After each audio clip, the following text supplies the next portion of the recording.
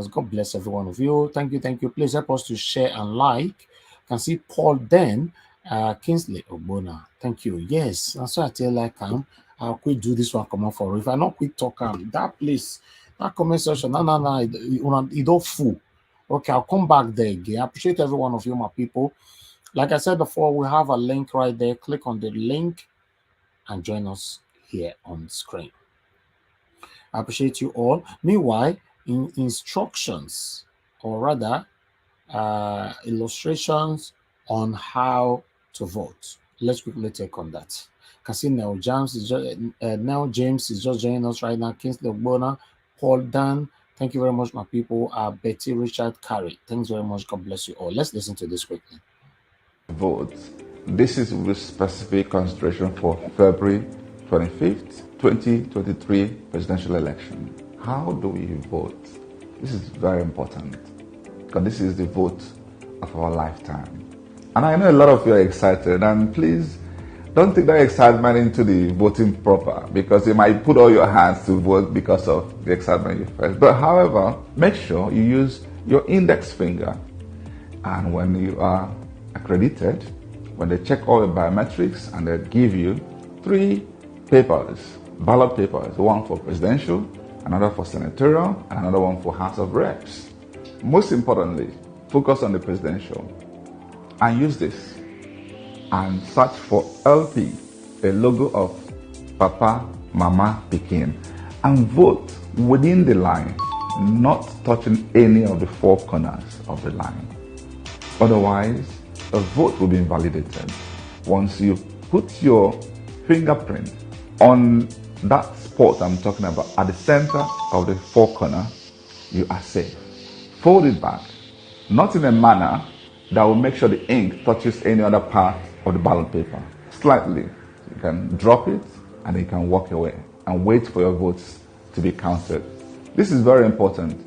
And for a lot of places where we don't have senatorial and House of Reps, choose any other candidate you wish. But where we have a senatorial candidate and House of Reps candidate, vote for LP all the way. That helps to guarantee that you don't make mistake by voting for LP. Remember, P2B is the equivalent to LP, equal to Papa, Mama, Pikin. That's the logo you're going to see. You will not see the picture of P2B, but you see LP and Papa, Mama, Pikin. Please do this for yourselves, for humanity, and for God. Are you obedient? Are you obedient? All right. On that particular one there, I like the part where after the instructions, where it mentioned that you're doing this for yourself. Yes. That is why you see all the time on this platform, I normally say, I'm doing my part. What I'm doing right now, I'm doing it for myself. That's what you don't know. As long as you're a Nigerian and you want Nigeria to be a better country, you must do your part. Yes, you're doing it for yourself. You say you're not concerned, you don't worry, go concern you. Thank you very much, my people. I appreciate you all. Like I say, I hate Scarlet Radio. Thanks for joining us right now. Thank you. Please, my people, continue to help us to share. Janet Sawaro, God bless you too. Thanks very much for the encouragement. God bless every one of you right there. Please help us to share. Good evening to every one of you. Betty Richard Carey, thank you very much. Once again, I appreciate you all. Please share, and like this broadcast and let others know that we are right here already talking about the things that's affecting us. Yes, on today, I would like us to start with quickly with Dr. Haruna Goro on what he have to say here on El-Rufai. Let's quickly take on this. Citizens, hello citizens, fire on the mountain, fire on the mountain. Thank you for joining me in today's broadcast. My name is Dr. Haruna Goro. Wow. Things are happening, I'm telling you. With the hardship that people are going through, but people are determined. They want to see change in Nigeria. And whether the enemies like it or not, change is coming to Nigeria. And we're going to be having the birth of a new nation. Woohoo! I'm excited. Just a matter of days, 25th of February, we will be electing our new president to take over from President Buhari. Go ahead and share this broadcast with as many people as you can. Like this broadcast so that YouTube and Facebook can recommend it to many more people. And if you have not subscribed to my channel, go ahead and do it right now. You know what's been happening with the money crunch. People are unable to access their money. People can't move. People don't have food to eat. They can't buy. There's no money anywhere. And in some places, the banks have closed down. People are protesting. We've never had it this serious. Whether the enemies like it or not, 25th is going to be the day when Nigerians will decide their next president. In my previous broadcast, I have talked about President Buhari and how Nigeria has suffered in his hands. President Buhari came out to promise Nigerians and the rest of the world that he will ensure that 2023 election is peaceful, fair, and credible. I know it's been very tough. With the new Naira redesign, people can access their money. By so doing, they're unable to eat, they're unable to purchase. Everywhere you turn, people don't have money. That's why there are protests everywhere. Banks are being broken. Even people have lost their lives. It shouldn't have been. However, that's part of what we are going through. That's why we need to see change. Everywhere you turn, you just hear confusion here and there. But one thing that is surprising me, why will governors, why will the House of Assembly, why will politicians be the ones that are crying more, complaining more, when the poor, the downtrodden, are the ones that are actually suffering? But because the politicians have stolen money and hidden in their homes, in warehouses, they're the ones crying out now. APC is fighting itself. The governors are taking the federal government to court over this change of money. What many of these governors are doing is as if they are now taking over from the president. They are accusing the president. It's becoming very clear now that Buhari was very smart by bringing this new currency redesign. Because can you see the people that are complaining? The people that are even going to court. Among the governors, the person that is in the forefront of this fight is El-Rufai of Kaduna State. Did you go to court over the lives of people that have died in your state? You said that people came from other African nations. You spoke about giving them money so that they don't do what they are doing. But see what has been happening in your state. Have you ever taken such a stand? Have you fought for the innocent? Have you fought for the people that have died? The ones that have been abducted? What have you done? Suddenly, you've got the energy, you've got the power, you've got the strength, you've got the tenacity, and you've got the time to jump from one TV station to the other, one broadcasting station to the other, just to fight over the new Naira redesign. What are you trying to hide? Why are you fighting? You've not fought for the poor. People have suffered in your hands. Suddenly now you are fighting as if you have the interests of people of Kaduna State. Meanwhile, indigenes of Kaduna State have suffered in your hands. El-Rufai. Now you are addressing the state as if you are the president of the federation. You remember a few days back, DSS called Fani Kayode for questioning because of a statement that he made. And they were questioning him because it was like tantamount to a coup with what he said. But with all the things that have come out of El-Rufai, why is El-Rufai not being questioned? Why is he not behind bars? Mr. President, what agreement did you make with El-Rufai and some of the other governors? They are now fighting you. Openly, they are telling the nation that what you did is a sham. The order you gave concerning the money, he just rubbished it. El-Rufai doesn't respect the president, the commander-in-chief of Nigeria. And he's allowed to just go on. He is the one that is calling on the other governors and making them to go to court. Why? Have they ever gone to court? All these 8 years that Nigerians have suffered, when did we see governors rising up to go to court? We have got bandits, Boko Haram, insecurity everywhere, poverty everywhere. We've got IDP camps. People are being killed, dispossessed of their homes, dispossessed of their farmland. People can't go to the farms. You never came out to fight for them. Now you're fighting for the new Naira, telling the indigenes of Kaduna State that they shouldn't take their money to the bank. They should spend them side by side. The president has been understanding. He extended this thing. So why are they fighting? DSS, go and check on all of them. Those ones that instituted this case, they have something they are fighting to defend. Nigerians, can you see what's going on? This is what we have been saying all this while. We said APC does not have the interest of Nigerians at heart. It's all about embezzling. It's all about stealing and stealing and stealing. Now the money they have stolen, they don't know what to do with it. That's why they want it extended. It's not about the welfare of the people. I will play the broadcast that El-Rufai made to the indigenes of Kaduna State. He is speaking as if he's the president.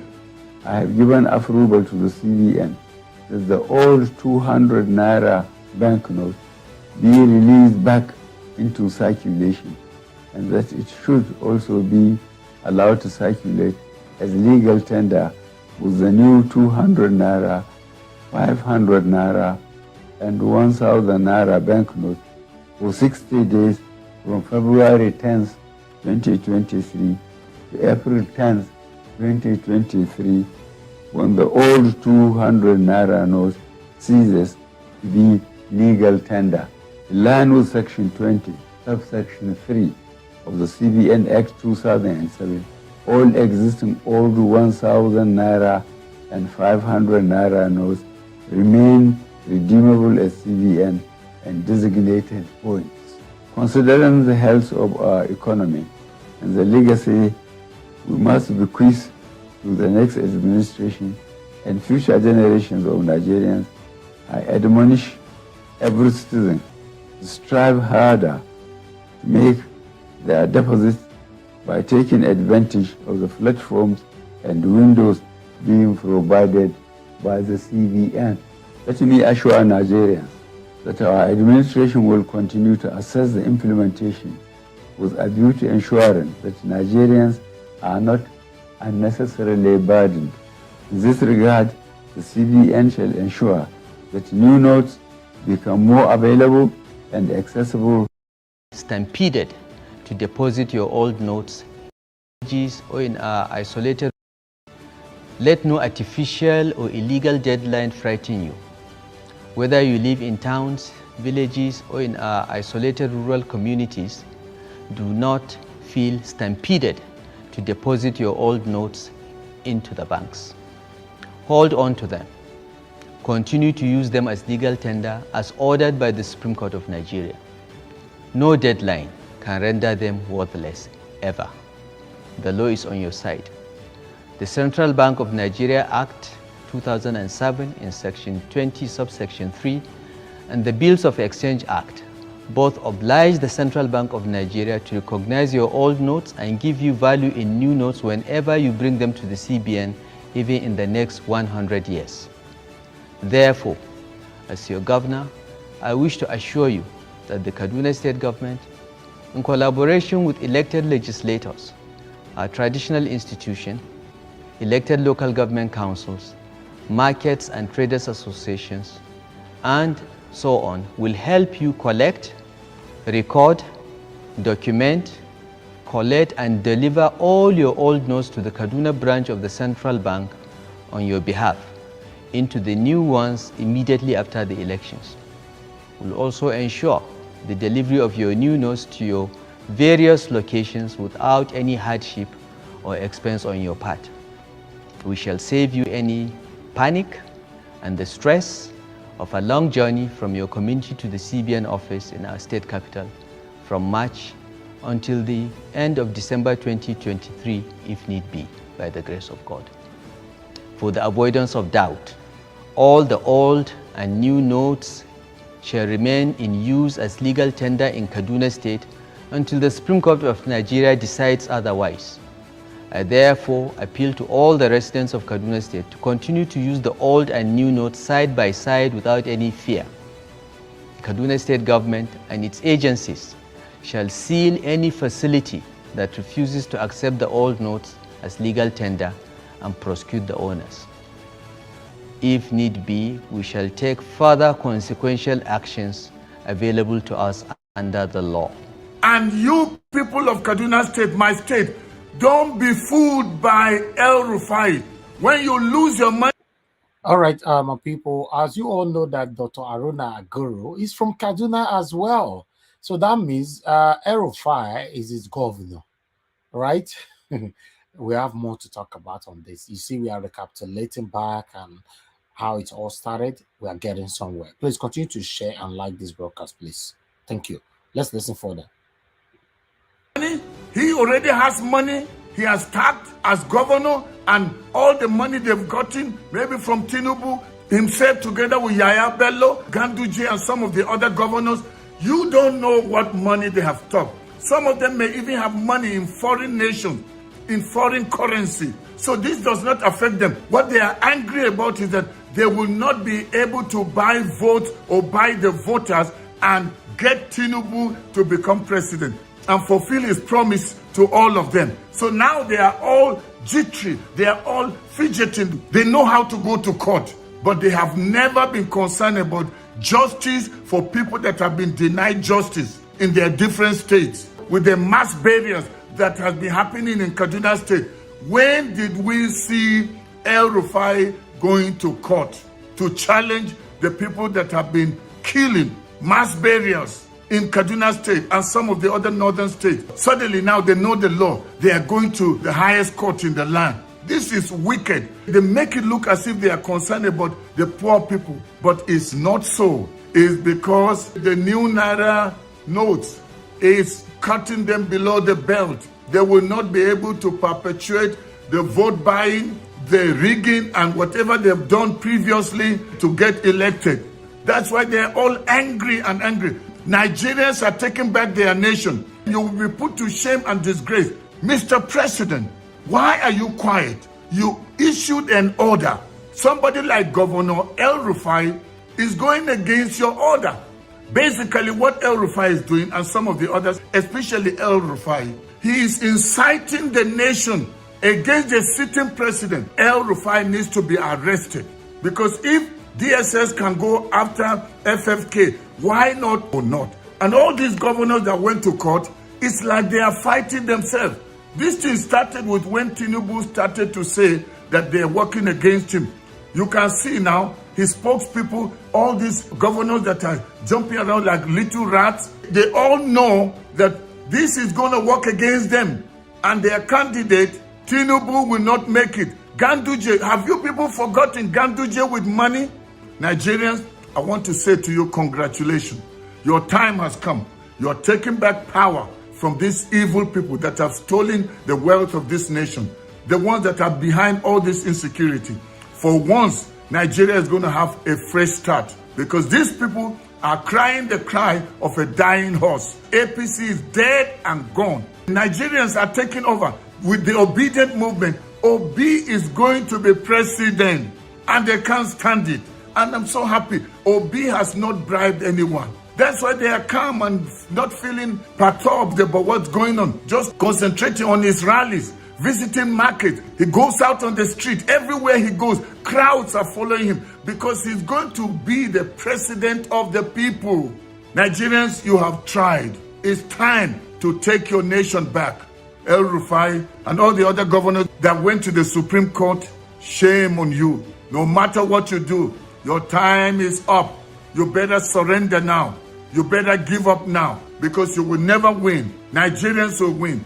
The handwriting is clear on the wall that the time for change is here. And we've got Peter Obi and Baba-Ahmed as the agents of change. And God is going to use them to take our nation back from these evil rogues that call themselves politicians. Your time is up. As you go out on Saturday, 25th February, go boldly. Don't be afraid. Vote and stand to defend your vote. At the end of the day, we will hear the announcement that Peter Obi and Baba-Ahmed have been overwhelmingly voted as president and vice president over Nigeria. And we're going to see the birth of a new nation.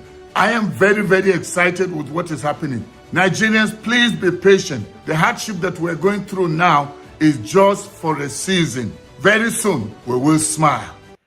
Yes, very soon, we all will smile.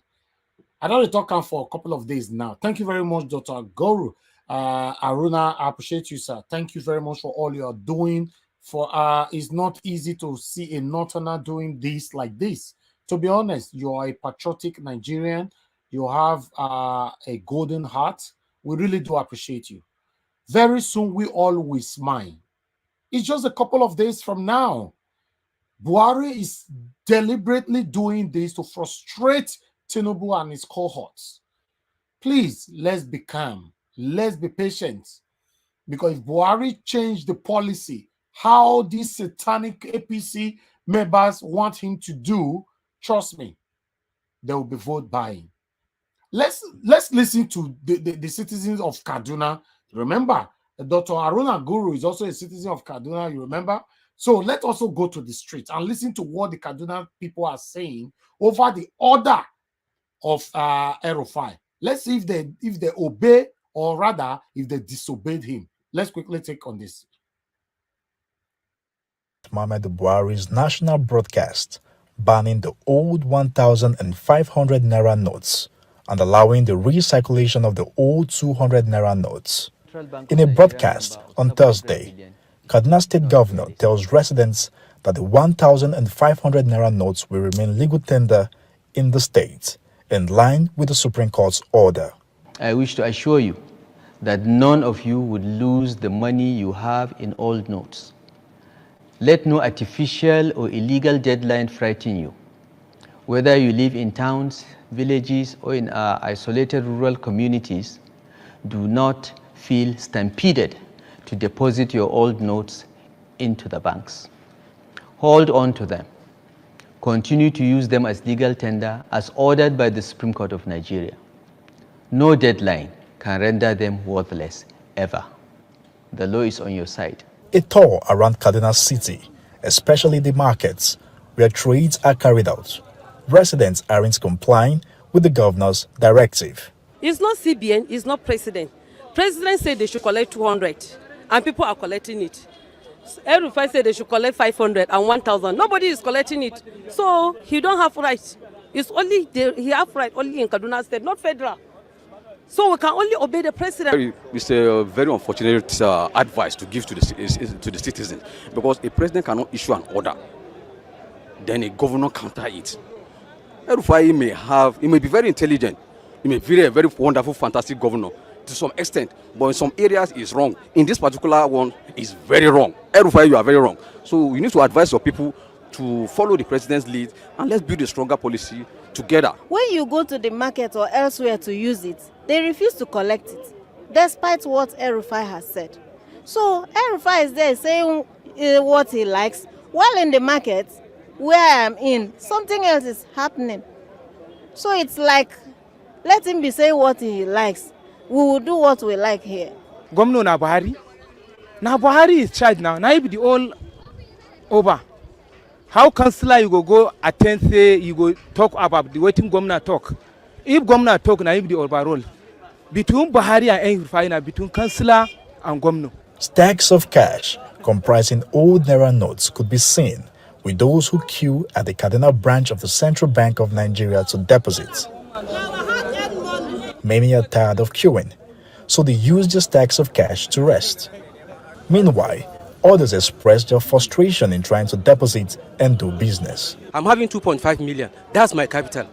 I came home. Oh God, where you there since when they talk these things since November? May you go deposit your money. You have it 2.5 million naira. That is your capital. That is all you have. Where you not there? If not the kind of evil spirit that is flowing in the vein of El-Rufai, that is also flowing in some gullible Nigerians, is also flowing in their own veins. The president pronounced, some people will be doubting it. The Federal Republic of Nigeria, a whole president, he go talk and I'll say no. You are saying that the federal my capital. Maybe for words you for with a backhand slap. Sometimes it's so annoying This is the reason why you see that for Nigeria to move forward is so difficult, because to follow instruction is the biggest problems that we have in Nigeria. Instruction, single instruction is so difficult to follow in Nigeria. I don't know why. You will give instruction, people will say, I beg. That's why, if you don't follow me for a while, don't forget talking for this platform, say the only way Nigeria can become a better country now to handle us and not remove myself, us with an iron hand. And we should reintroduce capital punishment as well. Someone like El-Rufai should be in jail waiting for his either death sentence or whatever. This is a treason offense. When I go listen to what our vice principal go talk just now, Datti Ahmed say, if not me, he will be arrested immediately. Ah, God. I pray Datti Ahmed and Peter Obi, may they happen to us. I pray. You see some people talking like this. It's so annoying. You have 2.5 million. Oh, God, you die. Since November, you die. You not did this word. All of them way they queue. So since November till now, who not die? Okay, you not here. You not see who tell you. Now see finish. Now see finish. More finish this video. More move on to the next one, people. At the Cardinal branch of the Central Bank of Nigeria to deposit. Many are tired of queuing, so they use the stacks of cash to rest. Meanwhile, others express their frustration in trying to deposit and do business. I'm having 2.5 million. That's my capital. I came all the way from Zaria. Honestly, this government need to do something. This government need to extend it. If not, honestly, our business is going to collapse. This is the only capital I have. Here since around 3 a.m. and up to now, we are unable to deposit our money in the CBN. They asked us to go to our various commercial banks, which we did, and they reversed us back to the CBN. CBN said we should go back, so the whole thing is just contradicting itself. Residents are finding it difficult to deposit their old notes. They do not care about Governor El-Rufai's directive, as there's already a fear that no one will collect the old Naira notes. To be honest, all these Nigeria people, so we pay deaf ear to the instruction of the president and the CBN governor. If they are depositing their money in this late hour, it should be 50%. I will advise when they still take their money from them. Sorry, my mother, sorry to cut you. My mother who is 97 years. She don't change her money long time since. Now this young one still asleep. Idiot. I don't understand. 97 years old woman don't change her money since November. Me, myself, I was having money here. I make an alternative, meanwhile, at the UK, to make sure that I sort this money out. What's the problem? They come from Zara. I'm coming from now Zara now every day. These people, they are so annoying. If you even listen to that previous man, he's saying that they should change the date. He's not even appealing for his money to be collected. He said, please make them change the date. That means he's working for Tinubu. It's obvious. Because the guy is not appealing, he's not begging for his money. May they collect him. He said, may they change date. So he's advocating for the date. Or rather, for extension. You see them? Let's listen to how our own principal talk saying go handle this matter. If maybe now the day power. With boldness, listen to this. Treason is when you have another authority trying to undermine. Charles, let me just tell you. Treason is when you have another authority trying to undermine constituted authority. Right. There is no other name for it. It is. Let's assume it's treason. And I don't know, I really don't know if governors are immune from prosecution. Right. Because if you're a state governor and you try to overthrow the federal government and then you claim immunity, right? I doubt if the Nigerian army will let well, you. Can we? Let me ask you this then: if you and Peter Obi were in power today as president and vice president, how would you deal with that situation? I will immediately summon the AGF, obtain full legal interpretation of the kind of immunity that state governors have. is it only criminal or it includes treason? And if it does not include treason, I assure you El-Rufai will be placed under arrest immediately and served justice immediately. Jesus. Okay, well, there is no way you can undermine Yeah. a commander-in-chief by saying, go and do the opposite of what he has the power to say. This is highly, highly disrespectful. And for Mr. Commander... Now, Yeram, immediately it is highly, highly, highly. Now, 2 times he used the word highly, disrespectful. 2 times. They see Buhari finish, now. These are the kind of people we need the power, my friend. Yes, What now. the Yes. fuck am I be? These are the Nigeria people need we want. men. That's my language. Immediately. Arrested. Immediately. To create sanity. In fact, he even try say he saying go say me they can interpret the treason, whatever the immunity. No, he did. Yeah, he said the right thing. Yeah, I Immediately. know. Obasanjo will know. Obasanjo will not able to look back 2 times. Me they tell you what me go do. I'll fair arrest you first. I'll arrest you in terms of the disrespectfulness first. Then we'll come to reinterpret the treasonable law. My brother, the only way our country can be better, you and I will be smiling, is an iron hand. I don't talk this thing, so I don't tire. And if after the interpretation of the treasonable law, he will not only be arrested and sentenced to life or whatever, he will be sentenced to death. Forget that thing. Elvis, you never reach like that, This will not behave like this now. No, military code. Elvis, Lao. My brother. Okay, that means like that. Make we one military back then, right? No. He will be sentenced. He will be sent. There are some presidents that are serving prison jail right now. It doesn't mean he never reach death sentence. Now under military, he will be killed. Sentenced to what then? 10 years, 15 years. Miss Elvis. There are some sentences. You defend death. You not go see you. No. I don't support that. No, when they give a death Let me sentence, tell like you. China, they give them now. Exactly. China will sentence you to death for a crime of just if they see a minor thing that worth 100,000 naira. As long as it's 50 cents, 50 cents. You are saying 100,000 naira. Death is too much. And if your family not report you, if your family not report you, you put your family journal. We didn't use one to make example. One. All right. I'm telling you, and let me say this on air. If Peter Obi win, 2 things involved. Tinubu will run to exile. We not believe us. Believe what they talk for here. Listen, guys. We are going to have 2 presidents at the same time. If you think our vice is going to be boring, you fail. If you think our vice president say go dey boring, the way Professor Osibajo your dey boring, so you fail. Osibajo na house boy. It's going to look like we have 2 presidents. Both of them will be active. I can't. God, please let this happen in my time. We need listen. Some people need to suffer for this country to become a better country. El-Rufai go come out, they talk rubbish. They hit chest. Mr. Elvis,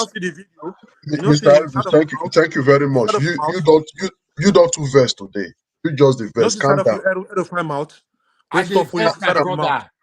Calm down. Just be calming down. Calming down. Election is just few days from now. Just be calming down. Make we quick finish this video first, my brother. Mo, you finish this video. Finish. I want my listen to that part again.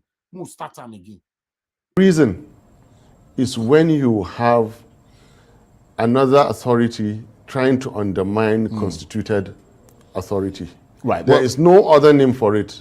Is Let's assume it's treason. And I don't know, I really don't know if governors are immune from prosecution. Right. Because if you're a state governor and you try to overthrow the federal government and then you claim immunity, right? I doubt if the Nigerian army will let well, you. Can we? Let me ask you this then: if you and Peter Obi were in power today as president and vice president, how would you deal with that situation? I will immediately summon the AGF obtain full legal interpretation of the kind of immunity that state governors have.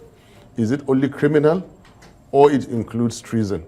And if it does not include treason, I assure you El-Rufai will be placed under arrest immediately and served justice immediately.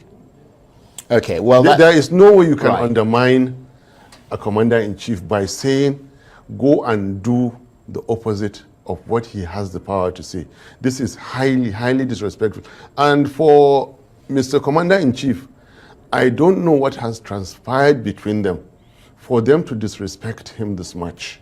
In 2014-15, what has transpired between them, I don't know. But you need to have lost a great deal of respect for governors to treat you this way as a commander-in-chief. So what impact do you think all this might have on the elections? It's just 8 days away. Chaos. But somehow I trust Nigerians.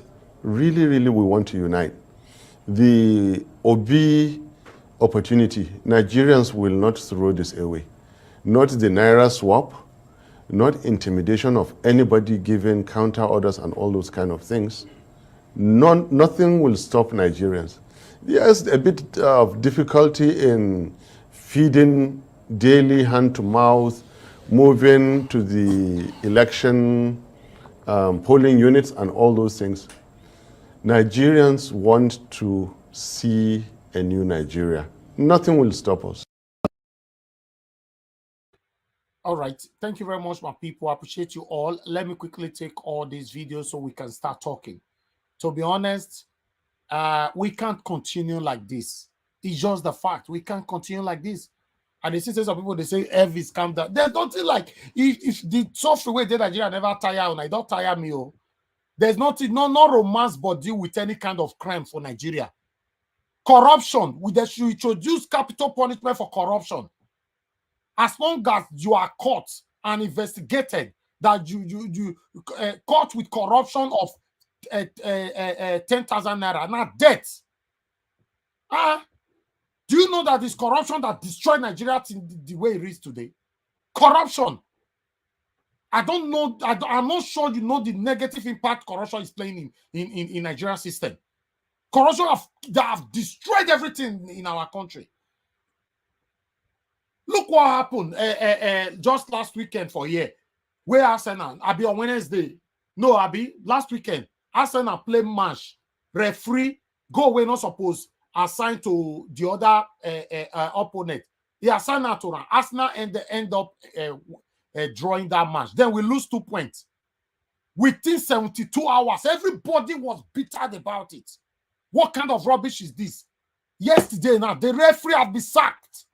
That's a country that works. The referee have been sacked. Sacked forever. You are gone. If the Nigerian and nepotism, no, let us see results. You don't go see result now.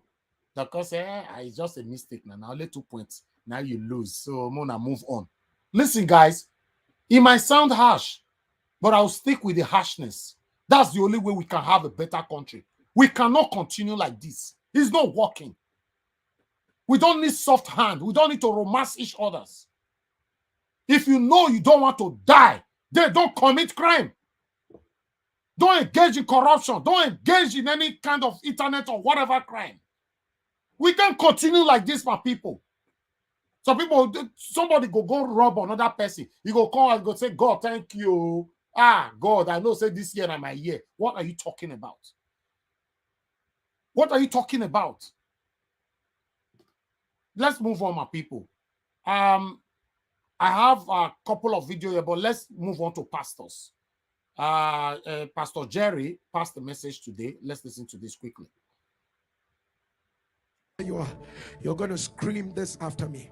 You're going to scream it for the sake of our land, for the sake of the country we call our own, for the sake of children yet unborn, for the sake of our lives having essence in this land that the Lord has planted us in.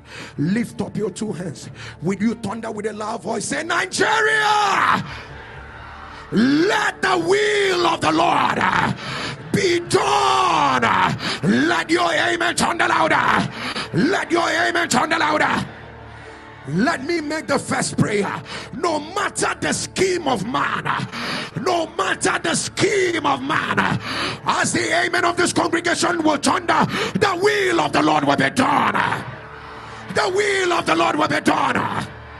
Hear me as I hear the Lord. Anybody that wants to shed human blood, anybody that says by violence, so that your brother, your sister will lose their lives in this election, as your amen will turn, let he that lives in heaven fight that person.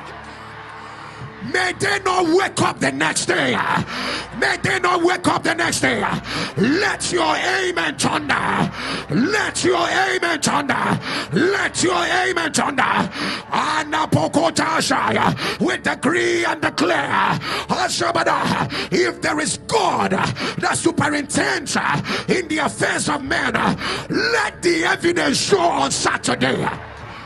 Let the evidence show us Saturday. Let the evidence show us Saturday. Some may trust in their chariots, others will trust in their horses, but we believe the name of the Lord, and we decree the name of the Lord is a strong tower. The righteous run into it and they are safe. Let the name of the Lord fight for us. Let the name of Jesus fight for us. Somebody thunder Jesus.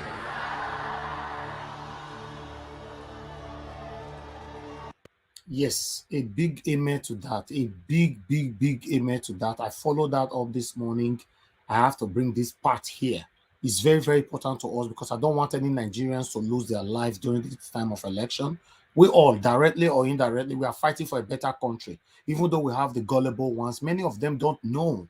That's why we continue to pass the information we are passing here every day to try to sensitize more people's mind. But it's still not easy for people to get the message immediately. So that is not enough for anybody to die during this time of choosing any kind of candidate. We pray anybody that will plan evil to take anybody's lives, they will die first in the mighty name of the Lord Jesus Christ. Go see Lagos now. As I tell you so, Lagos, if you see the way Buhari, every day now, they pack arm. In fact, make we quickly see this. See another one where they circulate now. Lagos, I want to see how those people want to do anyhow for Lagos. You know, make we see how they want to do one. Let's see this video quickly. You do video, better video. Let me just do that. Do video for them. See army. See army. Well prepared. Ojo. On foot. From first gate to Ojo. From first gate to Ojo.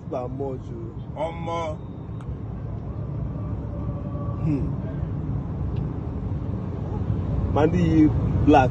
Those ones are DSS.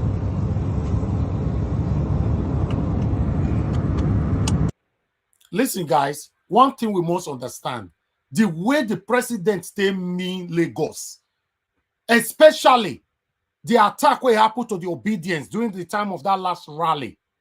Now it make them know, say, if they can do this to obedience in the rally, that means Nigerians are not safe during the day of election.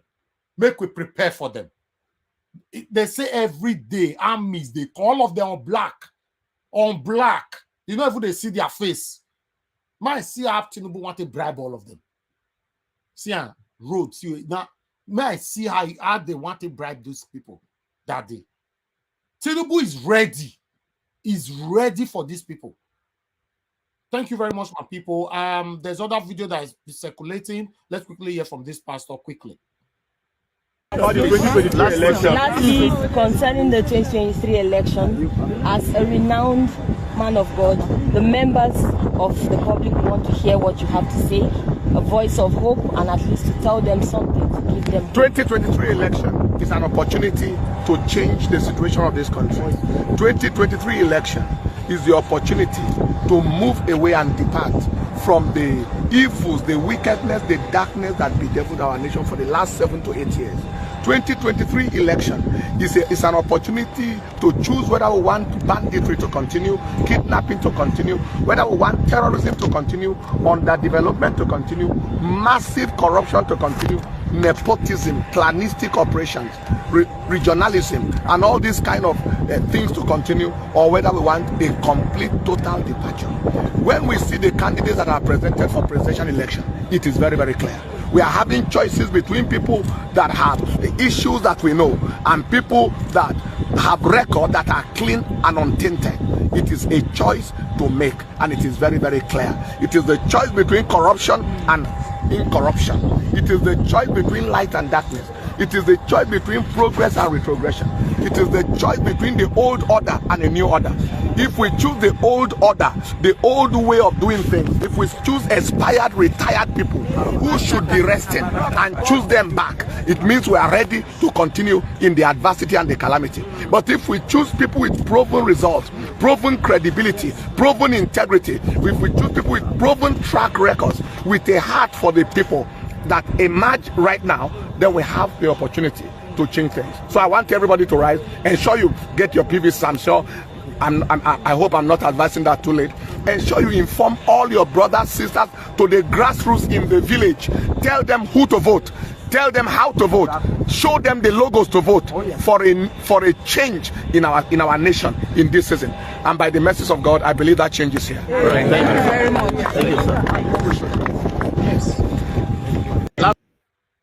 Exactly. Let me quickly take on all these videos so we can move on, my people. Pastor Chris, yesterday, there's a video that is currently circulating right now. They find the 3-horse race, 3 front runners, Atiku, Tinubu, and Peter Obi. But it described those 3 people in riddles. You know, you must be good in digesting riddles for you to understand what he was saying. But let's quickly listen to this. Wicked spirit of darkness. And this spirit was a mocker.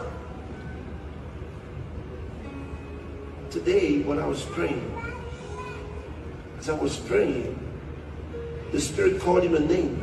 I was surprised. Because he said, the jackal is cut off.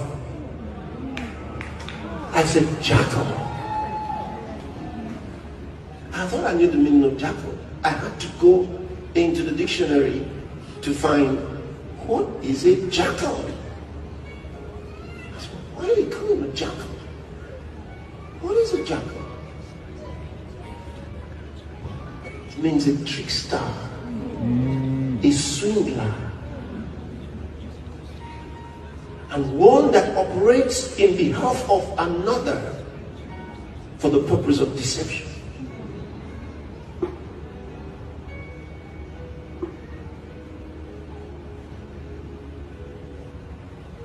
That's one.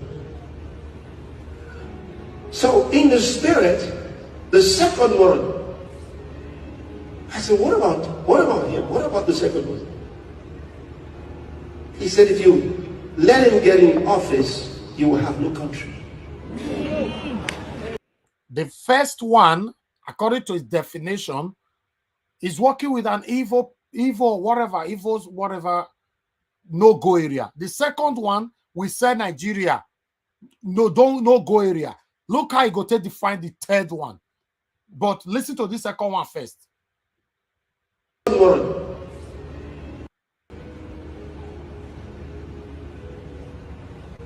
That's one. So in the spirit, the second one, I said, what about him? What about the second one? He said, if you let him get in office, you will have no country. I said, Lord. He said, you will have no country. You have no country. You sell your country. You have no country.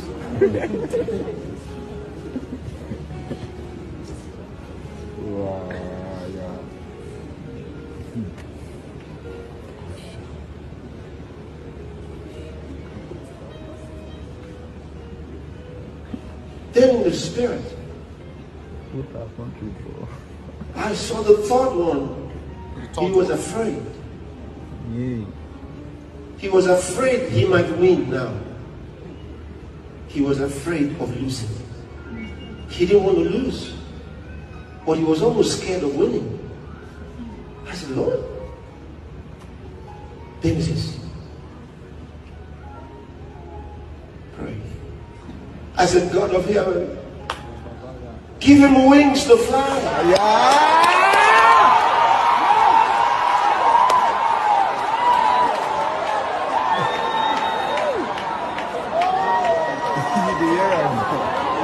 Listen. Listen.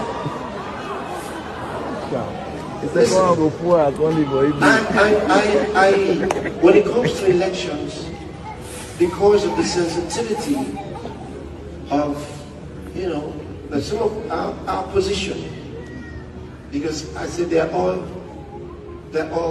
children, spiritual. So I try to not. But if I see something that I've seen, I cannot say I didn't see it. Do you understand? But the first one, because of what it was, I won't mention the name. Neither will I mention the name of the second. But the third one, higher.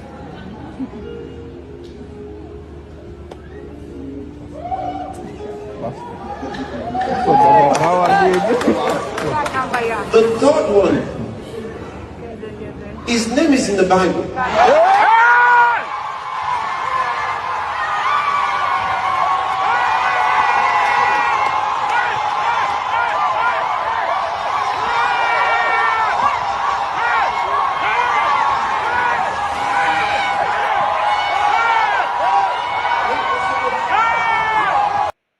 Do you know what I thought about after I listened to this message from Pastor Chris? It means that your followers, they are respecting you so much, but they have been patiently waiting for you to choose the person they have already prepared to vote for. I don't know if you get it. It's like many pastors now will never talk now for their mind. Your followers still prefer your church, that is fine, but they don't already have person where they want to vote for. You pronounce or you don't pronounce, right? He said the third one, the name is in the Bible. Tinubu, the name Tinubu, the Bible. The name Atiku, is the Bible. The name Peter, in not the Bible. Mo hear that last part again, beg. Mo quickly hear them.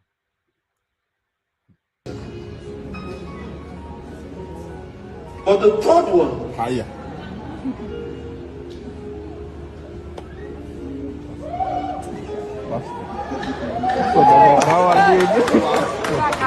the third one, his name is in the Bible.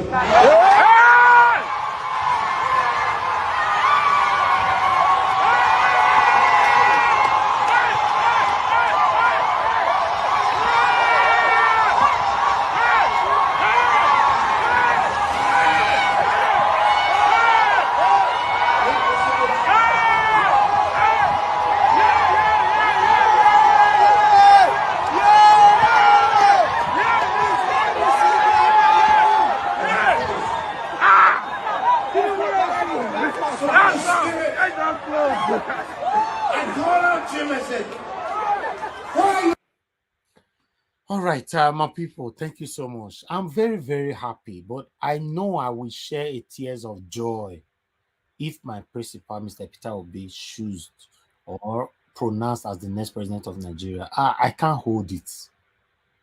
I'm a very emotional person. That day, I cannot hold it. I cannot wait to see the smile. Once again, let Nigerians smile. Make we smile for Christ's sake. You know how many people don't die for this sake of Nigeria, this corruption or whatever that is going on in Nigeria? I can't just wait. To be honest, I can't wait. Let's quickly take on the next video.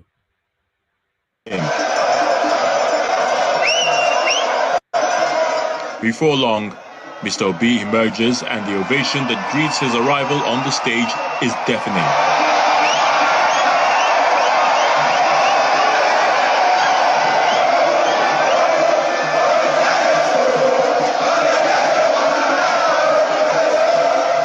Without wasting time, he goes straight to inform the people here about how he hopes to address the nation's power conundrum and the other challenges bedeviling the nation. By producing enough food, we are going to support manufacturing by ensuring that power becomes a thing of the past.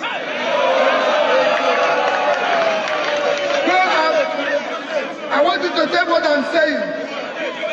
Those who are saying there's nothing difficult in power. I was in Egypt. I was in 3 countries that have changed power in the past 3 years, and those 4 countries are no better than Nigeria. So we're going to solve it. We will make sure that we have agricultural products that will support our industry. The Labour Party presidential candidate also outlines his plans for building a country that works for everyone. My commitment is to build a new Nigeria where there is security of life and property, where there will be rule of law, where there will be opportunity for the youth and women to be able to thrive, a Nigeria where I will make sure that women and youth are by law entitled to 50% of all the positions, both in government and the corporate world, so we can start building this country that is inclusive, a Nigerian where they will move people from consumption to production. For this supporter, Mr. Peter Obi represents a breath of fresh air and believes Nigeria stands to benefit from his presidency. The structure of Labour Party is the structure that can revive Nigeria, the structure that can bring that can make Nigeria a beautiful bride before other countries in the world. As the countdown to the D-Day begins, the Labour Party presidential candidate leaves this arena, assured that his message is well taken and that they will cast their votes for him. All right. Thank you very much, my people. Please, let's quickly listen to Dr. Arona Goro again for the next 2 minutes. You know, I need to take all these videos. If you reach the time of contributing, you can choose the one to contribute on. Don't worry, but this is the time to convince, to talk to our people, to let them know that this is the reason why they must vote Peter Obi. It's very, very important to us. You know, and after this, we'll take on Apostle John C. Suleman. You know, he also pronounced today. This is your friend, Dr. Haruna Goro. I'm sure you're doing fine. We're all excited. 25th of February is around the corner. Everybody's getting excited, preparing for the upcoming election. I'm sure by now you're getting your PVC ready to go and vote the person that will take Nigeria forward. Why don't you go ahead and share this broadcast so that your friends can also watch it with you? Like the broadcast. By so doing, YouTube and Facebook will recommend it to more viewers. And if you have not subscribed to my channel, please go ahead and subscribe now. Thank you very much for joining me in this broadcast today. In today's broadcast, I will be sharing with you a video from a meeting that just took place of the Northern Elders Forum, where they were having an anniversary of the Northern Elders Forum, where the convener, Professor Ango Abdullahi, was addressing the participants. And so we want to just listen to him. There were quite some things that were intriguing. There were quite some things that were interesting. You know, I have my own views and opinions about them. I want to hear you. I also want to get your opinion in the comment section. Let's interact together as we listen to Professor Ango. After that, we're going to be hearing a response from Baba-Ahmed Datti. That is the vice presidential candidate for Labour Party, the one that is the running mate to Peter Obi. He was in that meeting. It was a long meeting. A lot of people spoke, and he sat through the meeting, and at the end, Baba-Ahmed had to respond. I'll also be sharing that with you. If you look at the politics of the country, the North has paid its dues, more than paid its dues. If there is any part of this country that has made sacrifice for the unity of this country, and for this country to call itself Nigeria as a country, there is no other section of the country that has contributed as much as northern Nigeria. None. We can bring any area and debate it, and you find that the North paid more than paid its dues. You just heard what the Prof said now, that the North has paid its dues. We are all in one nation. This nation is built by the contribution of every part of the nation, North, South, East, and West. In political terms, this is what now the turbulence in the country politics. The North must not show its face as to who in the next election. The parties were warned that they must not field Northerners as presidential candidates, because it is not the turn of the North to rule again after Buhari. Of course, I mean, you can look at it in various ways, legal or political. Certainly not legal. Our law books are very clear, the Constitution is very clear that I can stand the election 20 times and I can lose 20 times. But nothing should stop me from contesting election if I want to. But then, when you look at it in terms of, well, do me, I do you. Rub my back and I rub yours. The North has rubbed more backs than is back being rubbed. Obasanjo couldn't get 10,000 votes in front of his house. I sat with him when he declared, and I told the journalists that spoke to him rudely most of the time, I said he would be president in Nigeria by the votes of northern Nigeria, and he did. Even there, well, we got paid back somehow. It wasn't appreciated as such. Who brought Jonathan? The North did. Who voted Abiola? The North did. In my sitting room to defeat my younger brother, Tova. All these are sacrifices being made by Northerners. And even if you are talking about the years in power from 2020, 1999 to date, Obasanjo 8 years, Jonathan 6, 14, Umaru 2, and now Buhari 8, 10. So I've been old even in the number, pure number of years, 4 years, even on those terms. But the issue shouldn't have been we are not qualified to contest. We have no right to contest. Well, I don't know what is the yardstick Prof is using for this measurement.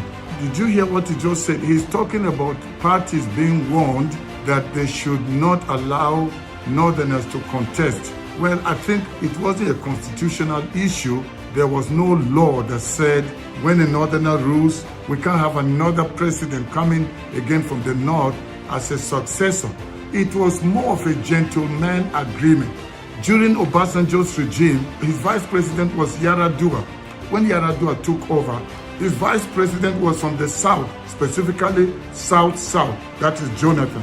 We know Yar'Adua of blessed memory died just a few years into his regime. The person that took over from him was his vice, which was President Jonathan. Then Jonathan governed the remaining term of Yar'Adua, then contested for election and came out as the winner of the election. Northerners were not happy. They didn't want him to go for another term after his first term. They said if he goes another term, that would then mean maybe 2 years that he served to finish the term of Yar'Adua added to his 4 years, then another 4 years, that would give him 10 years and even more. So they said, why should a Southerner have that kind of number? And that's the reason why there was a teaming up, there was a ganging up or coming together of different political parties, and President Buhari was elected from where? From the North. So it was Jonathan from the South, then President Buhari took over, and he is from the North. And the vice president to Buhari was from the South, a Yoruba, that is Professor Osibanjo. So it's not really that it's a constitutional issue. When people are calling, it's not like they're placing a demand. Constitutionally, everybody has a right to do so. But you see, because of the division in Nigeria, along religious lines, along sectional lines. So for peace to reign, that's why this thing about rotation was brought in. Like I was saying, maybe it's just a gentlemanly agreement. Rub my back, I rub your own back. And he said, even when we talk about rubbing back, that the North has rubbed more back of the Southerners than the Southerners have rubbed the back of the Northerners. I don't know how true that is. To me, as a Northerner, we've had more Northerners rule this nation than we have had Southerners. It sounds like Jagaban is not the only kingmaker. Professor Ango Abdullahi has been a kingmaker. Maybe some of us Northerners never knew, but he's revealing it now. That means, what is he basically saying? That President Obasanjo wouldn't have been president if he did not make it happen. So he was virtually the one that made it. And he said it is the Northerners that made it happen. That means the vote of other Nigerians from the South, Southeast, Southwest did not really count. It was Northern vote. That sounds like the narrative that is being perpetuated everywhere, where people think if the Northern votes, the bloc votes, does not come from the North, nobody can make it. And then the rest of the nation is made to look as if they are powerless, they are weak, they are ineffective, their votes don't really count. It's the Northern votes that really count. I don't know how true that is, but it looks as if that's the same game that is being played now. Again, he said the Northerners brought Jonathan. That means you can never be president unless the Northern elders or the Northerners make you president. I don't know what part of the North he's talking about, because there are people in the North that don't feel included in all these things he's talking about. Actually, a lot of Northerners are marginalized, they are pushed to the background, and it's only a few political elites that decide the fate of the people. I'm really just dumbfounded listening to him, and I'm saying, wait, is this how the power brokers have been? They've been deciding for us. It doesn't matter how you vote, who you vote for, they have already decided in the sitting room who is going to be president. From what Prof just said, for you as a Southerner to govern this nation, they have to give it to you.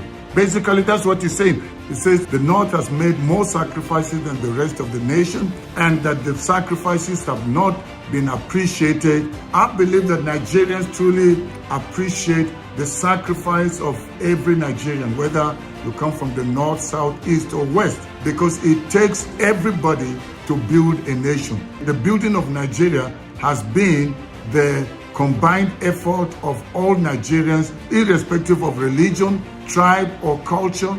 But Prof is kind of making it look as if without the Northerners, there will be no Nigeria. I don't believe that.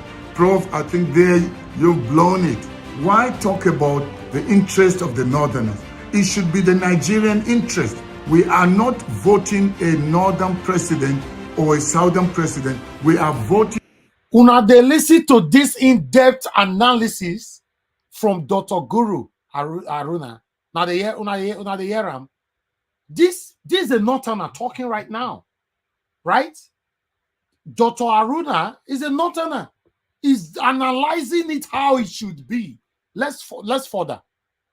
It should be an interest. It should be the interest of Nigerians, not the interest of the Northerners.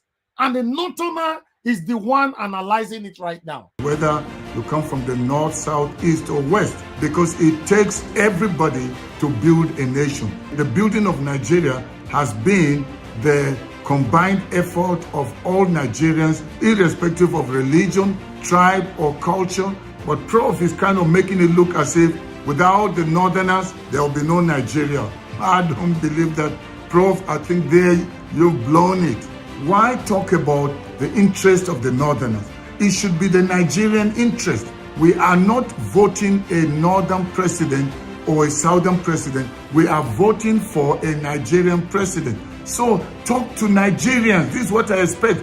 All this tribalism, sectionalism, talking about our personal interest, the interest of Northerners or Southerners, does not need to come in. We have had calls by Afenifere, Pande, Middle Belt, and also the Southeast. They are just saying we need to include the Igbos in the governance of this nation, because we've had all the other major groups, but we have completely sidelined the Southeasterners, the Igbos especially. And this is what the call is from all the other groups, calling on the Northern elders to also cooperate and give the Igbos a chance. They are not saying the constitution says it is now Igbo's turn. They are just saying, since we are one Nigeria, why don't we now accept the Igbos for once?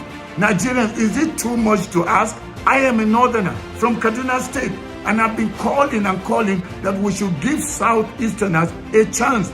And for once, we've got Peter Obi with Baba-Ahmed. Peter Obi is a person that is credible. He is a person of integrity. Many of the people that have been calling that Obi should be allowed to come in, basically they are not saying let's force Obi on people. They are just encouraging Nigerians to vote correctly and stay away from the politics of money banks, where people are bribed or they are coerced, where they use thugs, political thugs, to force people to vote for a particular candidate, or where the election is rigged as in previous years. So basically, this is where the call is. In this same meeting of the Northern Elders, where Professor Ango was speaking, inside there, the running mate of Peter Obi, Baba-Ahmed, he was there listening to everything. But I'm so happy they gave him some time to respond before the meeting closed. And we're going to watch him. This man is very, very intelligent. I love the way he approached them and how he brought out his point. I want you to listen to him. I respectfully stand on existing protocols, recognizing our able convener, chairman, distinguished ladies and gentlemen. When you have to speak in such a condensed manner, it is not out of place to bring in Tawheed to your rescue. There's a certain Tawheed I want to bring in. The North, for what we are, deeply religious. I wish to pose that the majesty of Arshil Azim is beyond that pitiable creature will be in need of help and he doesn't get that help. Who is that pitiable human down here on earth? We cannot manage our affairs in Nigeria. And every 4 years, Allah's Rahama is down here. When we see election, we're talking of Allah's Rahama. If you don't like your situation, change it. We cannot touch Allah's Rahama for one key reason, because we don't say the truth. And no institution or organization leads in saying the truth like what we have here today. So Baba, I thank you so much. What is the truth? There are systems that have failed, move them out. There are individuals who have paid, move them out. In fact, Dr. Bugaji, senior colleague, when he said that why should people who stole be given titles, he is correct. But he can even be more correct when he puts it this way. Why should people who stole be given power? Where you see the problem, we see the solution. We have already said it. The enemies, the terrorists, the bandits, the armed robbers, the kidnappers, they are not more formidable than constituted authority. Maitama police station can go and dislodge them. The fact of the matter is that there has never been that political will to do it. Irresponsible governance has been responsible for the situation we're in. Where you see the problem, we see the solution. Our records, our histories have shown we were able to create wealth. We did not derive wealth from government. Logically speaking, we know how to move Nigeria from consumption to production. Again, my senior brother came short of saying production because he's so clever. He says consumption to processing. In fact, you have been reading our mind. We are the ones who will bring an end to this endemic corruption. A governor who served 8 years without borrowing a penny, left behind 75 billion for his state, and refused to sign the law to collect money. Match that with a vice who, when in 2006, they were selling Apple houses. Not that the act was wrong, but I disagreed with the principle of repayment. 1 out of 360 refused to buy my humble self. I'll respect your time. The truth of the matter is that we don't say the truth, we don't like the truth, we don't support the truth. And that is why we are not yet able to touch Allah's Rahama by getting the right leaders. Nothing is as powerful as an idea whose time has come. That idea now is that Nigerians have more or less resolved to vote in competence you can trust, characters you know, compassion you can feel, capacity that has been proven. Let's meet at the polling units. Thank you so much. Did you just hear Datti speak? Very, very intelligent. That should be your next vice president. Remember, he just said, let's meet at the polling unit. So get your PVC, get ready, let's go and vote. Professor Ango just spoke, even though he spoke about the role the North has played, but I want to let you know, Nigerians, it's not just North, South, East, or West, it's Nigeria. We are going to vote for the next president, the president that will move this nation forward. And you ask me, I've been recommending, even though I'm a Northerner, but I'm not advocating for a Northern president. All I want is somebody that can change the current situation in Nigeria. And Nigeria is like in coma, and Nigeria needs to be resuscitated. A new heart needs to be given to Nigeria. And that is only going to happen if we vote a person that is competent, that is credible, a person that has capacity, a person we can trust with this nation, not these political rogues and thieves that have destroyed the nation. How can somebody that destroyed something and come back and tell us, I will mend it? How can somebody that killed something come again and tell us, I will give it life? No, we can't take chances. And I can tell you, we can't trust this old politician. Let's give Peter Obi a chance. So go ahead, get your PVC prepared. Go out on the 25th of February and vote Peter Obi and Baba-Ahmed under Labour Party. That is Papa, Mama, Pikin. For a new Nigeria, the Nigeria of our dream, where our children's children will be proud to call Nigeria their home. You will never regret it.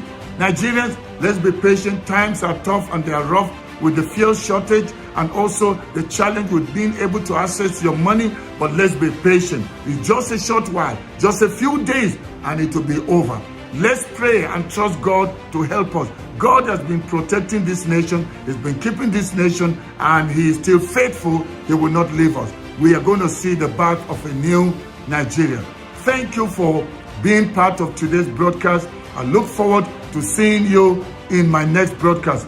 Please go ahead and subscribe to my channel so that you'll be notified anytime I have another broadcast, and also share this broadcast with as many people as you can. Like the broadcast. By so doing, YouTube and Facebook will recommend it to many more viewers. Wow, it was wonderful. Thank you for your patience. Thank you for going through this analysis of this presentation by Professor Ango Abdullahi and the Labour Party Vice Presidential candidate, Baba-Ahmed Datti. Thank you very much. All right, Dr. Aruna, I can't thank you enough, to be honest. On this particular video, these two videos, because we've played it before, we played it a couple of days ago, your analysis, in fact, gave me wider view about that two videos. Because the first time we played those two videos here, although our own analysis here is a bit, they have some similarity with yours, but because you are from the North, so I believe that your own analysis, you know, gave us a better illustration where we are coming from. We are not looking for a Northerner president. Nigerians are looking for a Nigerian president. Meanwhile, my people, I talk and just now say we'll take more time on videos. Let's quickly listen to what Apostle Suleman talk concerning this election. Feed, no money. And my heart was broken. I feel very bad. Amen. One of the things I don't do anymore is to talk about politics. It's something I don't do. And it's deliberate. I don't talk about politics. And I will not. That's the truth. I can only encourage you. Are you listening? And advise you to do the right thing. And that's the truth. You know, hunger and all of that are not things that we are supposed to be going through. We have no business going through what we are going through now. What is happening now is Nigeria, 200 million Nigerians are suffering for two fighting.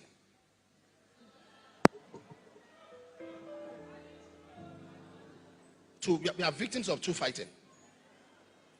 So, let me give you a short parable. Some years ago,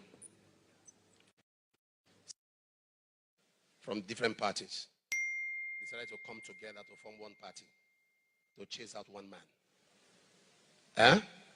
To chase out one man. It's a story. I heard it from him. I have this story from a madman.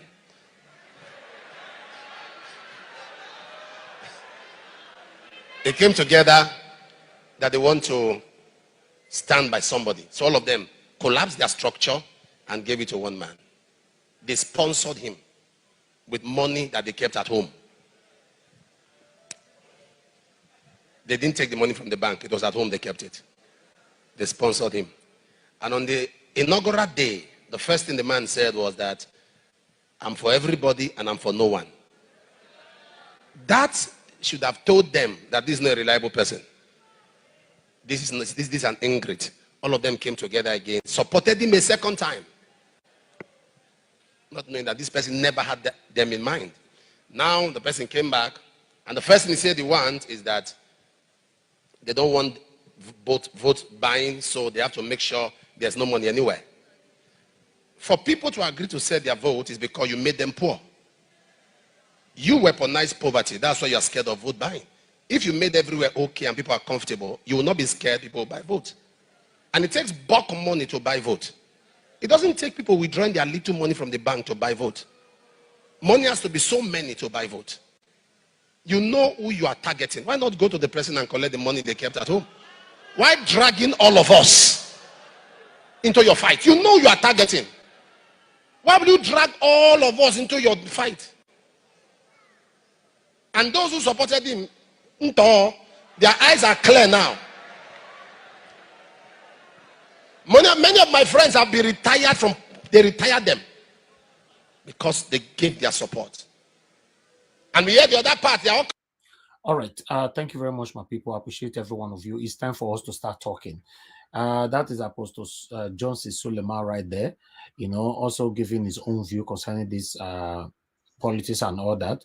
But one thing we must understand is that not all pastors we can get carried away with. Someone like Apostle Johnson Suleman, as you all know, he doesn't have a good name. Everybody know that. He doesn't have a good name at all. But for now, for me, I don't mind anybody that can support my principle to become a president of Nigeria. I'll be very, very happy. So, but meanwhile, we've played a couple of videos today. I want us to start talking about all the videos we played today. Like I said before, any of the videos that you can remember or you picked and you think you can talk on, then talk on it. You don't necessarily have to talk on all of them if you don't want to. But if you want to talk on all of them, that's not a problem as well. Thank you very much, my people. Continue to share this broadcast, like the broadcast. Currently, we have 960 people watching us across. And the current likes that we have is 160. What is happening? The likes is so down. My people, please, can we take the likes to 300, please? We have lots of people watching us right now. None of you is pressing the like button. The thumbs up is right there on your screen. Please, can you click on it? We currently have 164 likes. It's so poor, very poor. I'm sorry, I have to say this is very, very poor. Please hit on the like button.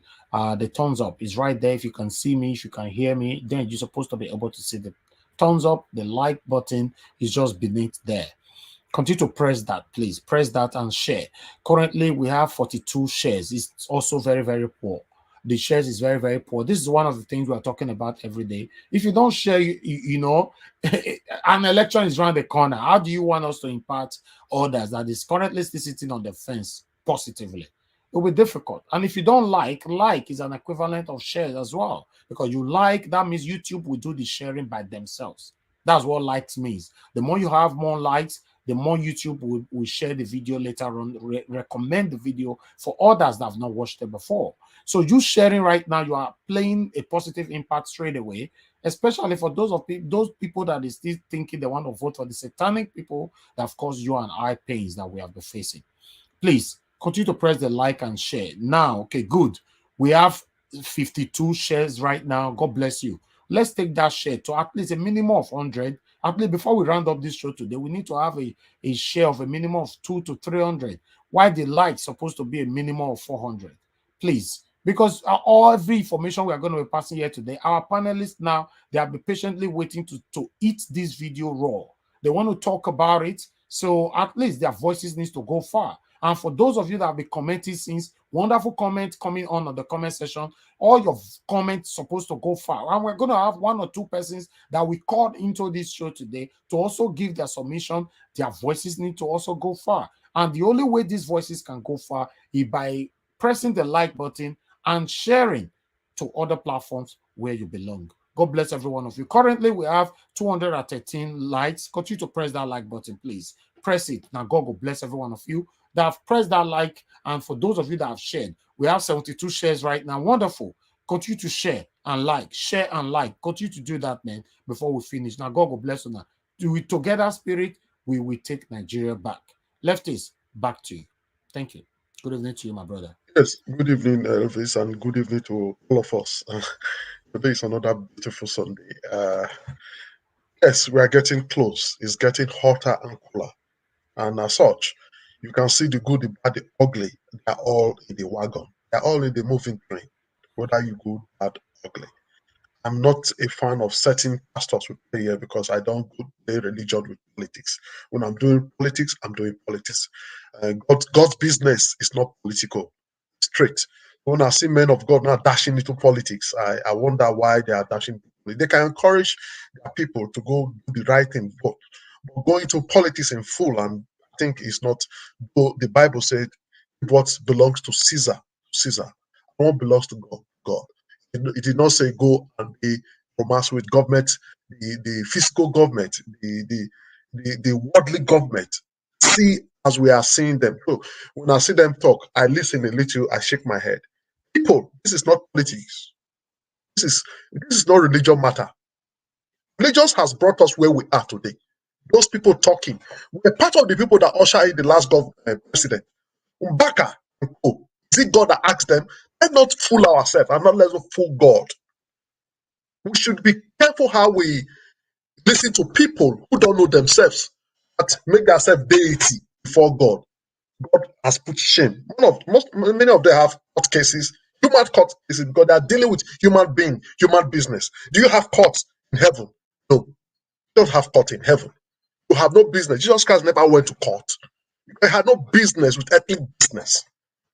So, just like I said, it's a political time. We need the bad, the good, and the ugly. I just want to address the religious matter out of it.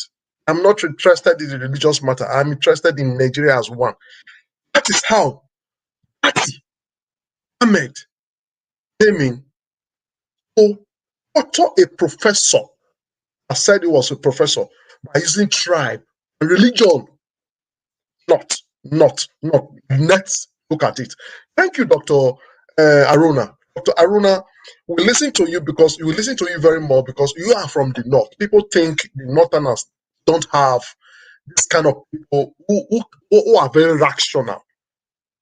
Most times when we mention north, we have seen the elite, northern elite, being very selfish and trying to take the territory of north as Nigeria. North is not Nigeria.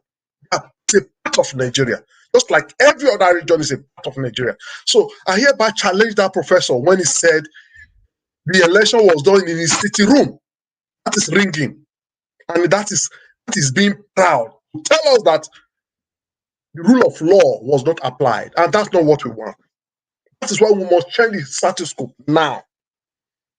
Now, said North has robbed more. I want to please give me time to digest on some of the things he has said. More of the backs of Nigerians. What have they done? How has the robbing? What has the robbing given us? What is the conclusion of the robbing? What are we seeing today because of the robbing? Let's ask him to answer that. Robbing has given us corruption. Robbing has brought us up to where the point of no return. Now, let's go back to the quality part of life. How many northern professors do we have? Let's challenge them.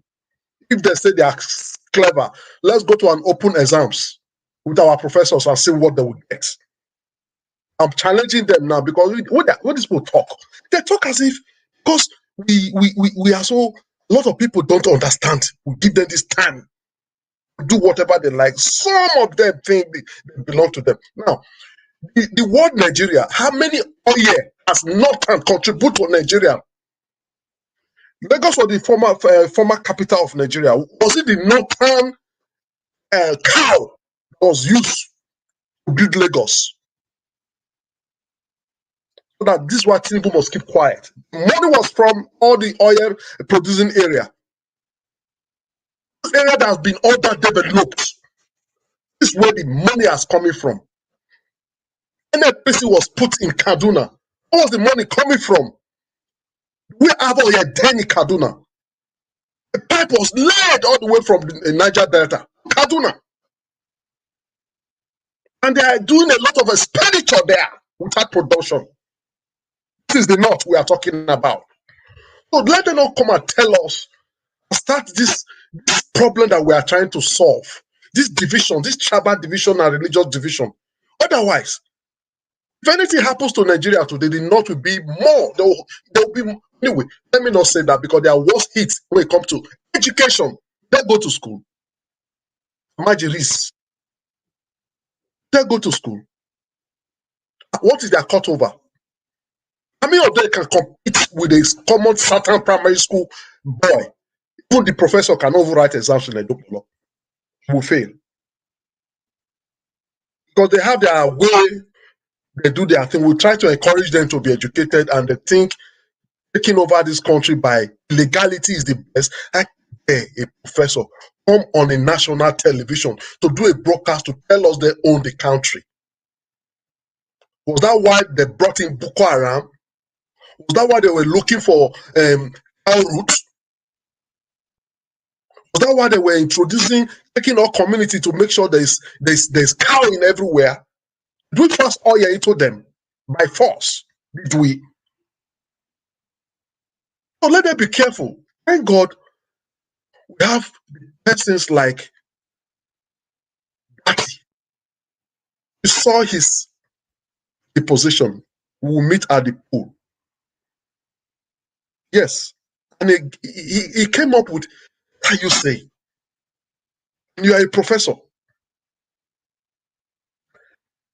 Hey, left his cool down. As I was listening to Dr. Aruna, I began to think, thank God for the people, for the likes of Dr. Aruna, thank God for the likes of Datti, and thank God for the likes of some very, very intelligent youth now coming out from the north to say, no, enough is enough. They are doing themselves more harm than good. Yes, they are doing themselves more harm than good. Okay, look now. The first video you played, we saw about young men coming up. They said they have about how many million to take to the bank. Aduna, yes, that is when I came in. That's the very first video I saw.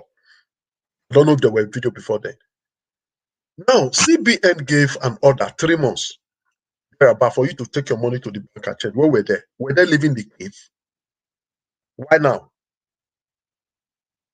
They go to banks and the bank refuse their money and they now put it on air, where they put it on social media now.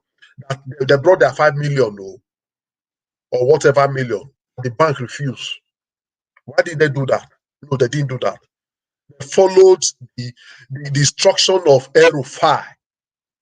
Now that it's being done on them, some of them, they are coming up with some of their money that's allegedly, we don't believe it's their money. If it is your money, you know what to do. Don't believe it's their money. How can a living politician have about 22 billion in the house? Is he a bank? In the house.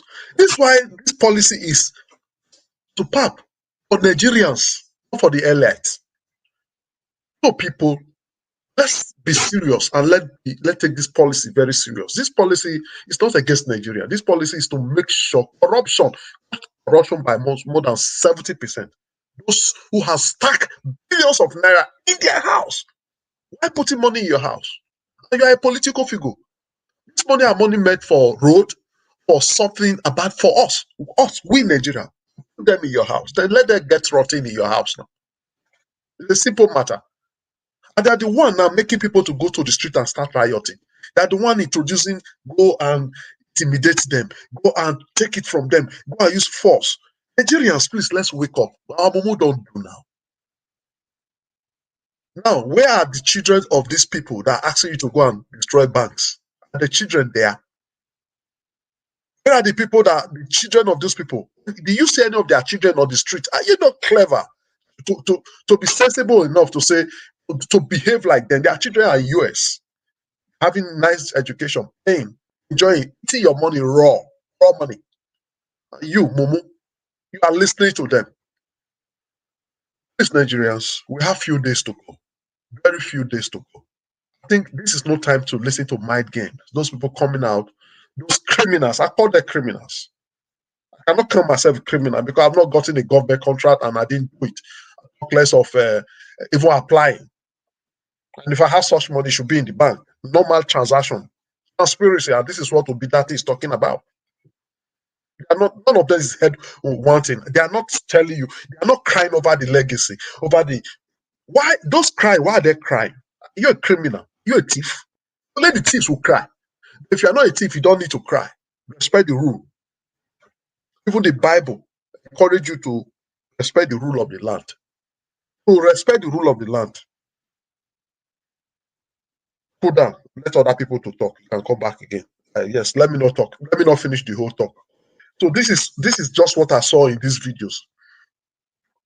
Datti is the best person we have ever seen in the history of Adide Shaw in Nigeria. For now.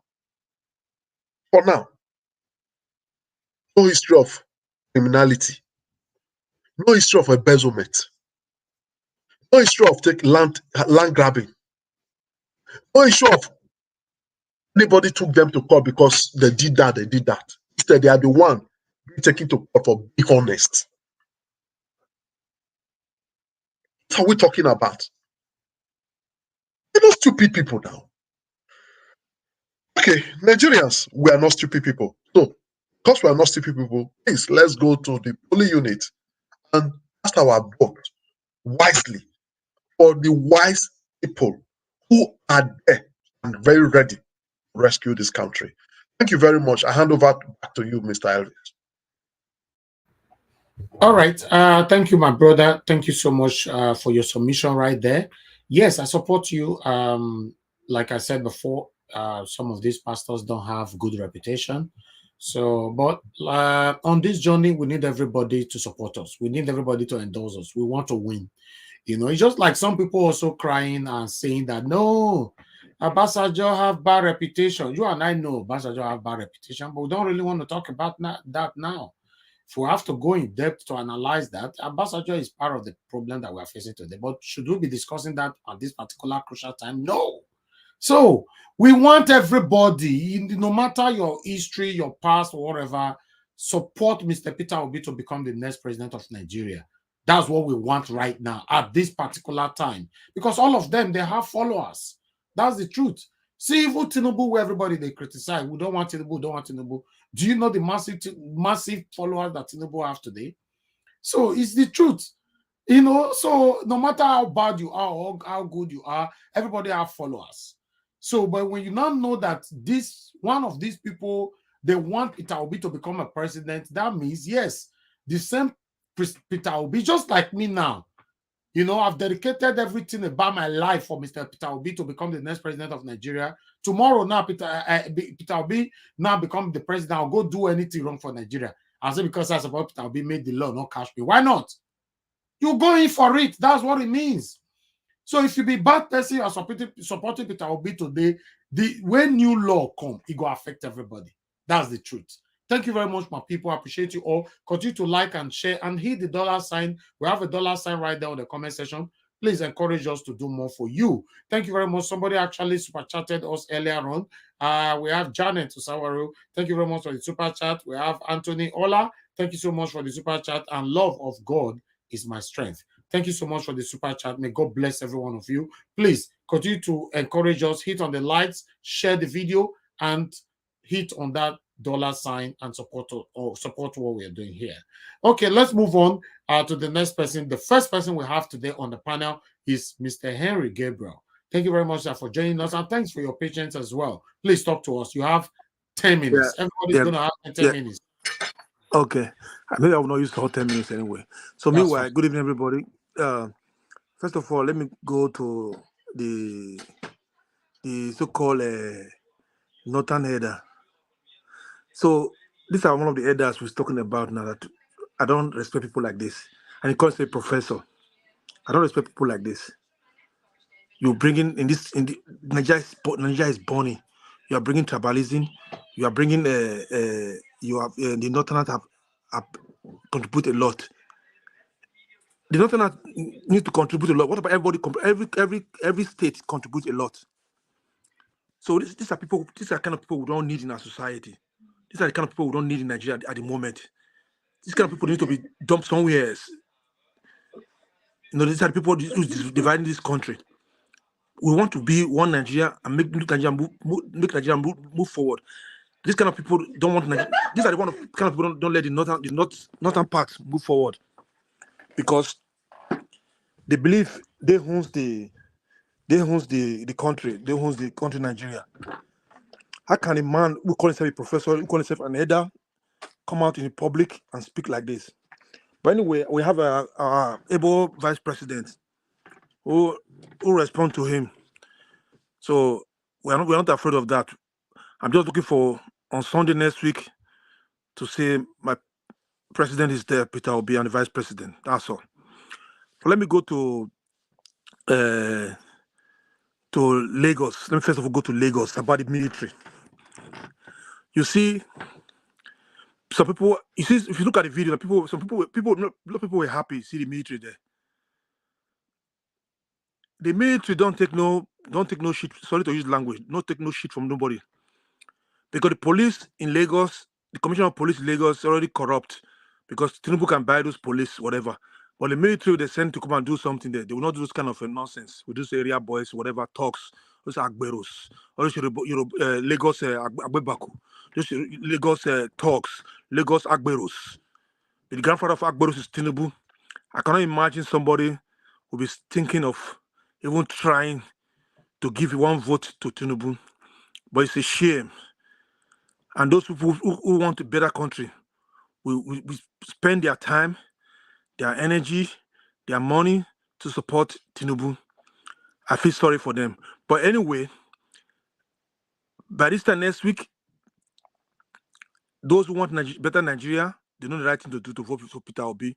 Those who don't want better Nigeria, they should go and vote for what they want to vote for. But what I'm saying, it's not too late for you to change your mind now. Vote for Peter Obi. Peter Obi, Labour Party. If any of these so-called talks who beat our members last time come out and start behaving anyhow in Lagos, the army would use them shine. They also collect their breakfast straight ahead. The governor of that Lagos state is one of the. It's a houseboy from the houseboy from the grandfather. Is the father of Togs, and the grandfather is Agberu is Tinubu. We know if this election is free and fair, Peter Obi is going to be the president of that country, and this will be changing so fast. You see, when people are crying about this money issue, my age mother, when I told her, she said she heard in the news that they're going to change money. She said, "Come, my niece, come and pick up her money. She have her home. How much she have? Maybe 1.2 million. They take it to the bank. They put it to the bank. I cannot be seeing able men, young men. They will say, I have 1.2 million at home. I cannot pay to the bank. Where were you? Nigeria need to cry for every little thing. They need to cry for every little thing. And the same Nigeria there, people carry 50 million. How can you put 50 million in your house? No. How can somebody put 50 million in 5 million is either put 5 million at home? For what? Me, I cannot put $10,000, €10,000 in my house here. No. But why they always have to complain? They have to cry and they have to listen to some of these fools listen to these governors and these so-called fake activists, former governor of Edo State, Oshomole. Listen to them. The government want to they want us to suffer for. We know the government make mistake too, but nevertheless you can bear. What about people living in Tokatiro? They have a earthquake there. We cry too much for everything. We cry too much. Our vice president said it before. He said if he's in the in government, El-Rufai should be in prison, should be arrested. You see, now see finish now. Now make some picking the use of Papa blockers they play. Now see finish. How can president make a statement and you broke the statement? The Supreme Court, they are running to the Supreme Court. No, it's not the Supreme Court who give who's open Zodima, what they call it, as governor. I read it in the news, independent. I read it in the news that there's one judge who gave Open Zodima the mandate as governor of Imo State. They refused her American visa. I heard it in the news. I read it today. You know, so as I was saying, we should not let these so-called corrupt politicians use us to make their country unstable, because people will suffer. Who are going to suffer is same people there's no one crying now. It's the same people that's crying now. How much they have at home? These so-called criminals, politicians, governors, and others, they have billions of naira at home. If I were to be the government now, I will make sure they cancel these 500 notes and 1,000 notes. They should just move it off from market.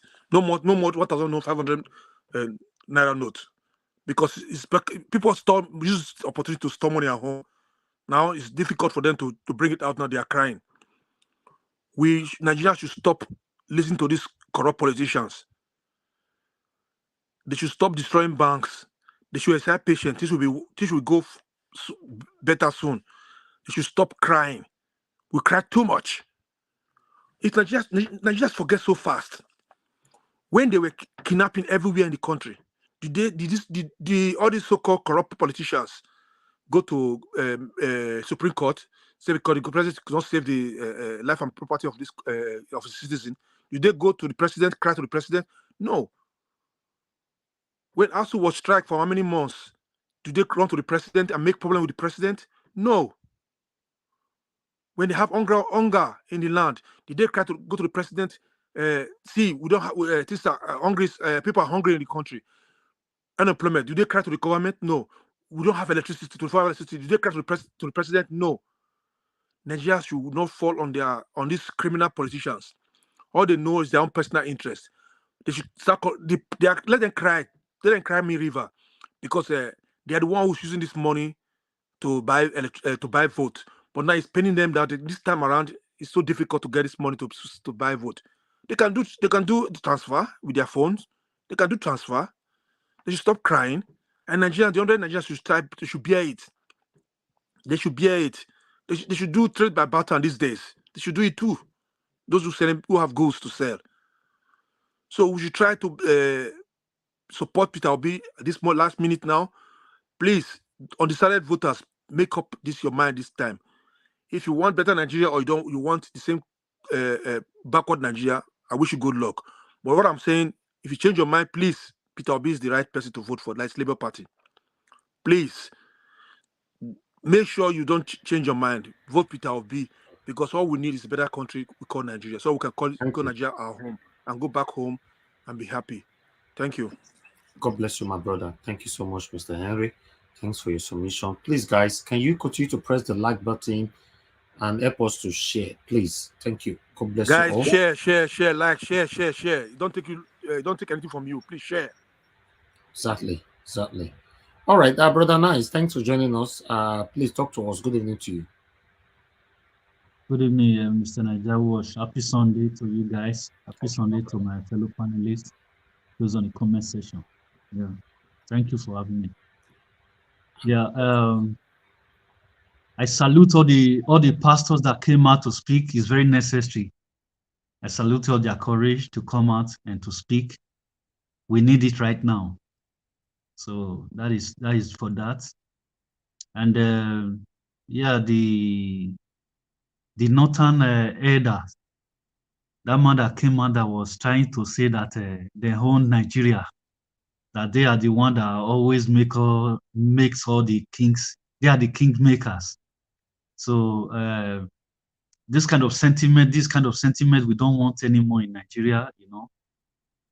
This is the reason why all these northerners has been. They don't want to let power go. Because they want to be superior. They want to. They see Nigeria as their property. Those are the same. Some few people from the from the other side. Like people like Jagaban.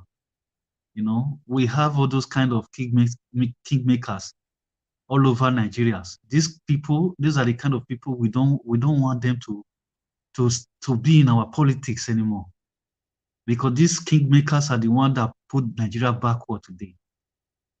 That they don't make the vote of Nigerians count. They always decide who's going to be the next president in their bedroom or in their living room. So I hope this time, I hope the system will change, and all these kind of things will not be accepted in our society anymore. This is a new dawn for Nigeria, and it's just next week right now, Saturday next week is here already to have a new Nigeria. I pray it will be emerged as the next president of Nigeria. So that we can have a better country. That is for that. And I think, which one is the other issue that I have not touched on? I think Peter Obi went to market. I don't know the state, whether it's in a southeast or something like that. The crowd, the video that Mr. Naija was just played. You see the crowd, the joy in people's faces. I've never seen something like that. It's nice to see such a joy when it's not when you see other candidates when they are coming. People are squeezing their faces. People are running after them, trying to use stone to stone them. If you're a good leader, if you see somebody that the people want, when people see them, they are always rejoiced. They are always joy in the midst of the people. That is where this is organic crowd. Brother Nice. Not the one that, yeah. Brother, do you know that Peter Obi went to Ajegule? Ajegule is an area where ordinary if you know, say you be important person or a normal person, to go Ajegule not easy like that. Peter Obi go Ajegule, I beg. Let me borrow from your time. I'll quickly see this video. It's a ghetto now. That ghetto now no go zone. All those politicians not figure there. And then they read the election.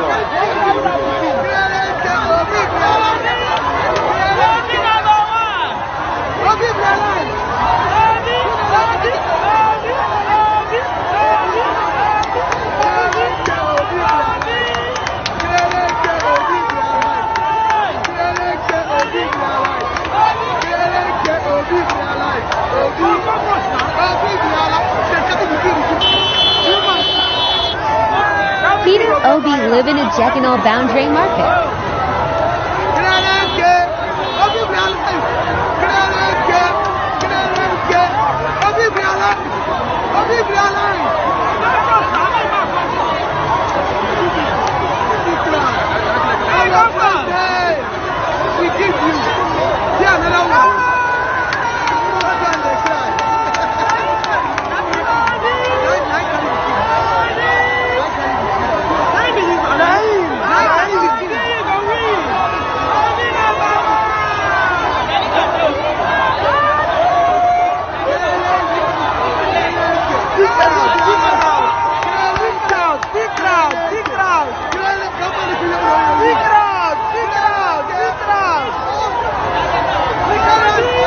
First time in history a contesting president showed up in a Jekinol.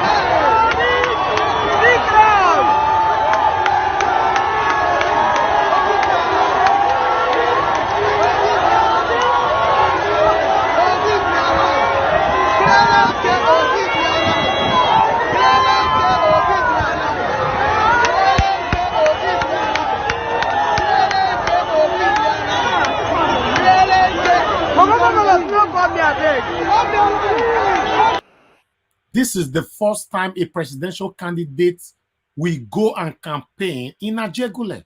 Ajegule, that anything can happen. Our principal is taking risk. It's not easy, man. You know, Mr. Judy, please. That's a no-go area for politicians before now, but he went there because God love. Hold on, Mr. Judy, on the backstage.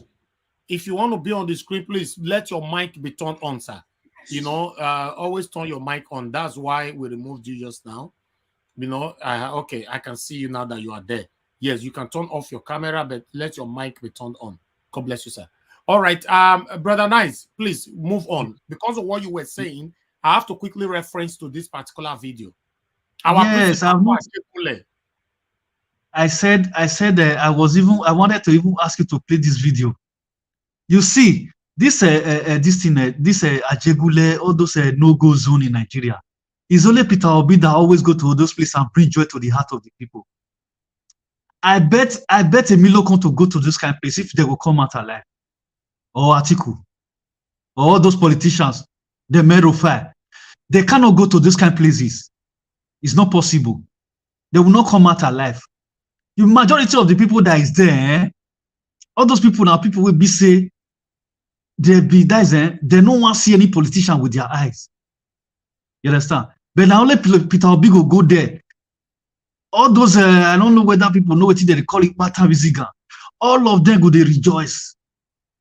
Now let Peter Obi they do one. You understand? For that Nigeria. So, with these kind of things that we have seen, if tomorrow they can't tell us story, tell us otherwise, you go no say na straight ringing. You understand? Because it's still where campaign don't start now. Brother Nice, even the so-called Tinubu way saying come from Lagos, in get Lagos. Fear not the letter. Fear not go letter forever. Enter now.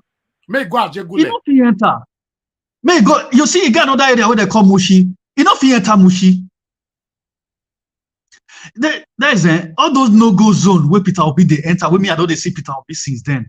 Even the north where be say terrorists they active. Peter Obi go inside there, go celebrate with people. Nothing they happen. Even terrorists go see Peter Obi, say follow they go there. Terrorists go there happy.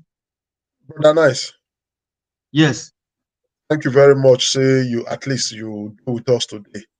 I dey enjoy when you do. We will say sometimes I know say you the true stone because anytime they make sure somebody you know they happy. But this one now be matter. Why come in? As they talk now, I just see this message with one of the comment just bring. I want to make you look into this message. We just put that for screen now. You see why sometimes we Nigerians go hard also. Some of us now problem to ourselves. See one enforcer Akembo, maybe today. I dey see message all the time, but this one for today, I want to make an answer am. And I put up on screen as we dey talk. Chemo could read the message together. Be the way El-Rufai take call, whether na El-Rufai call Obi entertainer, say na Nollywood. Now this one also called Nollywood. We don't ever act film before. Don't sing before. It can't be superstar. He has been a trader and a politician. Now they compare Obi to Davido. Brother Nice, I beg. You see this matter? You see this person so Fosa. I come for I don't know what this thing. This person I don't see all the comments for comment section. All the comments they always did negative. And the reason why I don't they pay attention to this person, I don't mark the guy comment section. Every time they always make even people they attack him for comment section. You know they ever make any positive comment. You understand? For say this guy, for say what he right now, the way he write, he not see spell well. For say he not go school, he be go school. Nobody way go school. I've been at northern school, maybe not time for go. I believe saying that professor school he go. You know, say Mr. Lefty, you get some people where go school where he can't join now. You understand? They will be moved. So they made it like that now. They compare Obi to Whiskey. He say Obi na superstar like Davido and Whiskey. He say whether those one people compare. People want to see him. That means he's popular. Listen to yourself, Fosa. You have just killed yourself. You've agreed that Obi is popular. And he's a politician. He has never been a musician. If he's popular as a musician, as a politician, who has been doing the right thing, and everybody's giving him natural love. Tell me, sir, why can't he win election? Piman a Grammy now you go for what you say, a politician never seen before. People just like her for the Grammy. Don't give her the award. Listen to yourself. You're not going for Grammy. The way Davido and Whiskey will go for Grammy. He's a politician and he's playing his politics. People are reacting. You are now attaching it to entertainment that is just popular. And let me tell you something, Fosa. I'm answering you today. If you can come on screen, please come on.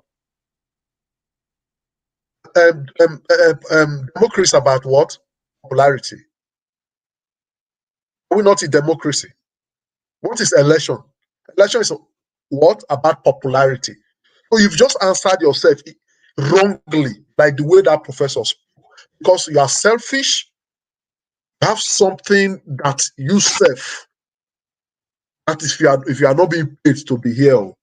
Because I know that Tinubu and Atiku, they have paid so many media rats to go into places and start talking anyhow. Still we here, nobody they pay also. Just the way you see people on the street shouting Obi, we're not paid. Mr. Leftist, not waste your time with that guy. Not waste your time with that person. I know. I don't answer than once. No, you go more answer than once because they watch you comment every time. But today, not be a day. Every day for the thief, one day for the owner. If you can, please hit the link button and come and talk with us. You can write very well, so also you can also talk. Let's talk. Come on board, babe. Guy, come on board. You be man, I be man. Let's come on board. Don't be straight now. More use intelligent. Thank you. Yeah, thank you, Mr. Lefty. Yeah. So let me go to this. What Baba Datti just said. Datti. He said the journalist asked him a question. He said, "If you and Peter Obi was the president, what will you do in the case of Governor El-Rufai?" And he said, "I would have get him." You know, this thing I said this thing yesterday. I said, if it's a country where they uphold the rule of law, with that statement that El-Rufai made, the Supreme Court is supposed to order for his arrest immediately. If it's a country where they uphold it, if now Western world here, that man, immunity not fit cover am, they go strip off his immunity instantly. And Supreme Court get the right to do that thing. They has the power. So now where we find ourselves, say, the country, this thing, the president who did there, na this thing, na kangaroo, na one room that they put them for there. It has not be the election of the people. You know, maybe they still come together, they put on there. That's the reason why, if he talk, the people go, those governors, the way he put on there, the Kaba, they go still cut around. He go they powerless, not do anything. So now he cause now those mago government who get. That's the reason why we have all those leaders. When we pronounce other small chickens, they will counter around. You understand? So now where we find ourselves with that. You see people like this Obi with Ahmed Datti. If they become the president of that country, I tell you yesterday, a leader that is competent, that is ready to uphold the rule of law. All those nonsense when they see, so now they see them again. You understand? This one, but waiting me, I not can understand. They not hesitate to switch to this to swing into action when they want to arrest you, worry. But when it be said they want to cash out the arrest Kaba, they go they reluctant. Why? Now see my question. When they want cash you go home, they swing into action. DSS go cash the early morning where those ones still they sleep. But when it comes to all those Kaba where they counter them, federal government is powerless. You don't be like said some people that they are more powerful more than the institution for that country, some individual. Tinubu go come out, he go shout, Buhari, Buhari, you do this, you do that. They don't go do Tinubu anything. Governors, they go come from, governors from the north go come, they go talk, they go become the vice president. As we are talking right now, where is Osinbajo? Yeah, that man is nowhere to be found. Kaba just quack. They just quack. We know hear of our vice president. We know hear of him again. Just vanish for this government. Brother, I will leave one here. Thank you. All right, thank you, Brother Nice. Thank you for your submission. We'll not go ever leave them alone until we get there. We don't tire. The way we suffer for that country is too much.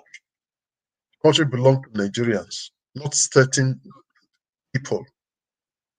And Nigeria now get the country. So Nigeria by now supposed to be a country where we say, nobody for Nigeria go over one travel go anywhere. If they travel go anywhere, go with pride. They go to welcome her because Nigeria is a rich country. Apart from resources we got to bless Nigeria, is it mineral, is it oil? Just made mention of anything we get them. Look at the people, is it entertainment? Just allow Nigeria into any sector, allow them and see how smart and brilliant they are. These kids where everybody don't they enter now, see what they do. Nigerians are clever and brilliant people. But because of this certain group of corrupt criminal people, where they carry our money put for their house, not go invest them for better thing, not be trained now, they'll say overhead train we can't get that they do them that their money. But they not be infrastructure that they invest the money put. They just put them for house and they enjoy themselves, put their children for the best school for abroad. And thought they use Nigerians. They renew the sacrifice where they agree with the devil. The key commoners, most especially where they do the bad work for them. Now, go look them. Hunger. Nobody. It's a pity. This time, what I may be all level, whether you are a northern man, southern man, eastern man, western man. Look, one passport now all of us they use. Now one money will they use and now one market will they use. So this is the time for us to make sure things work in that country. Yes, this is the time. Thank you very much. Let's go to the next person. Victor, no, Mr. Alice. Hello, Mr. Alice. Yeah, can you hear me? Mr. Alice, you there with us since, or you just came? No, I've been there. I've been listening. I've been here. Oh, thank you, Mr. Leftis. Thank you. Talk to us. Talk to us. Thank you very much. Yes, thank you, Mr. Najawash. I greet those on the comment section. Thank you, the comment section family. Thank you for your consistency. Thank you for your zest and for your vigor for a new Nigeria. And our viewers worldwide, I want to thank you.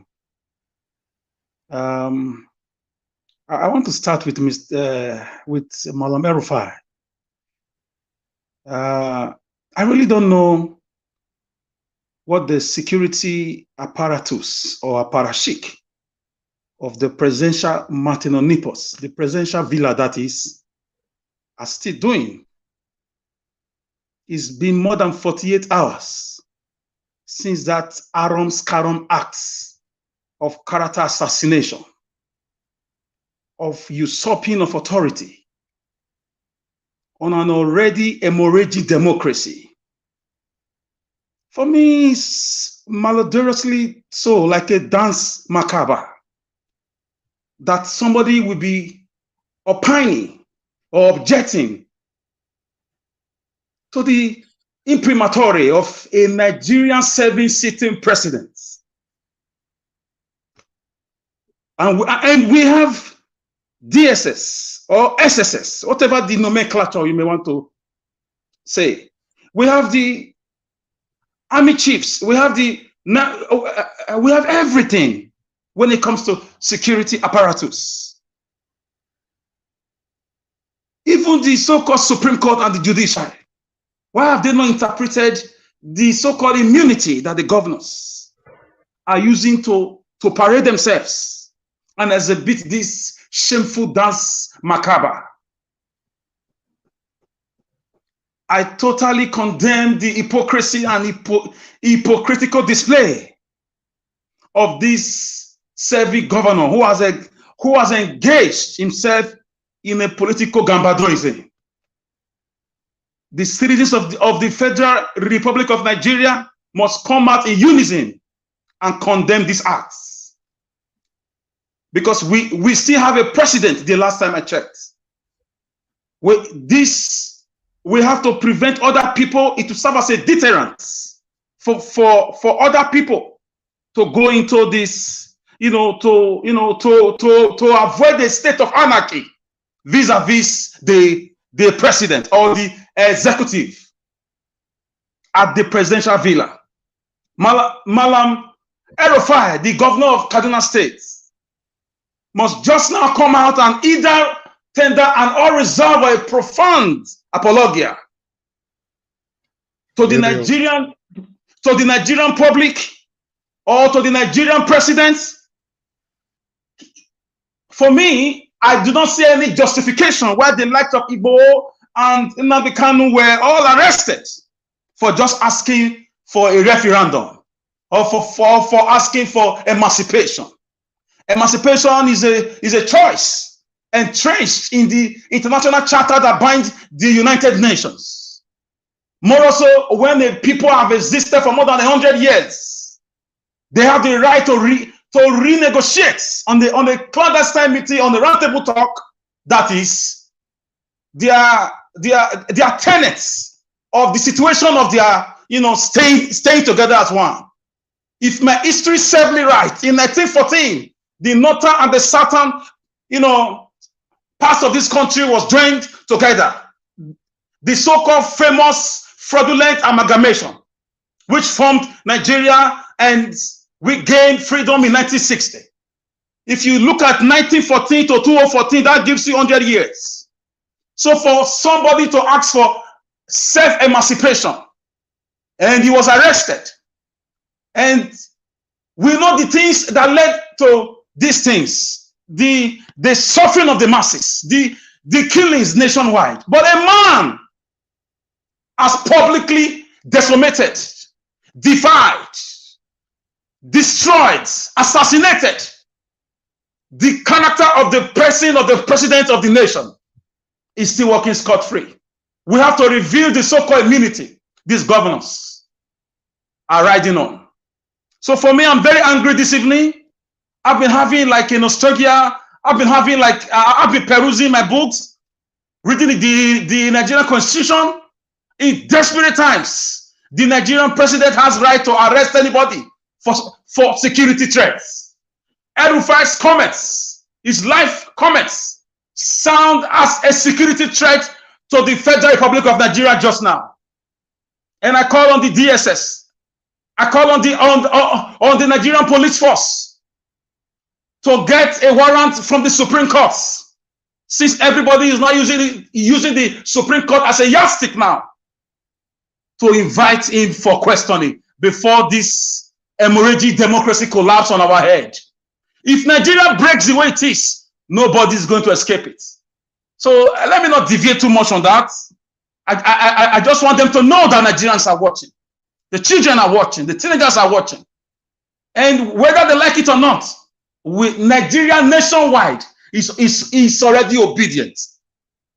They are now running eta-sketa now, just like the infamous Things Fall Apart by Chinua Achebe. Why are they running now? They had the chance to transform this nation for 7 to 8 years. They were busy looting. They were busy killing people, burning churches, persecuting Christians, killing Muslims too, hijacking, taking over railway line, collecting ransom. The judgment day has come for Nigerians to pass judgments, to give a vote of confidence on the candidates they deem fit to lead them to the place of El Dorado. So, gentlemen and ladies, let them keep fighting themselves. But we must not forget we are in a democracy, and there is the the supremacy of the rule of law. El-Rufai need to be arrested right now, even in the midst of this electionary quagmire. We cannot have somebody, talk down our president, challenge the president. It's against the Gazeta, or the laws of this land. So, gentlemen, I'm very sad, and I don't know why he's still working scot-free. If he's a governor, he can be picked up, even if he's been questioned for this. He has a deputy governor who can take over first. So we don't know if this man is not above the country, if he is not above the law, if he is not above the federal government, if there's something he knows that we do not know. There be killings across the nation. El-Rufai did not question the powers that be. Not just him alone, all the governors. They all turn a blind eye, apart from one Nelson Wike of Rivers State, who is also a victim of circumstances in his own political career. If my history serves me right, he has been challenging the powers that be over many issues. Amongst them are the killings of Nigerians nationwide. That's the only man who spoke up as a governor. Even when it favored him, even when he didn't favor him, that's why I would never castigate him for his own reasons, for not declaring openly for any candidate for now. Apart from him, all of them have been accomplices when it comes to the killing. Life is sacrosanct. The blood of a man is his life. The blood of a human being is his life. When leaders keep quiet, when citizens are slaughtered, murdered, there is no one single arrest nationwide. Suddenly they are all going to Supreme Court. Suddenly they are all, staging fake concern for Nigerian citizens, that they care, that the Nigerians are suffering. Where was Festus Keyamo, the fraudulent son? We have to check the papers. The schools that made Festus Keyamo a son. Some of us are coming to question the originality of his documents and how he became a lawyer. Because for me, a lawyer that has lost his conscience to the plight of humanity and sense of justice does not deserve to be. He should be derobed. Because the guy is a guy that just called white black. Jesus said, woe unto you lawyers. You will not enter the kingdom of God, and you will not allow those who want to enter. I'm not cursing all the lawyers, but I'm just talking to Festus Keyamo himself. There are some good ones, man. So, gentlemen and ladies, it's a very critical time. We have less than 6 days now. This time, in 6 days' time, we are going to be defending our faith. We have already chosen a man, and the powers that be are running. They are fighting themselves. God has given them confusion. In fact, it started with PDP, with the G5 emancipation, and they've been fighting, and now APC is still fighting. So, like someone said in the video, that where were these people all this while? Is it a Dr. Guru? He said, where were these people all this while? When the masses have been suffering, when the prices of foodstuff is not affordable by the common man.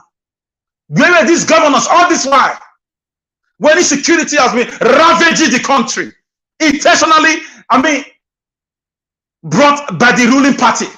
Where were these governors? No, none of them dared speak, apart from Nelson Wike. So for me, I think the game is over. Just like the biblical Menemeneteke Yufasi, they are seeing it, that their days in politics are coming to an end. But I don't know why President Buhari, who has been a very bad boy also as a president, he should be arrested also after his term is over. But I don't know why he suddenly changed his mind. I'm happy. I salute him for this. I thank him for standing his ground, for wanting to remove money from politics, for wanting Nigeria to have a free, fair, and transparent presidential elections. Alice, I thank the president on this. Mr. Alice, tell me. You just defended your president that nobody can insult or talk to your president anyhow. El-Rufai should be arrested. Now you want your president to also be arrested.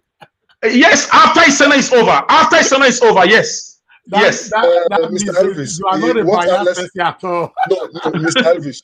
No, Mr. Elvis, Alex is not biased. Alex is trying to be That means they talk so. That means say don't be biased person. It means say Buhari they fight for you, but they will still arrest you. Alex is respect the president for insulting the president. Balancing This is government. Your hand corrupt. Mr. Lefties, can I remind you of something? You are in France, right? I'm sure you are aware that some years ago, Sarkozy of France, after he left, after his tenure was gone, he was invited for 3 days. He was squeezed by the police of France over the 70 million euro. Alex, it's not about France, it's about Europe. European laws. Okay. It's not just France, European laws. Okay. They respect their laws. And so I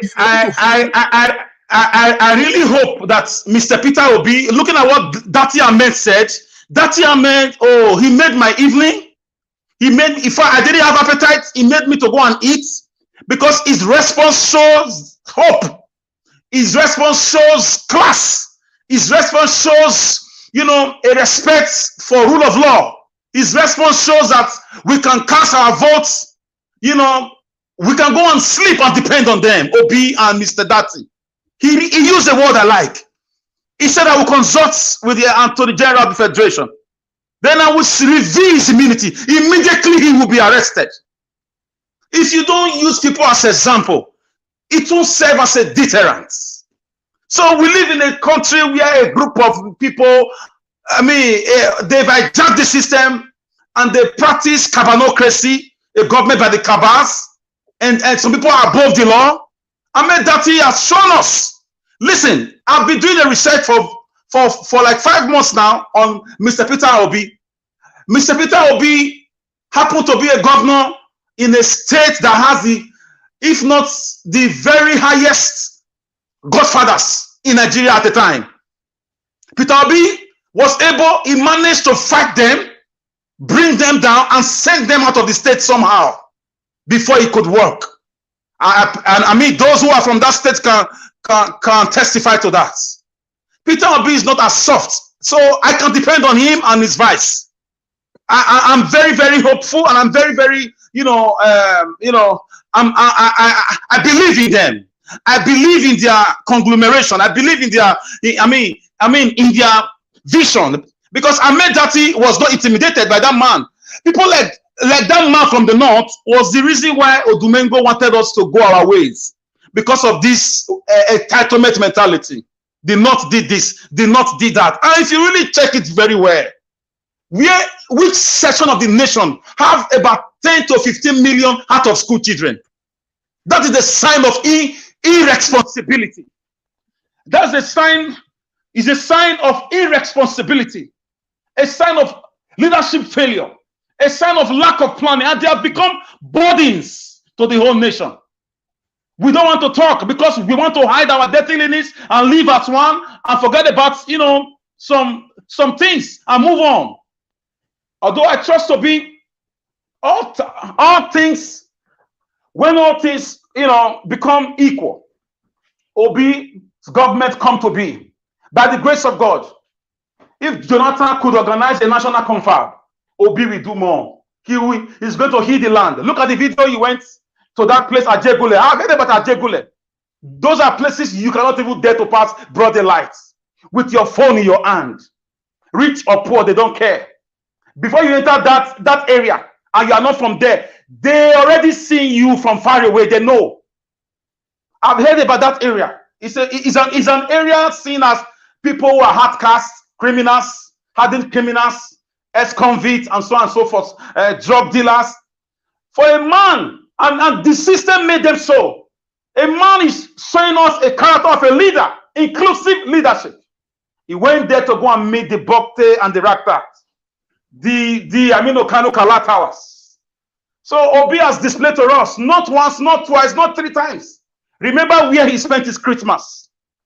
Remember the flooding, what he did. He went there in person, where people see themselves too big. They send people, they go in process. The guy has been showing us. So Nigerians, behold your leader. And I'm very sure with what Buhari is doing in Lagos, allegedly, I'm hearing a battalion of soldiers are arriving on every hour into Lagos State. And they've arrested, allegedly, more than 10,000 area boys and they are transferring them to unknown locations in Abuja. I laugh in Chinese. I drop it here. So Lagosians, go out and vote. The coast is clear. Nobody owns Lagos. No Nigerian is more Nigerian than any Nigerian. So guys, we're a new Nigeria beckons, and we are here to make history. People, please get your PVCs and go and vote and defend your vote. Thank you. Thank you. All right, thank you very much, Mr. Alex. You just made mention of nobody own Lagos. And I remember I saw a comment from somebody on the comment section. I don't want to start looking for the name, saying that everybody should leave Lagos for Lagos. I'm now wondering what the person mean by saying everybody should leave Lagos for Lagos. So I didn't want to take it personal, so that it doesn't look like today I'm really on the people on the comment section. My brother, Lagos, no mass land, everybody get on. So nobody is more Nigerian than one Nigeria. Nigerian constitution not put law. Say if you do one state, you don't put another state. And moreover, the Lagos you are talking about was the first capital of Nigeria, meaning that all the money in Nigeria get, money my papa and papa sell for farm, they part of where they take develop Lagos as capital.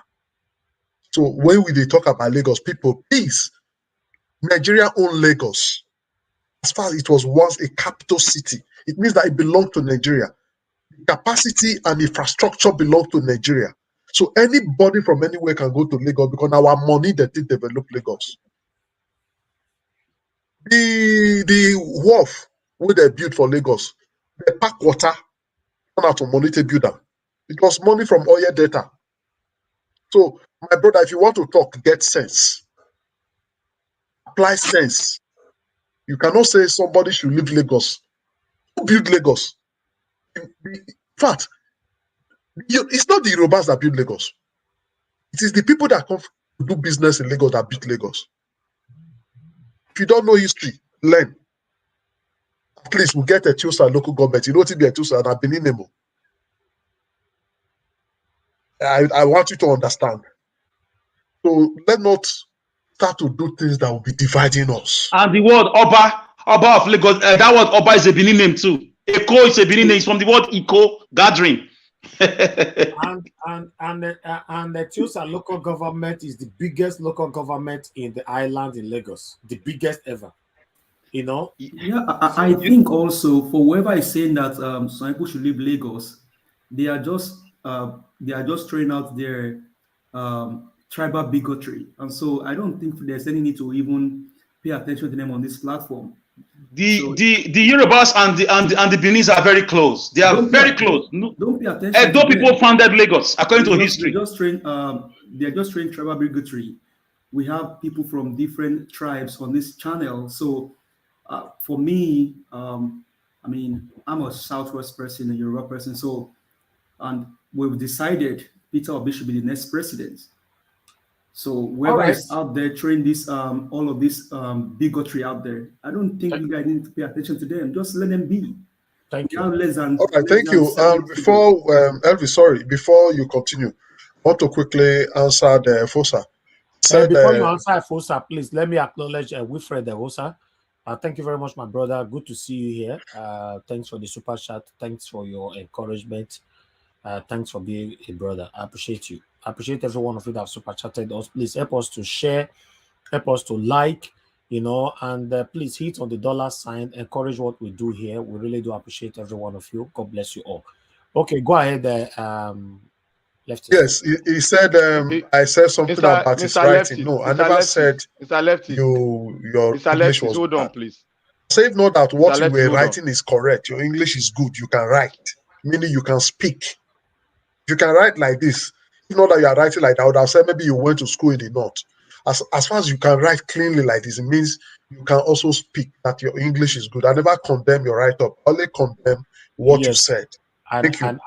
And that's what you said. You praised. That's just what I said. Mr. Letty, did you see what Mommy Diaspora is talking? I don't mark English. I'm not an English professor.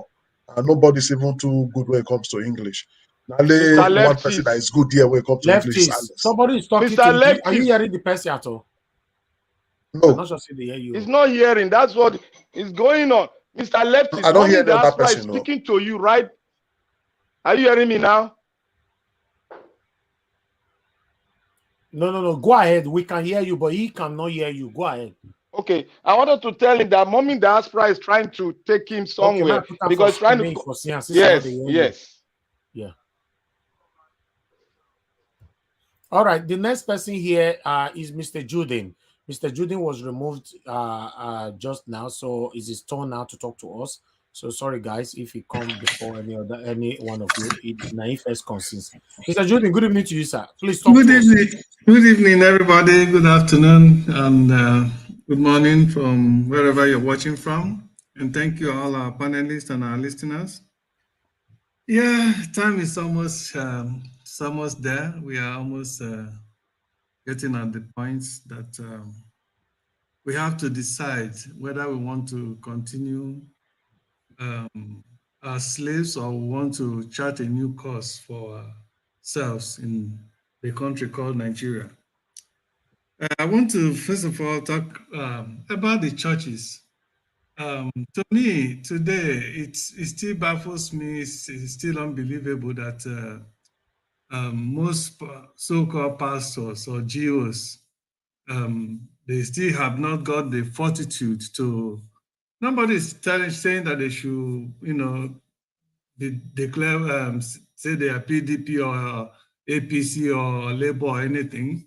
But at this critical point or juncture in our country, Nigeria, anybody that does not come out plainly, decisively to direct people on what is the right path, not just saying vote your conscience.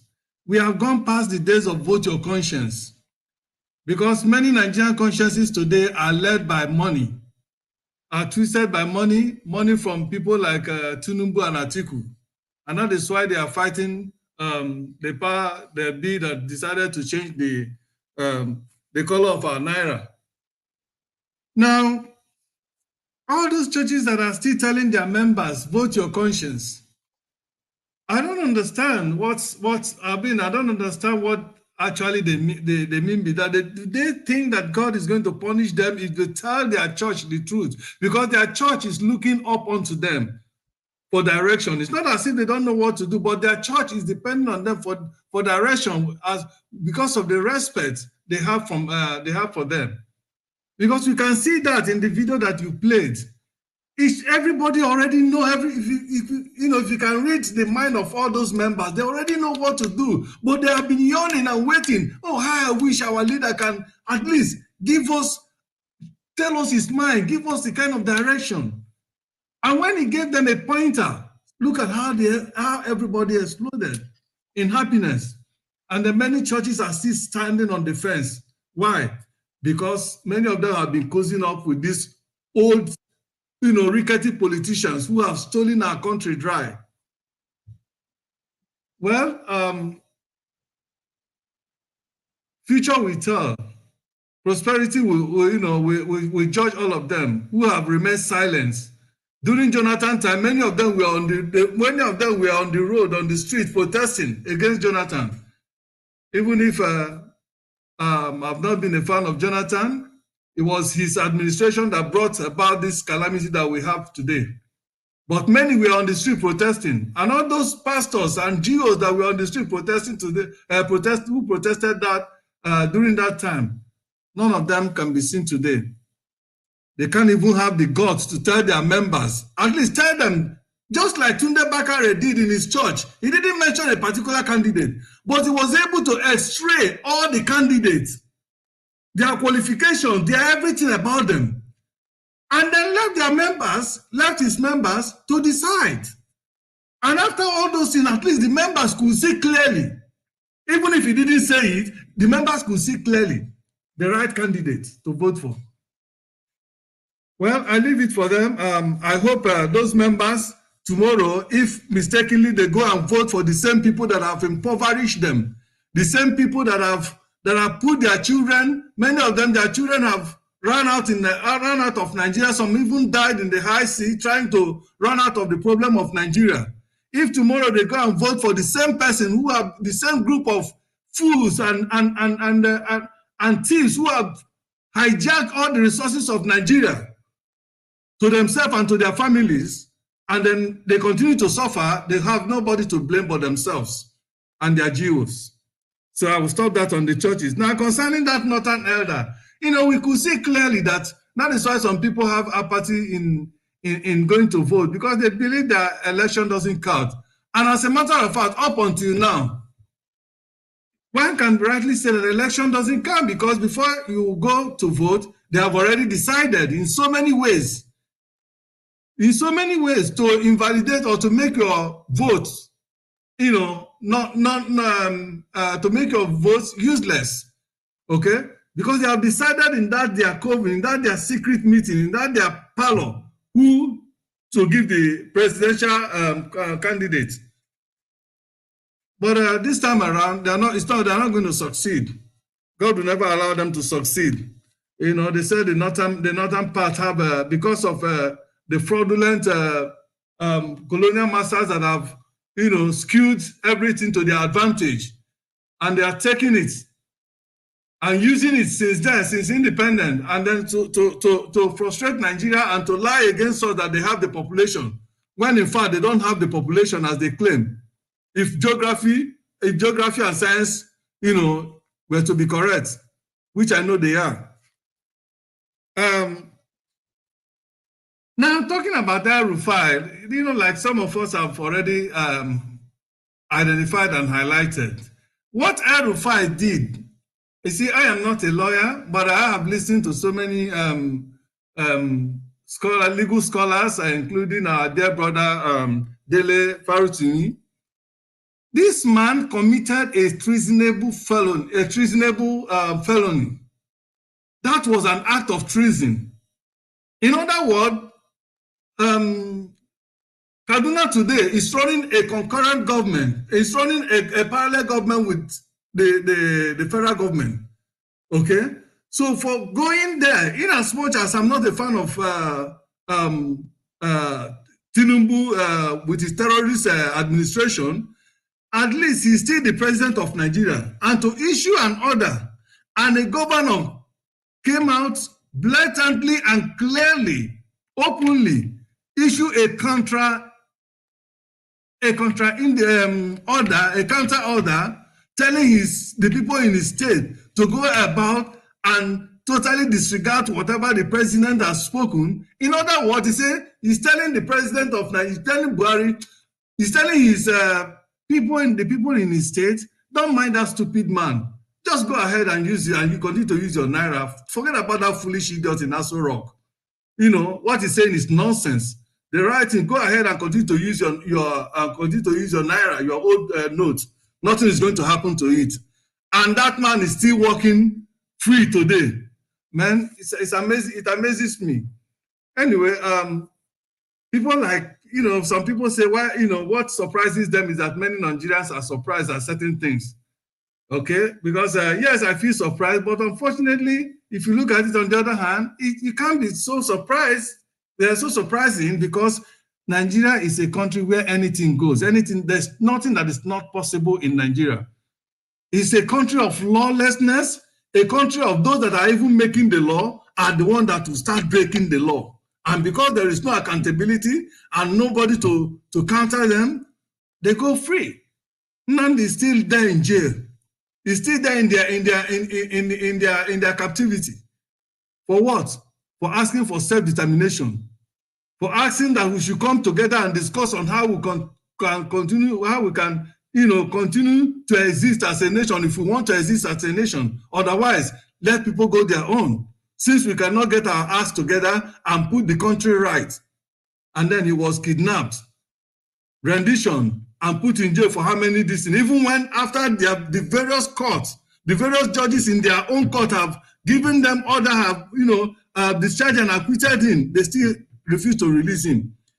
And then El-Rufai is still walking free after such an act, such a treason. It's a shame. That's the kind of country but thank God we still have a hope. Listening to Datti yesterday, was it yesterday? In that interview yesterday or meeting yesterday, man, he gave me a lot of comfort, a lot of relief. In fact, I was like, God, I couldn't have been so proud that Nigeria could have such a candidate. In fact, such a pair of candidates that anywhere they are in the world, standing side by side with any leader in the world, you will be proud to say, this is my president, this is my vice president. And I can measure up with anybody, any president in the world. Is it intelligent? Is it in what is it that they cannot measure up? That alone is even enough for a blind person to say, no, this is the person that will be my president. But no, in Nigeria, we have people that are low fast, come fast, people that go for mediocres, for the barest, for the barest minimum. Otherwise, somebody like Tinubu, how can that man stand among the Council of States leaders, maybe UN, to address the UN? And then you look at that somebody like that, and you will be happy to say that's your president. And I keep answering, supposing that man wins election, and he goes to United Nations meeting, and every president comes to deliver his speech. So all these people that goes to him in every rally, that holds him hand to hand, 3 people on each side and 3 are back, holding him so that he doesn't fall.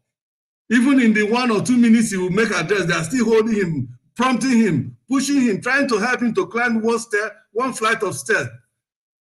Are they going to follow him in UN whenever he comes to deliver a speech, to hold him and stand around the podium when every other president of the world has spoken, and with them marching out majestically, individually, nobody accompanied them? Are they going to go down and make a fool of themselves again and cluster around him?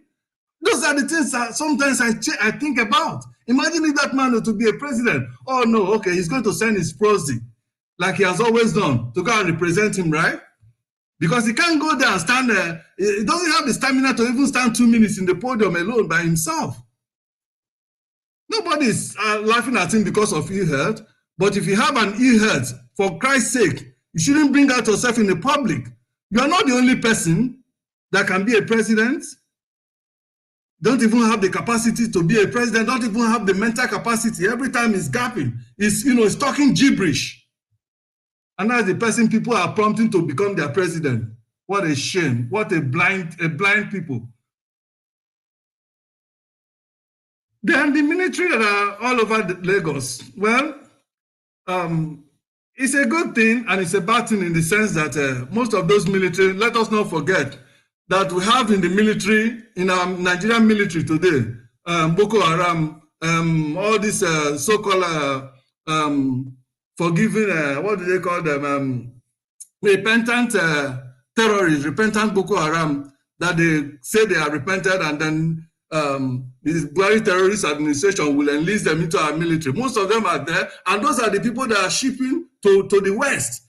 If you see most of the people that are most of the military people that are shipping to the West, they are all those Boko Haram terrorists, so-called forgiving terrorists that they've infused into our Nigerian military.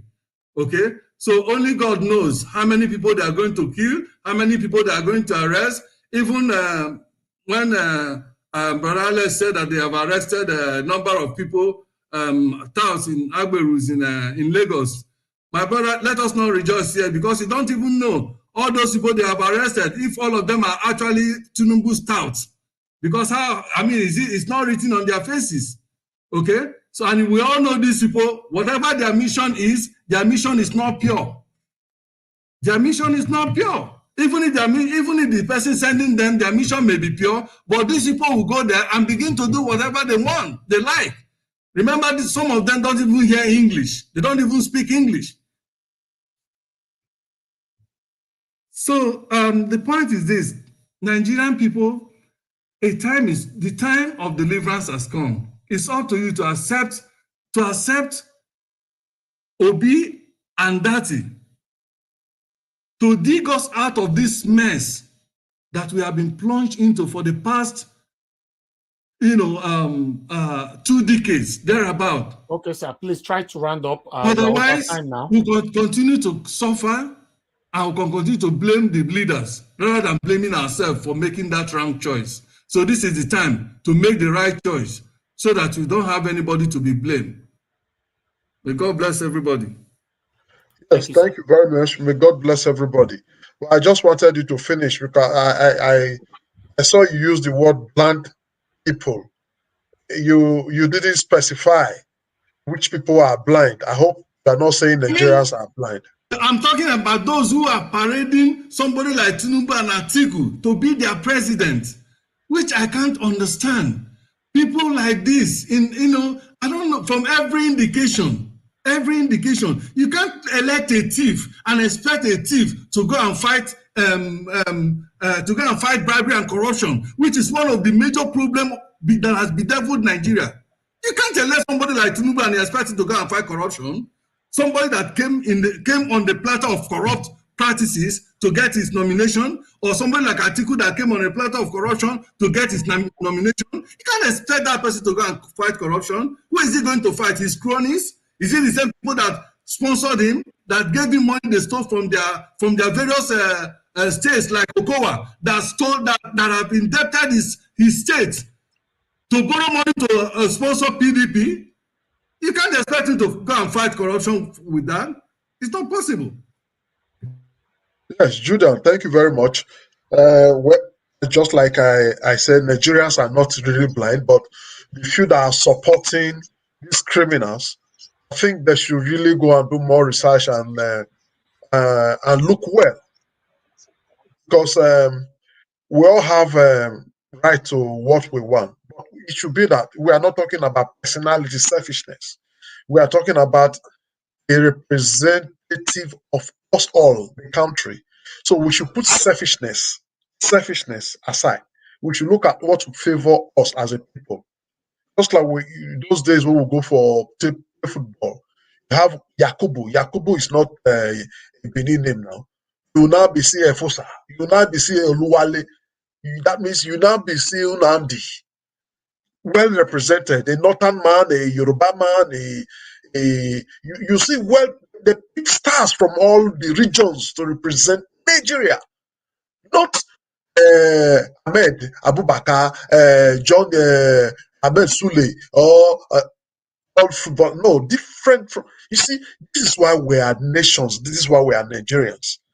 If we don't come together, really think as one and behave as one, if we don't play it well, as to each other properly, we'll never win the game. So I specifically choose that word because I try to listen to our languages so that it doesn't look like if you watch Peter Obi, each time he's talking, he talk with people. A lot of people got convinced today because of his way of life, the way he respect them and the way he talk to them. Me, I insult politicians who those criminals, I insult them. But I would hate to see myself insulting the ordinary Nigerians. That's just my little point. Thank you very much, Judy. Thank you. God bless you. And we'll go straight to Mr. Leftist, please, can I have a minute? All right, please? Quickly, sir. Yes, thank you. First of all, I want you to ignore the verbosity on the comment section to the comment section community. And number two, for the pastors, I want to especially thank Pastor Chris Oyakilome, a great gentleman. We have been expecting him to come out. Thank God he did it the way he did it. And he has a large followership. I thank pastors like Oyendikbo, they've all been praying in their churches. And pastors that have not yet come out due to political affiliations or due to Poko Vavavoom. We all understand, but this time we don't care your history, we don't care your historiography, we just need all hands to be on deck right now. So please, I want all pastors to come out and do the needful. Catholic, priest, Aladura, White Church, Cherube and Sherafe, White Garment, whatever. All churches now, please come out. We are all one. We are all in a mission. Your church is in Nigeria, is not in paradise. You have to defend your land first. We know how churches were burnt down before. We know how Deborah died. It's time to revenge with our PVCs. Thank you very much. All right, thank you, Mr. Alex. As Chooks, Bible says, has he spoken? No, it's his turn now. Yes, Mr. Chooks, please talk to us, because I saw Judy now going backward from the from my side. So I was now wondering if I continue like that, I'll meet people. No. So If Chooks, the please next talk to person, us. the next person is Mr. Shooks, then we move on to Mr. Shibuzo Adi. Shibuzo Adi never talked now. Yes, he never talk. Yes, Mr. Chooks, please talk to us. After that, it will be Mr. Edwin. Mr. Edwin is the next person to come in. So, Mr. Shibuzo Naija Watch, you don't bypass me. The computer don't move me back. Oh, I've been here good evening, since. sir. Yeah, good evening. I've been here since now. The computer is moving me back. I don't know who is doing it. Okay, after Mr. Shoes, we'll come to you. Maybe you get what you do computer with the verse for you. I know do now lie now lefties they do that thing. You they talk too much. You the best for lefties. All right, Mr. Obibueze, sir. Good evening to you. Please talk to us. 10 minutes. Not verse. That person. Okay. In the talk me not the here. I hope not be me in the verse for. Not be the computer. No, not be you in the verse for. Okay, let's move on. You see, now you know they hear me. You know they hear me. Go and reboot your system. Good evening, Mr. Elvis, Mr. Lefties, and everyone on the panel. Thank you. Our fellow countrymen and women and everybody watching us over the internet and those on the comment section. Because without those watching us, we will not be here. We'll be talking to ourselves. We'll go just, they use Mr. Lefty's angle, just they happy, they jolly ourselves. But as far as on that day, we're going to come out, we're going to talk to Una. Thank you. I'm going to start with the Vice President of Labour, Mr. Datti. It's when you have people that are not corrupt, when they speak without fear.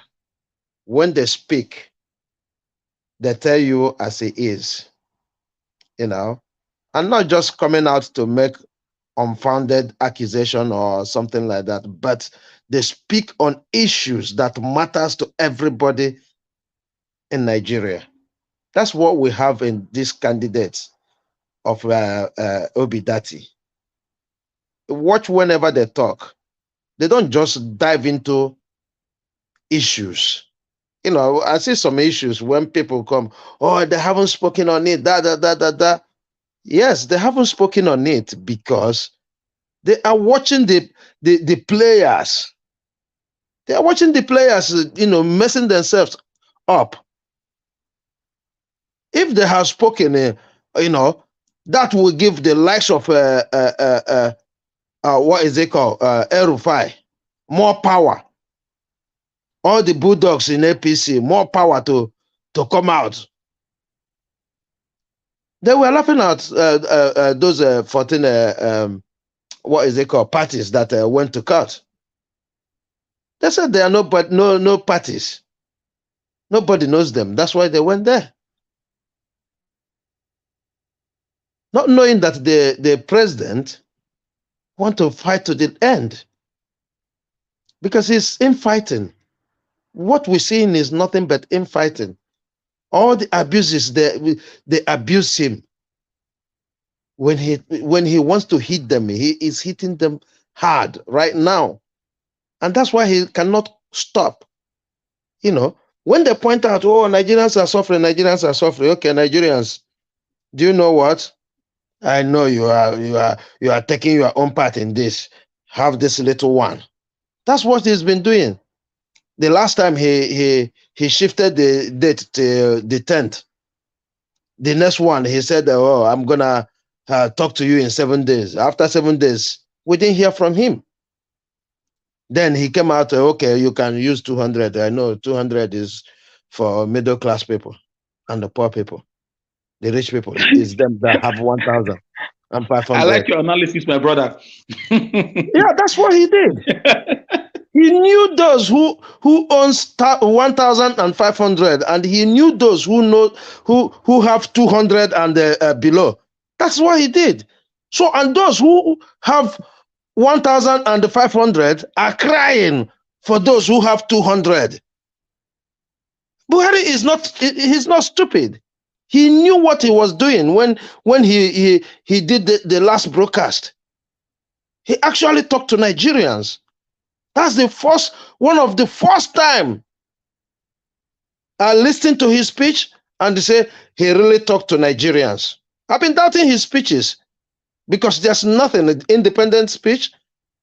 That is something he just come out to read as usual. But right now, something is happening.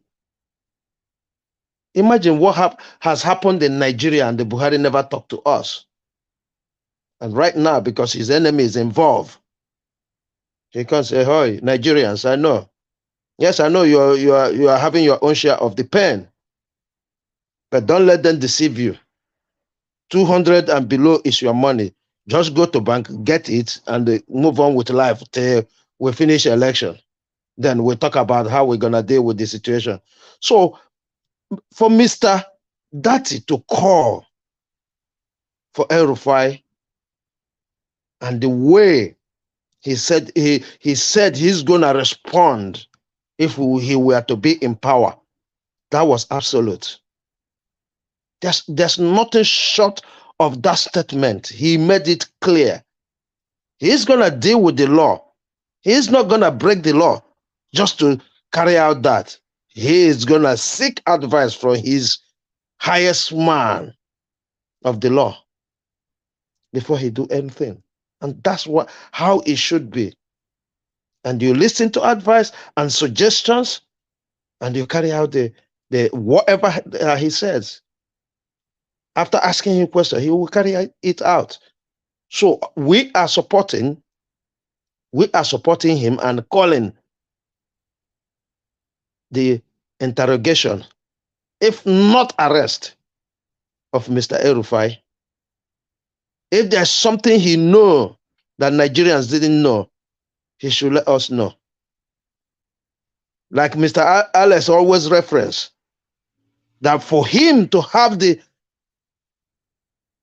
impetus to speak ill about Buhari, or to, command people to do against Buhari, there's something he knows that we don't know. And I'm starting to believe that. There's something he knows. There's a secret they share that give him that morale to do so. But right now, Buhari don't care about anybody. This is his, like I listened to one analyst. He says, if it were in the first 4 years or the first 3 years of Buhari's reign, once the governors went to meet him, he will budge. He will give up. But right now, he's looking at it as, "Oh, you think my power is finishing?" No. I'm going to fight. So we are calling upon the necessary authorities to do the needful.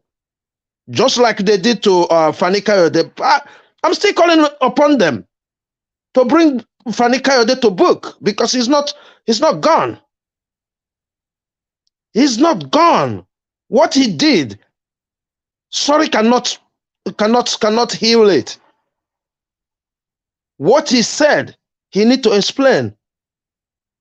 If he maintain his statement, he should be punished for it, so that others will learn and not make the same mistake. Because this is why we are suffering all this lack of rule of law. This is the reason. Because if one does something and no punishment, I can afford to do that, and hoping that there will be no punishment upon me.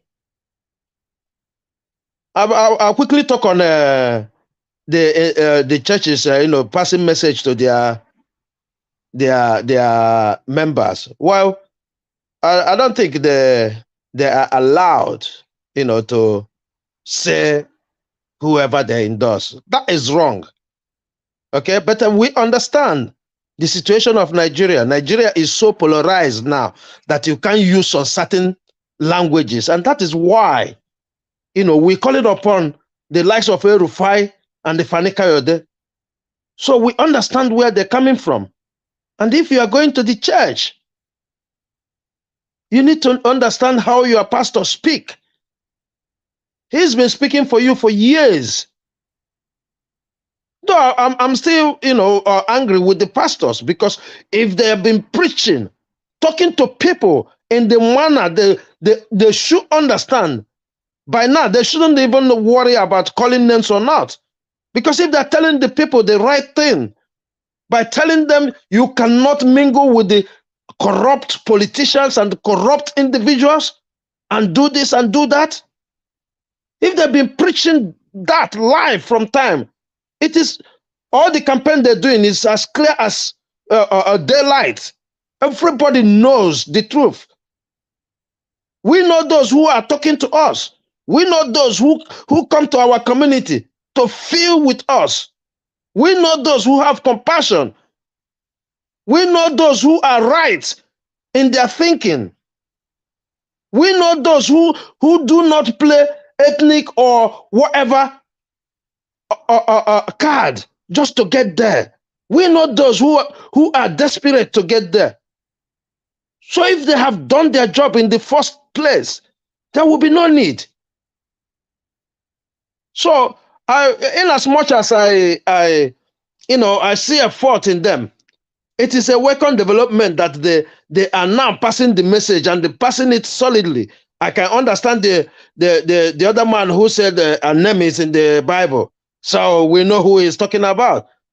The other one will talk about the way they campaign. We know who they're talking about. I yield here. Thank you. Thank you, sir. God bless you. Okay, Mr. Victor, it's your turn now. Please talk to us. Okay, Mr. Victor is not even available, sir. So Mr. Najawash. No, you are not available. I'm available. You came late. You came I'm late. here now. Now they put finger. No, you're not already late, my brother. Are you the doer now? Go ahead, my brother. You are against me today, okay? I'm going to riot. Not be me. On left is there against you. Not be me. So I'm there against them. Okay, na me. I know say you go talk. Don't worry, I love you, Mr. Lefty. You are my best man. Mr. Najawa, thank you very much. And thank you, every speaker that we've had here today. You guys are really spoken. You have spoken well, and you have spoken well to the viewers. And most especially viewers, I say thank you, guys. And those on the comment section, they see what today now. It is really hot in the comment section. Thank God. Mom is really in control there too. Hallelujah. I want to say something here, Mr. Najawash. I thank you so much because you see, every time I come in, I thank you and I say some words. It's not just because I want to. It's not that I want to praise you. I've been going through I've been going through some, some cyberspace, and I've been in there. I've seen the kind of way they do their things, and sometimes I live there. I just go out because I can't see myself fitting into that kind of thing that is not, well appropriate. Rules and regulations are not there, and it's not well intact. I want to thank you for doing your work, and you've really given us what you've really dosing it out, what you've read while you were in school, and the application we are seeing here, and you're really a Democrat, and you're somebody that is liberal, and you attack things, and you tell us the rules and regulations that you want to be done here. So I thank you for that. I want to start speaking from what El-Rufai then to the Supreme Court. You see, what we are having here is a constitutional problem. And the day we spoke about the CBN case, the bankers versus the governors case, and we said the third party who was supposed to be there is not among the suit. And I made mention and argued out that the CBN is not doing the right thing. They've erred in this situation. And people came up, and the Supreme Court, they should have been. The Supreme Court is all the court. Yes, we know. But Supreme Court, the main aim and objective of Supreme Court when the case is being filed from the lower court down upward, especially when you have a case between the state, the federal government, and the state and the banks, not the CBN and the banks. Now, this is whatever can bring them to the Supreme Court is always a constitutional issue. And when you bring such an issue to the Supreme Court is there to interpret and see if the Constitution was duly followed. And if the Constitution is not duly followed, or if there is a constitutional issue The Supreme Court have the right to say, I don't make the rules here. The National Assembly make the rules, they change it, and you bring it to us. We now interpret to you. And Supreme Court is like a father to all, to the three parties. And they are not supposed to do something like say, oh, reverse what has been done constitutionally. That is where I find it very annoying. What has been done constitutionally, it has been followed constitutionally, and nobody will come up and tell us that it has not been followed constitutionally. So El-Rufai now coming up to say what the president has done is because it's trying to tell us that the president is unconstitutional. What he said. That is why El-Rufai, that's why the president said, I am the president and the commander-in-chief of the armed forces. I am not speaking as Buhari now. I am speaking as the commander-in-chief of the armed forces. And he's dishing out orders because we have given the power, it derives its power from the people. And the people created the constitution. So it derived its power there. And I gave an order now that this 200 naira should go alongside with the other one. But the 500 and the 1,000 naira, which has been constitutionally laid out and has been printed, we cannot reverse it. But it wasn't going there. It was using the constitutional power to say, I am giving an order. Order now, order so I don't know what the order name is. He's giving an order that this is what I want because I derive my power from the constitution. So for El-Rufai now to counter it and speak, I would say that is he has committed an offense against the Nigerian constitution, and that is what our vice president tagged. He tagged it, and our vice president was right. But we do have a constitutional problem now.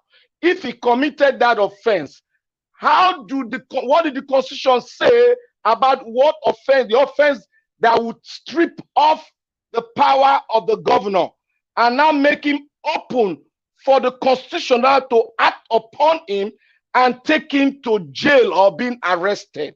That is where the constitutional rigmarole is there. I believe that what he has done now, they have found a loophole, and the loophole is what the president can do. He can automatically set a state of emergency right there. A state of emergency is not when people are fighting or there's arms. No, when the state governor wants to take himself as a pinnacle, as the head of the commander-in-chief of the armed forces, the Buhari has the power to place a state of emergency there because it is treasonable offense that if it's not well countered, it might lead to a big chaos in the country because other regions might rise up and do such policies. So what I'm trying to say here is that, is it constitutionally right for you to arrest a governor who committed treason, and when you have not stripped him of the power? That's a question for the learned people, the lawyers and the son to answer. Because what I studied the constitution, because I was saying here the other time that we all have to study the constitution on our own. Somebody was saying, are you a lawyer? I don't need to be a lawyer. I'm a mathematician. I got my bachelor's in mathematics. So I have the ability to study the constitution, which is the right of everybody, wherever country you come from. You study the constitution to make yourself abridged so that you might not be found wanting, or they will say you are what the lawyers normally say. I don't believe in what they say, but I am getting myself abreast. I know that it might be unconstitutional for you to just arrest a governor. But if you want to strip him of the power, you can as well put a state of emergency in his state because he has committed what? Treasonable offense.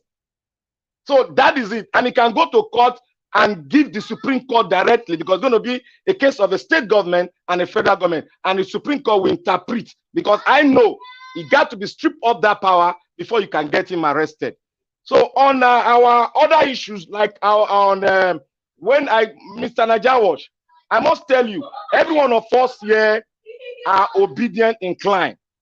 We believe in his vision, we believe in the man, and we all believe that this is the man we should follow. And we have all concluded in our heart. And when you see what you believe, if you see anything contrary to it, you should be able to counter those things, because somebody mentioned here that at the tail end of this campaign, we are going to be seeing a lot of woto against our principal, which is Peter Obi. A lot of information which our principal, which I myself have gone to investigate through the media, through the internet, and I saw the truth. But people are lifting it out, because I was in a program yesterday. Mr. Jordan was there, and some other of our guys, obedient, were there, and they spoke elegantly well. But I was really mad when they started speaking and trying to dirty the image of my principal. I rose up. Apart from that, I rose up, and I rose up against some guys that even here in our means, our Niger Watch has told us that they even tried to offer him some money for him to sway, but he refused. He told us right here, and that thing has really played a part, a role in the lot of internet programs they are doing now, because some people now came up to say our principal was caught with 250 million. I said I was eating, what I was eating fell off my mouth. I had to hurry up, and went in there. I was mad, because I know that story very well, and I know what happened. He followed due process, and he left himself for the officers that are in charge to investigate even himself and see the truth. But people are trying to wake that part and say Mr. Obi, our principal, was involved. It was not even illegal.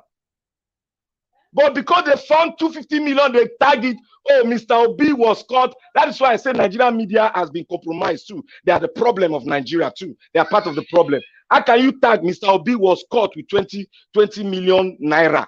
And in your body of statement, you said his own subordinate was caught with the money. So how does that correlate with the governor himself? So I tried all my heart to educate.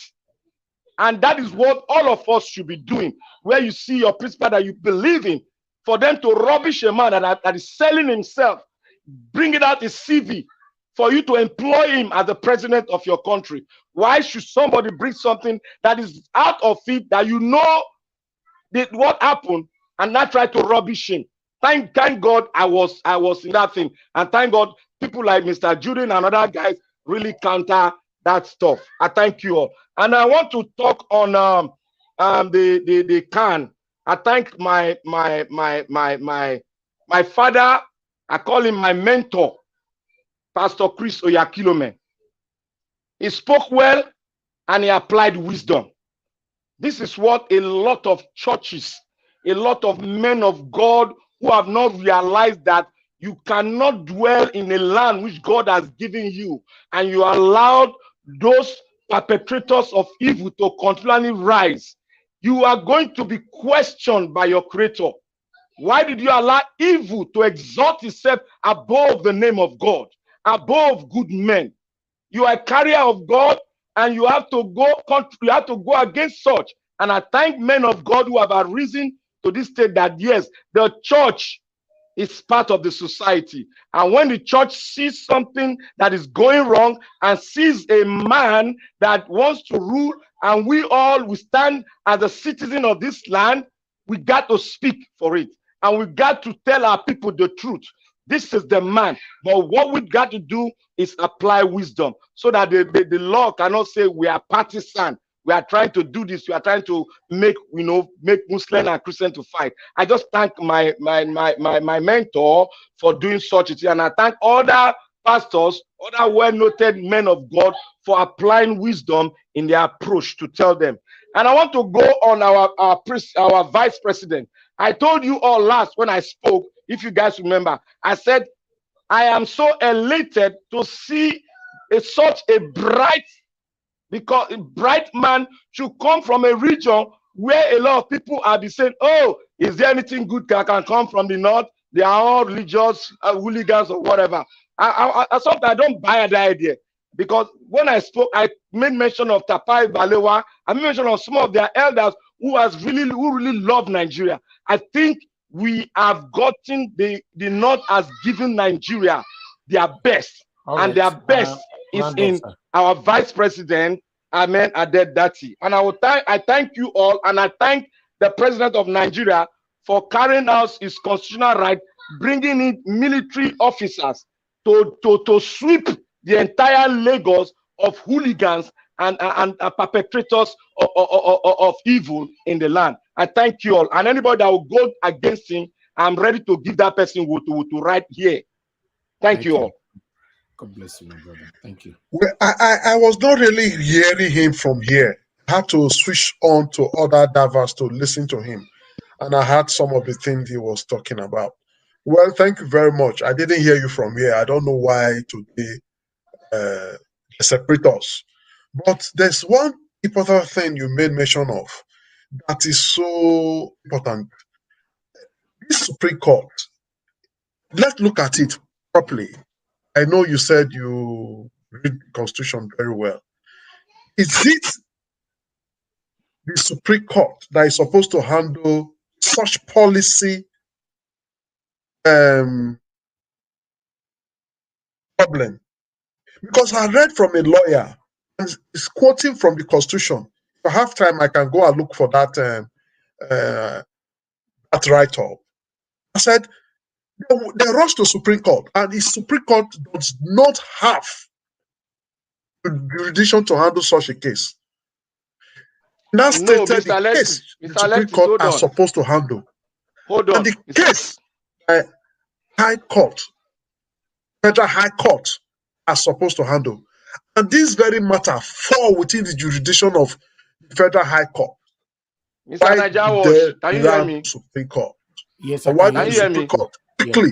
Okay. Why did the Supreme Court quickly entertain such a matter and be quickly? Responding to you. Leftist, hold on, he's responding to you.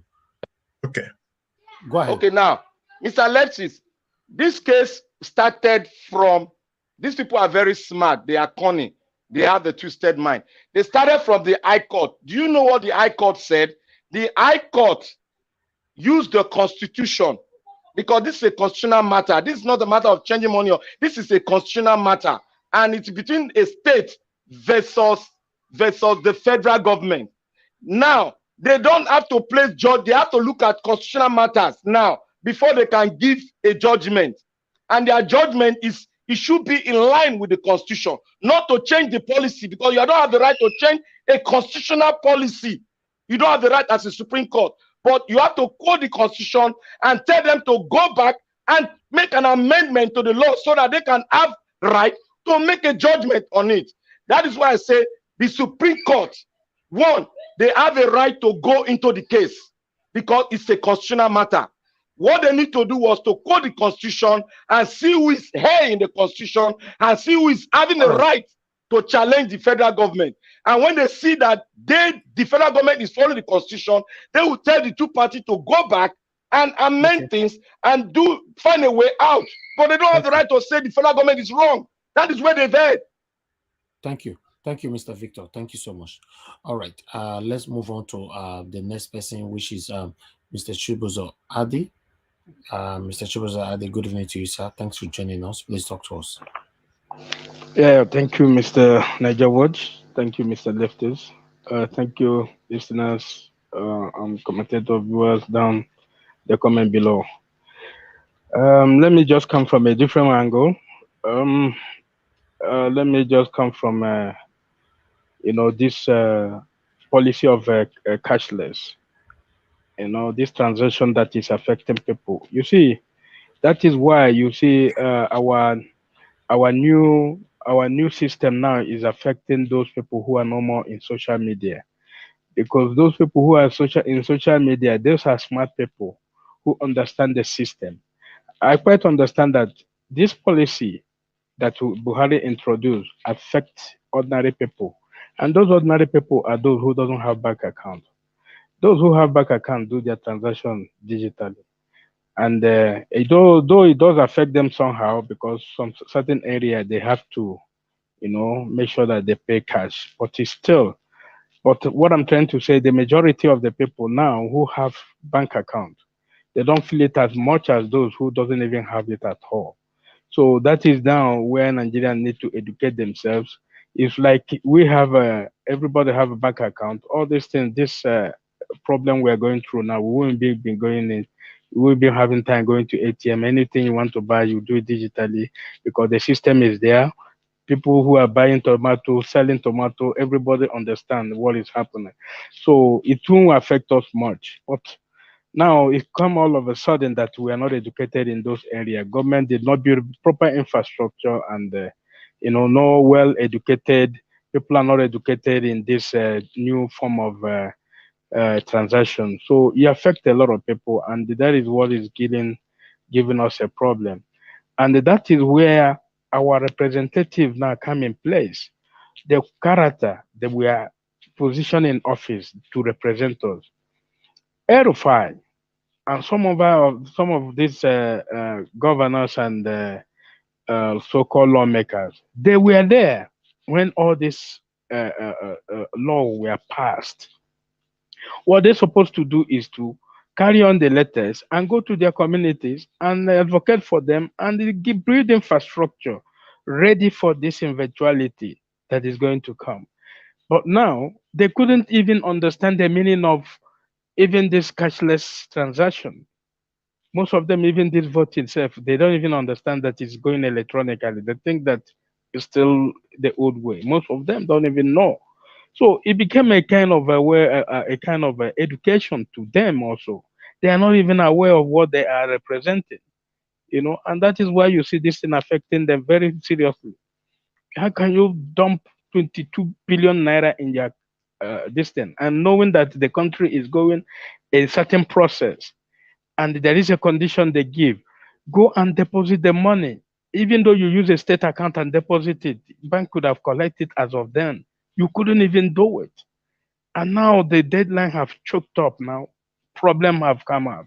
Now you are threatening people with the Nigerian people with the military, you know? And these are the reason why they build this structure so that they can be able to put their own people into the security services.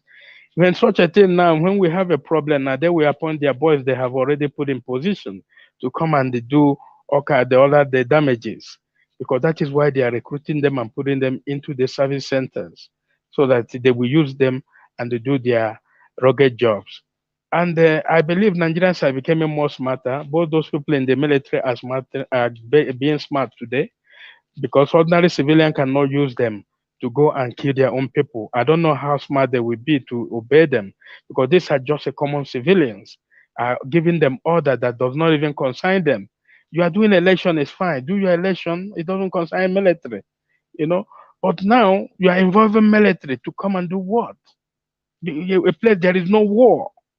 You are spending resources to come and deploy military, you know. So because of the system that we are creating ourselves, so for me, I will advocate for Nigerians to educate more people to go and open bank account because we are going digitally, and very soon this digital system will favor everybody. It will be a kind of a sustainable economy that our regulation and our way of purchasing will change, automatically, so that our transaction can have value and standard, because these are what make an economy very very bright and and very good. If you can be able to access bank can give you loan, you do your business, or do your finances very well.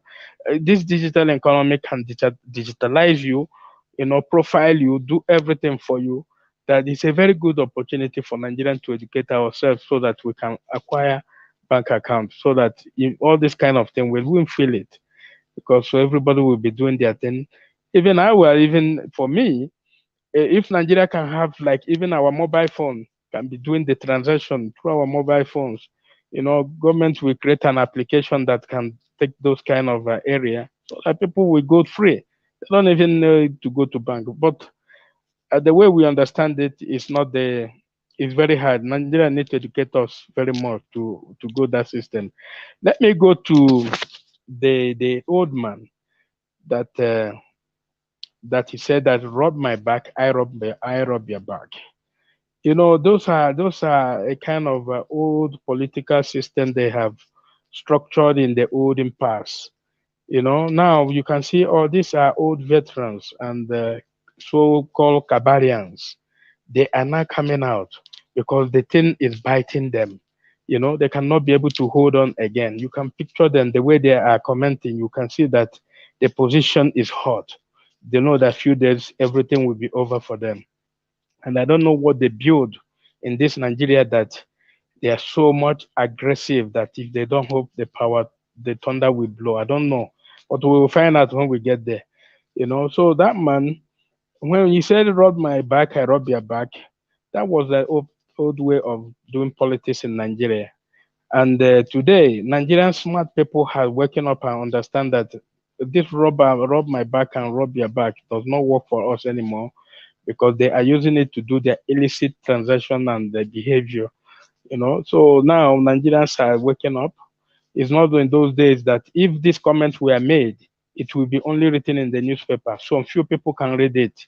Millions of Nigeria can hear about it. But today, whatever you say in the media, people will picture you and profile you and send you all over the world. People will read about you. So, and that's a good development with Nigerian system today. That we are aware and knowing the way things are running up in Nigeria, and that is why we are very, very angry because of the way these people are running affairs of Nigeria is affecting us because they are not running it in a very proper way. If like they do it in a proper way, according to the our vice president, things could have gone far. You know, Nigerian people have invested a lot in their country. People who live in abroad, wherever they work, everything they pack, you go to Nigeria. You know, you are telling people that we never contribute. Do you know the GDP? They have the people abroad alone contribute to Nigeria. Nigerian GDP, the Nigerians abroad contribute almost 22 point something billion dollars per year in Nigerian GDP, and you are saying we are not contributing.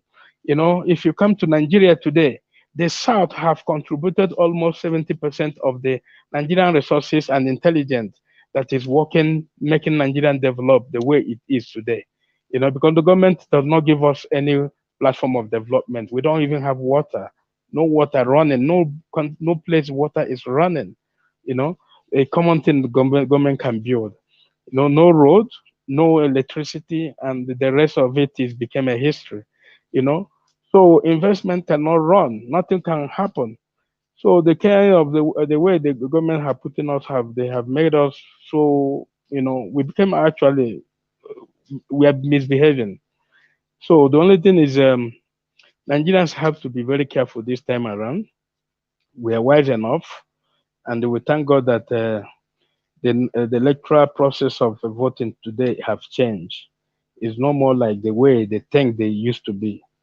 You know, things have changed for good, and I believe Nigerian people will enjoy this election. There will be no war, but if there is a war, we will fight it. There's no going back. When it comes to our doorstep, we will fight it. It's not our problem because they bring it to us, and we have to defend it. That's all. We cannot pray for that, but if it comes, nothing man can do. We will take it and make sure we defend whatever we can defend. Thank you, everybody. Thank you. All right, thank you, sir. Thank you, Chibuza Adi. May God bless you, sir. All right, we'll move on now to the next person here, which is Mr. T. Mr. T, finally we get to you. Good evening to you, my brother. Please talk to us. Thank you very much, Mr. Elvis. Thank you, Mr. Lefties. Thank you to everyone in the panel section. Thank you to what you're doing here, the consistency. I come to my turn. I can't show the timer now. No, we show time for everybody now. Really? Oh. Yes, of course, everybody. Okay. Yeah. I mean, thank you for showing the time. I'll keep to my time. No, you have 10 minutes. You have 10 so minutes. So that Mr. Elvis, Mr. Left is not go removing cap for me today. They no hear you. So everybody don't turn to protester for Niger Wash. We are not protesting. I mean, I'm only saying what But you protested for the time now. You know what? Obi don't teach all of us. Obi don't teach all of us some things now. Well, I mean, thank you so much. Thank you very much, everyone. I mean, quickly, I think I'll just speak on the El-Rufai situation and then maybe some other things, and then just quickly shut it down. I think maybe I was Mr. Victor, someone that said El-Rufai cannot be arrested now because of the immunity that he actually enjoys. There are some things that actually protect him now because of what he has in that office. But I'm not sure if the president can call for his arrest, because what he did is a treasonable action that is questionable under the law. Because now he's putting the country into like a parallel government. The presidency is speaking, and then you have a governor that is also speaking somewhere, giving a directive to the people of his own state. But one good thing is that the people of Kaduna State did not even pay attention to El-Rufai. They went ahead to listen to the presidency. I think some newscaster said they went to Kaduna and then they were asking people questions there. And they said, "Oh, who are you going to obey?" They said, "We're going to obey the order of the president." So, which is still good for the nation.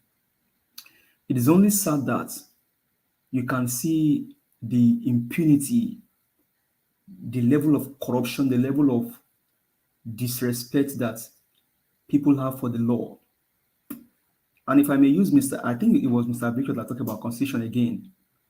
So if you look at the Western world, there's a pocket-sized constitution that everybody can carry in their pockets, and you can just sit down maybe in a train or in a cab, and then you are reading the constitution. I'm not sure if we have such thing in Nigeria.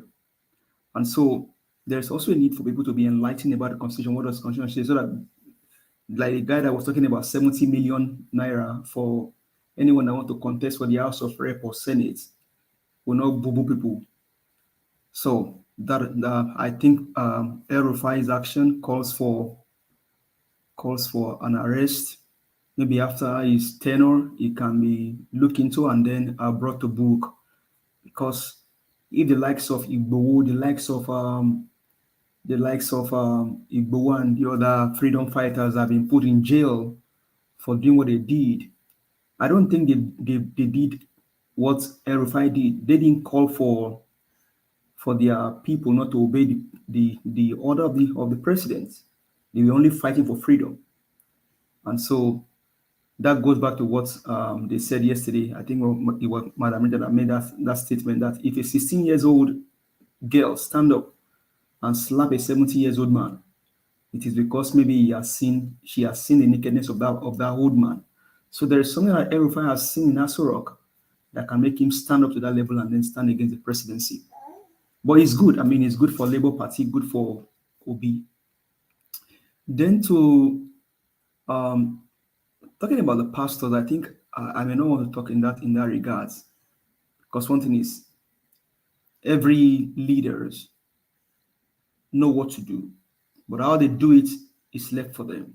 So let's not join them in this matter. Let's every man just follow their leading. But to the Nigerians out there, to the common Nigerians, my call to you is get your PVC, go out there on Saturday and vote for Peter and Datti Baba-Ahmed. Nigeria needs a change. Now is the time to make that change. Now is the time to make that change. I was just looking on a chat now, and I see Two-Face with this song, "Don't Sell Your Vote."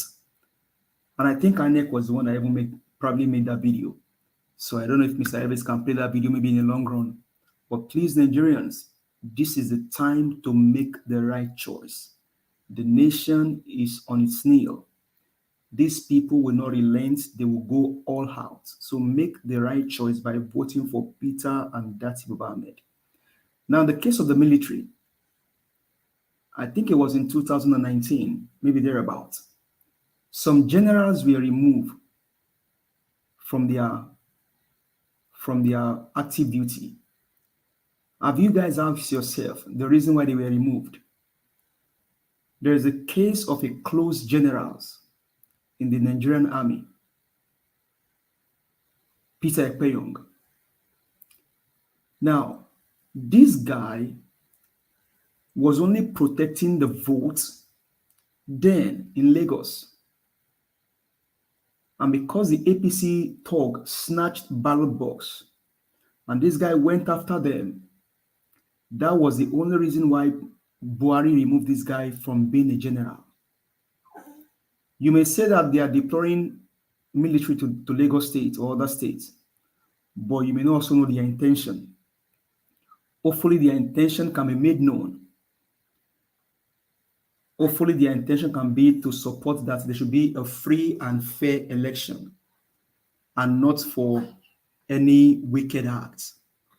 So, another call to be watchful for, because this guy is still in power. He has every authority to himself. Hopefully, he use the power well to make sure that this election is free and fair. Free and fair. If the soldiers are deployed to Lagos State or other part of the states where there are crises, I mean, it will help reduce hopefully can help reduce the damages done on the Labour Party supporters, but also that intention must be made known, that are they actually out there to protect the people? Those things must be made known. And then so that way everybody's mind is settled. What other thing did we talk about today? I think I probably may have lost count. So let me just drop it here, just to admonish Nigerians. Please don't sit at home. Don't say because I don't have this naira, I'm not going to vote. Your vote matters.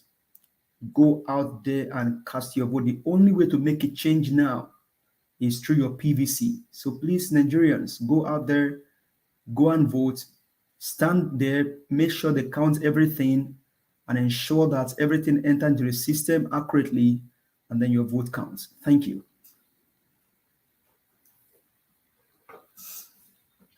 Thank you very much. Thank you. Thank you. Yes, Nigerians.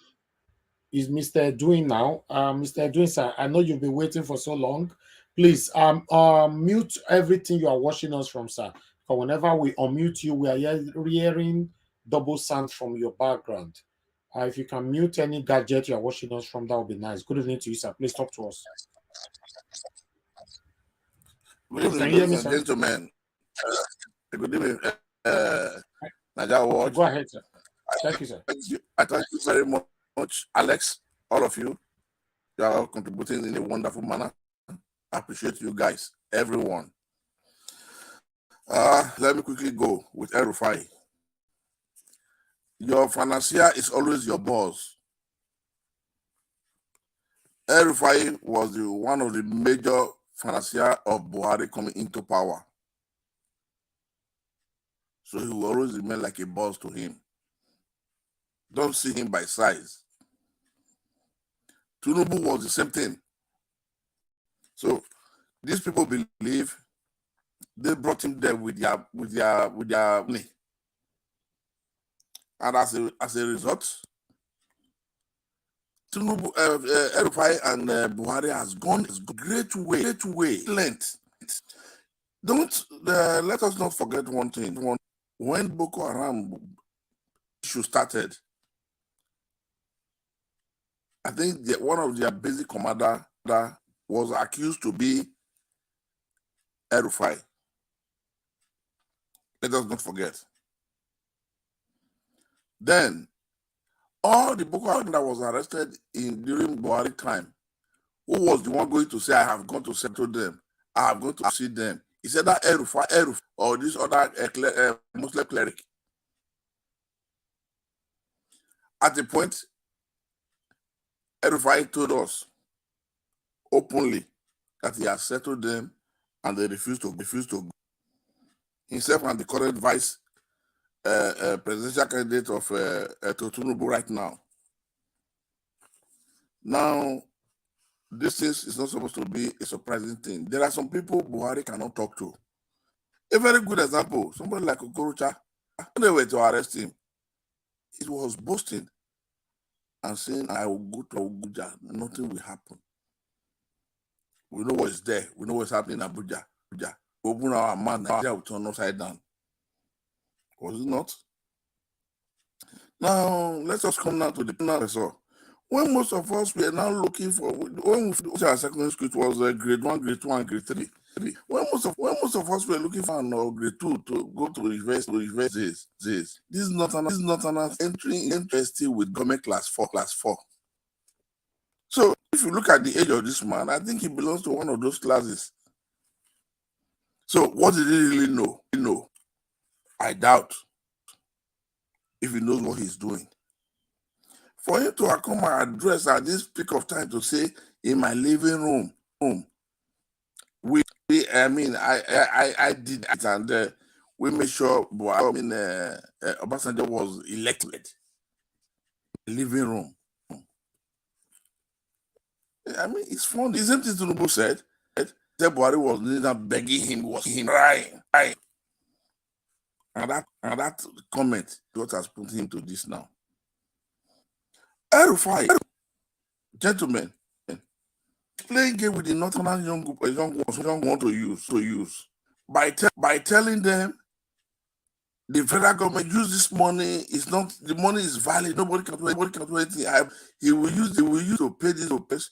Use them to reduce the election. After the election, he knows these boys cannot change that money. But if he doesn't stand like this, then how he cannot get enough money to now settle these boys and now go ahead and work for him? It's a strategy to insult and fool those boys.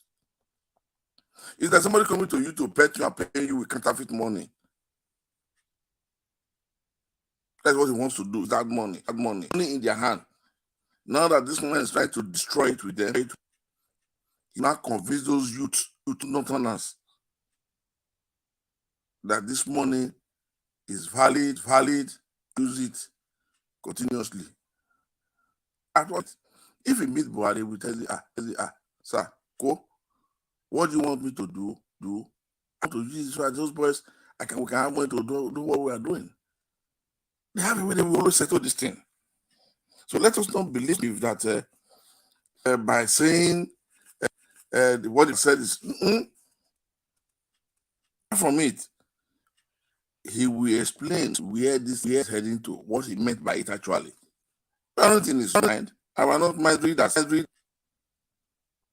So these are part of those things we from them. Now we're not talking about. He was not talking about how much Northerners has been. Washing the back of the Satanás. I don't know how he calls it. If we military time, how many Satanás has ruled Nigeria or Westerners? Maybe he has a short memory syndrome. He cannot really remember. This is why he used. Otherwise, he would have come with that statement or come up with that statement. So, if he now says that, gentlemen, since after the civil war area, until Obasanjo came, no major Southerners, Southeastern, was ever gone the rank of Lieutenant Colonel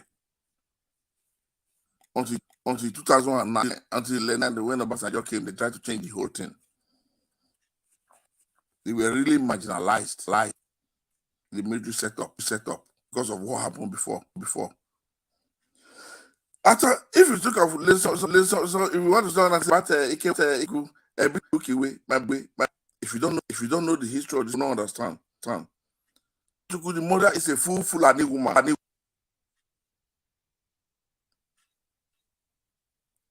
Ebituki was Tana. I mean, half Tana and half Northerner. So This is why these people they grew to that rank in the military. I don't know. From GDP, I think what we have been carrying that nation has been the oil. So if it is by the financial way, so was not they have been losing to Nigeria. I don't really understand. Until Jonathan became a president, there was 265 oil wells, which they would not, mostly they remove it from statistics. Out of that 200 oil well, about 205 belongs to the Northerners. It was when Jonathan came, he quietly, when it's time for you to renew, he doesn't renew it. And most of these Easterners, they now had oil well, and that was what raised them up financially. Now it was basic anger they had, because it was their financial life wire that tempered. They will not come to say because of he did not they will not say that. They will not say that. But that is one of the basic problems Jonathan had. Then Umba and Co. It was the time of this guy, Jonathan, that all this did not it. Let me sorry the Easterners. Let me use it. At the end of the day, where Jonathan bites more than what he can chew, and they wrestle him out of that place. And I'll tell you, since Jonathan left there, most of the Southerners oil well license that was due for renewal, they don't renew them again. These are the game going on in that country where we call our home. It's like the country is not for all of us. This Shetima Kazin was not the first one who said he had his military power in his state when he was a governor by bringing Boko Haram and training them. They were the one that would now say the Boko Haram that said went to jail, sentenced, they've repented, we've now integrated them into the military. The same thing. We knew all these things when it was happening. Now, this is not the person that's not becoming, or that's not going to become our vice president, so to say, because it's their aim, and that is what they are thinking. But by God's grace, it will not happen. This is the fight that is being fought by the Lord and the Army of Salvation, which will come and declare Nigeria and give us salvation at the day. Now, El-Rufai has done more than what people can imagine. When Christians were being killed, how many times do you see El-Rufai making a press statement? When churches were being burned down, was not this man who was done revoking the CFO and the license of those people who built churches in the north? It's not this was why not alive as our president? What did he do? He did nothing. So, what we're not trying to say is that this money they are having to buy a vote. But only pray. If only history itself. I'm settled and I'm at peace with myself and with Almighty Lord and with fellow Nigerians have suffered immensely for this cheat, inhumanity, and this barbaric treatment they've infused upon all of us. Now, in 1993, it was more or less the Northerners and the Westerners. They played on a war, and they kicked him out and betrayed him. In 1993, Tatiba, they played on Abiola. He used him. Not only they dump him, they make sure he paid with his life. This is 2023. another 30 years later. So I'm praying God Almighty to stand and see that, for me, I see it as a good history that has to repeat itself. These people, most of them don't have conscience. They don't think we are fellow human beings like them. There was like somebody whom somebody was challenging about 4 days ago when he was now saying, why we talking people cry after losing 50,000 to the earthquake? That it is the prayer of Nigerian Christians that has unleashed that pain in them. I was wondering. I followed up, and it's most of the weapons that entered Nigeria that Boko Haram was used to kill Nigerians, they all came from Turkey via the north to help them. Now, this is the answer from the God Almighty.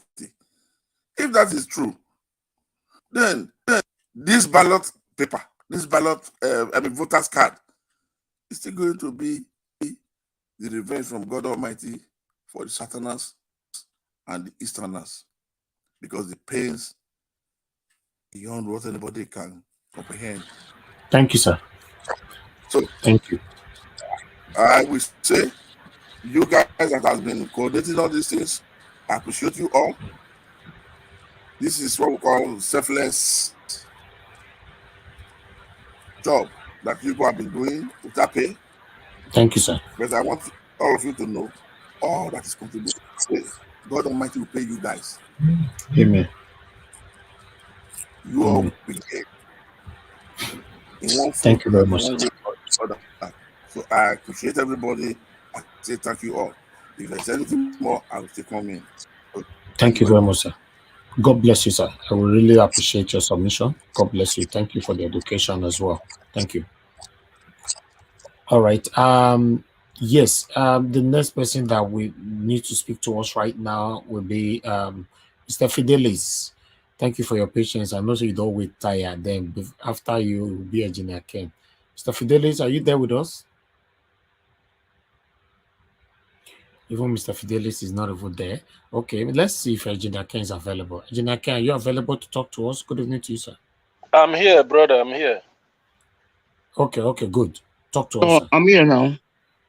All right, Engineer Ken, please hold on. Mr. Fidelis, go ahead. Talk to us. Okay, I'm here. Good evening, everybody. Good evening, Mr. Niger. Good evening, all the coordinators and all those who are making this conversation possible.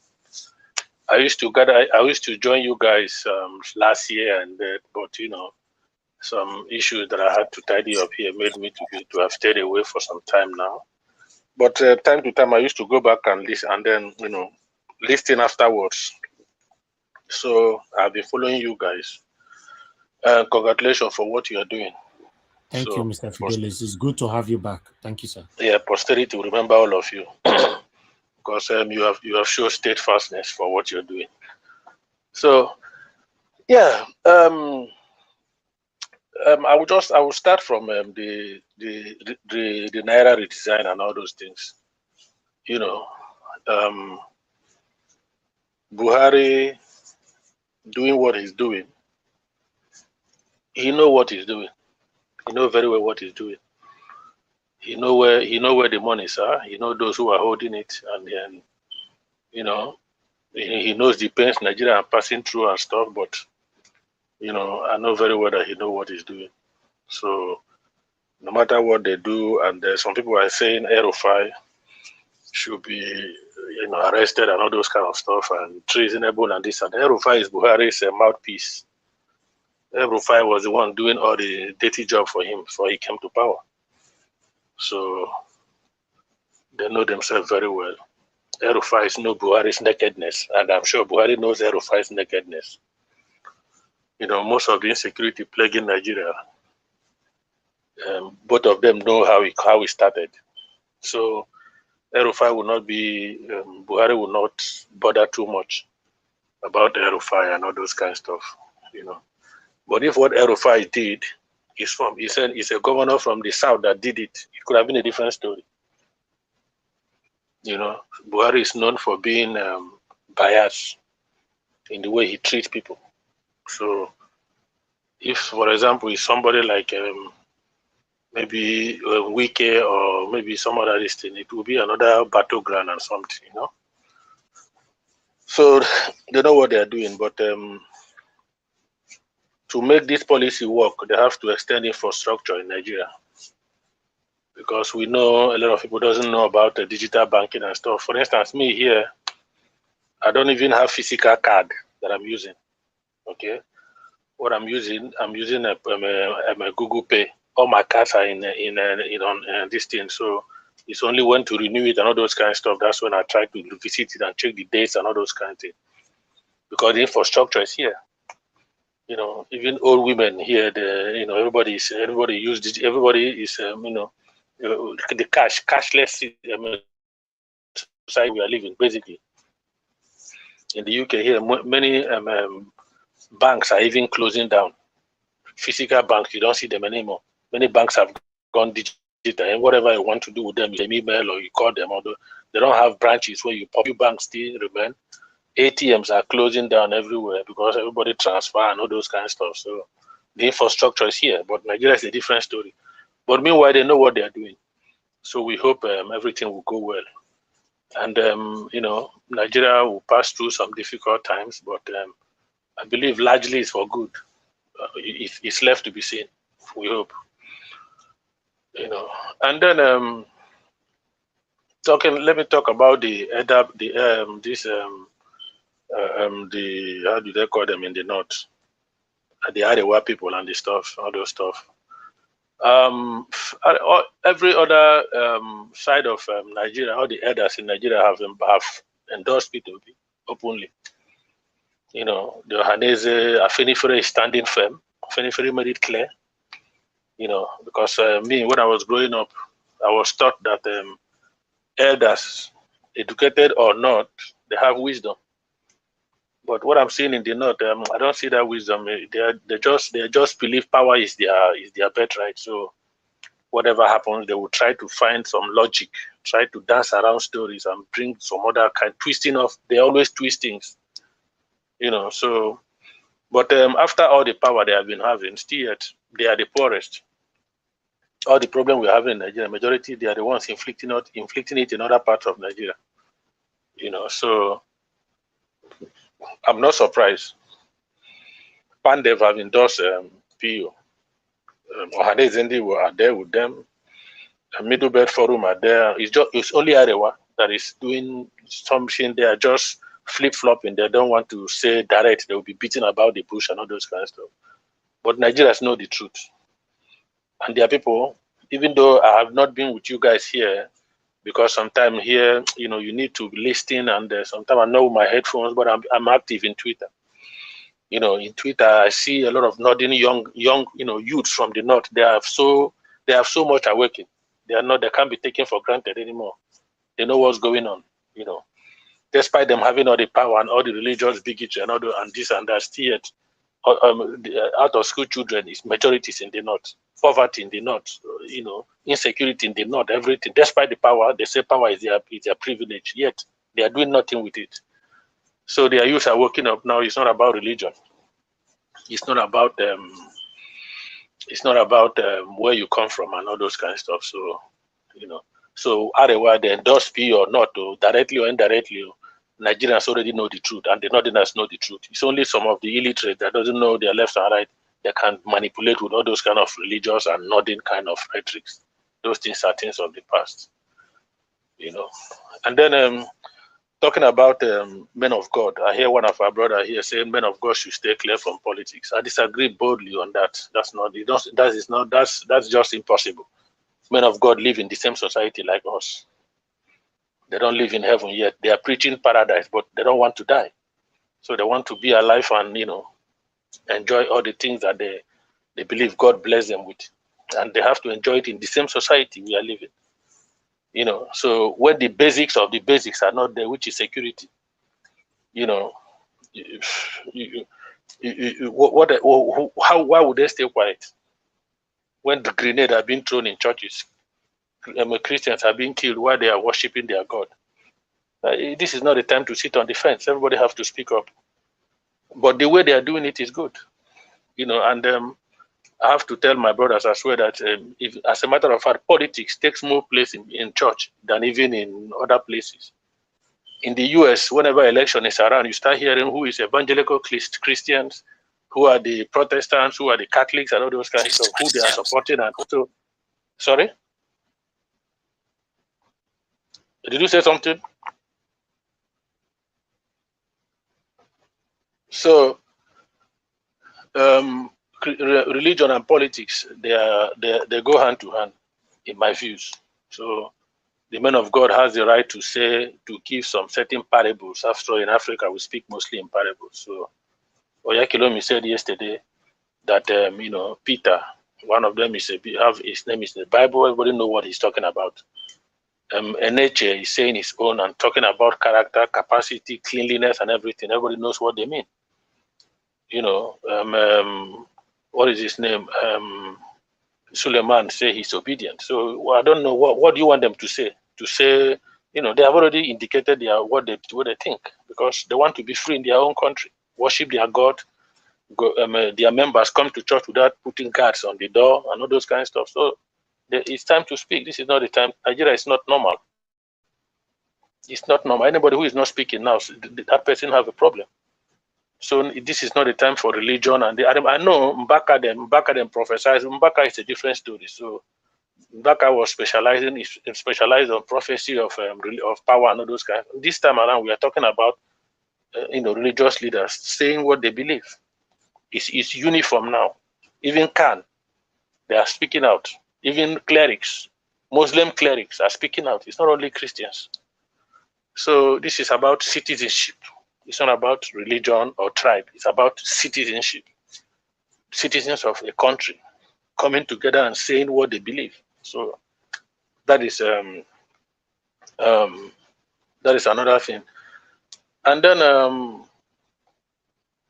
I also want to make an observation, because a lot of things has been talked about here. I've already heard everybody's opinion. We are basically saying the same thing, all of us. You know, our principal going to Ajegunle, an area where nobody can go, a kind of area where they believe outcasts live.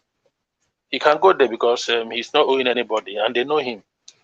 You know, and before somebody goes in that kind of place, I think they must have sent undercover to go and try to view the opinion of people there. You know, so they will try to find out. They ask them, "What do you think about this politician?" This, and they say, Peter being a good man and all those kind of stuff. So he goes places freely because he's not owing anybody. You know, so they welcome him, they greet him.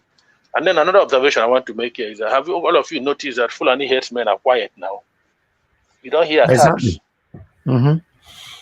You don't hear them killing people. So this must make people to understand that no kidnapping anymore, nothing at all. No kidnapping. Everybody now, because their sponsors and their chiefs are campaigning for office. So they told them to keep calm first, so that they don't derail their plans. You know, they are quiet. Suddenly, you don't hear farmers and headers issues. Everybody, they are quiet. So that will tell everybody something is going. Nothing happens for no reason. You know, they are people. They are landlords. They are masters are campaigning now. They are in the public domain, telling people what they will do and this and that. So they told them, calm down. Let's grab this power, and then you continue from where you stop. Nigerians should wake up. Thank you, sir. Most of us here, we are speaking with all this anger and all this because we live in the West. We live in organized society where you don't need, you know, normal things, basic things are even sometimes I will see my children doing some kind of thing. I will look at them and say, "I overfeeding the world," and I don't blame them. Go and see your mates in Nigeria that doesn't even have half of what you guys have here, but yet you are still complaining because it's overfeeding, you know. So the basic of the basic is not there. You don't have running water. You don't have, you know, no sanitary, no sanitation. You don't have basic amenities. Light is not there in a country where God give everything. And then you keep on still preaching. You know, I watch a program where somebody here in the UK is saying that Igbos should go back to the east from Lagos. I was like, what are you doing in the UK? You know, that's the kind of stupidity you see in people. You live there so-called precious Lagos. You come to UK here, come stay. And then you have to call in and to start in a radio station telling them all these foreigners should go back to their states when you are living in another man's country. So there are things you don't even need to prove. You don't even need to talk about. You understand that such a person have some mental, such a person have some, that kind of person. So thank you, Mr. something is not right Fidelis. with him. So, thank you, Mr. by the grace of God, this time next week we'll be talking about different issues. We'll be celebrating, all of us, the rebirth of a new nation where everybody will be equal, where peace will reign, where good governance will take precedent, where things that are deemed impossible will be possible. So I greet all of you. God bless everybody. You, thank you very much. Thank you, Mr. Fidelis. Good to have you back here again. God bless you, sir. Thanks for the submission. All right, before I move on to Engineer Ken, I'd like us to quickly watch this video. A PDP governorship candidate in Lagos are telling people to vote for him and for governorship, but please vote for Peter Obi for presidency. So what happened to Atiku?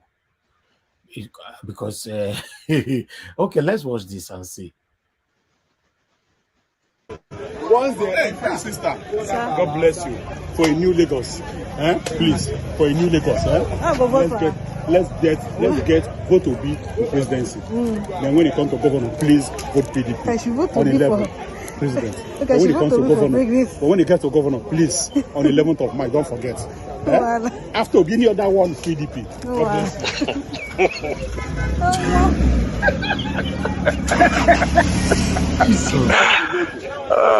Once the sister, God bless you for a new Lagos, please, for a new Lagos, let's get vote to be the presidency. Then when it comes to governor, please vote PDP on 11th president. But when it comes to governor, please on 11th of March, don't forget. After any other one, PDP. God bless you. My people, I never seen this guy thing before. This one will come crusade. John done the right. I think could not die. Jean Doe is campaigning for them to vote for him, but when he reach president, more than not vote for Atiku. Make una vote for Peter Obi. Mr. Naija, I beg no vex, so I beg just one second, ma just chip in something, please. More than no say Peter Obi's candidacy for Nigeria is a kind of divine stuff. You guys should know these things. It's like divine stuff. Peter Obi coming somewhere, people will be crying. It's like what you see in all these Arab countries where religious states and all those kind of stuff, where their religious leader will come out, they will be sleeping on the. Peter Obi comes out, people are crying. This is divine. It's not ordinary. Let's be honest. Right. So when you see men of God have watched their congregation, seeing their behavior, seeing their face, and they understand that this is where they are teaching, and they are forced to speak. This is the truth of the matter. They are not forced to do that. Thank you, Martina Obasi TV. Yes, so election don't change for Nigeria, not be small. Anthony says he's not the candidate. Jando is the candidate of PDP now, Abi. Not be leaflet that the chair just now. I don't understand. You say he's not the candidate. Jando is the governorship candidate of Lagos. They say may they vote Jando as the governor of Lagos, but presidency may they vote Peter Obi. Naija watch. Naija watch. Hold on. Once the sister, God bless you for a new Lagos, please, for a new Lagos, let's get vote to be the presidency. Then when it comes to governor, please vote PDP on 11th president. But when it comes to governor, please on 11th of March, don't forget. After any other see one, better evangelism, negotiation, Jehovah Witness style. They laugh. If the woman never see this guy before for her life. Mr. Naija watch. Once the sister, You see, God bless you. This is what Wike told him that time. Inyendeba. Yes. Give me this, I give you that. So you know, this is why right from time I say none of the governors are significant in this election. You understand? So what they are doing now, instead of you to lose all, you go beg, make it take one, make I take one. Yes, exactly. That you is beg now, from now, before it's too late. The shoes not feel stable. You start begging from now, because after Obi win, it will be too late to beg. Guy, The same I And all of them go come back. Oh, now make them just get that platform. Oh, they go come back. Mr. Najawash, I can tell you that in the history of Nigeria elections since 1999, Pastor Chris has never spoken about any election. He does not do it. He said, I cannot say something, I cannot see something, and I will tell you I did not see anything. He's not in his character. That's why when leftists was talking, I totally agree that a man of God should not go in politics. Pastor Chris do not, even me, I was surprised. The guy does not do it. To be honest, this Peter will be time, a lot have been learned. They are breaking a lot of rules.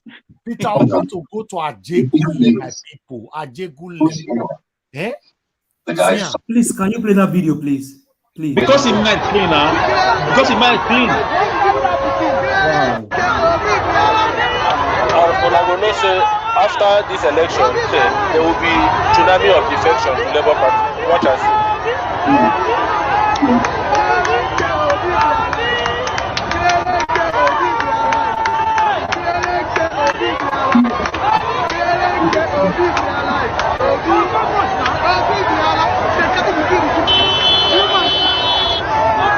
Peter Obi live in a Jekinal boundary market.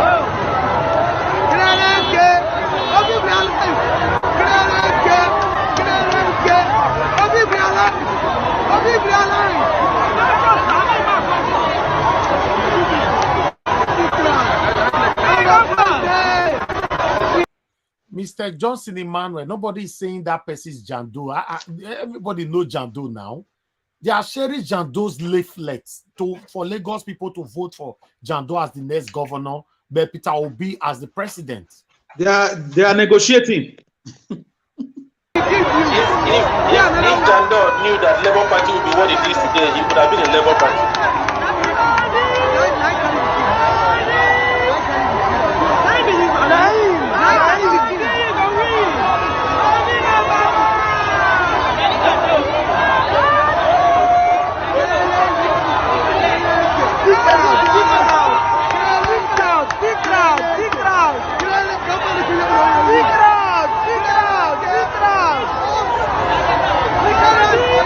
First time in history a contesting president showed up in a Jekinal.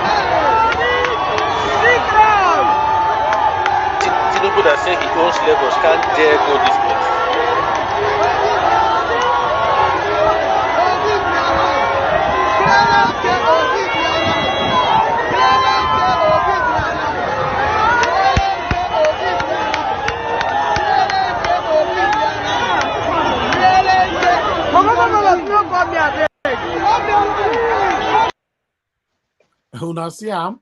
You know, so let me quickly take on another video quickly. A man who confessed that in the Indo-Fed by vote before to ring election. Let's listen to this quickly.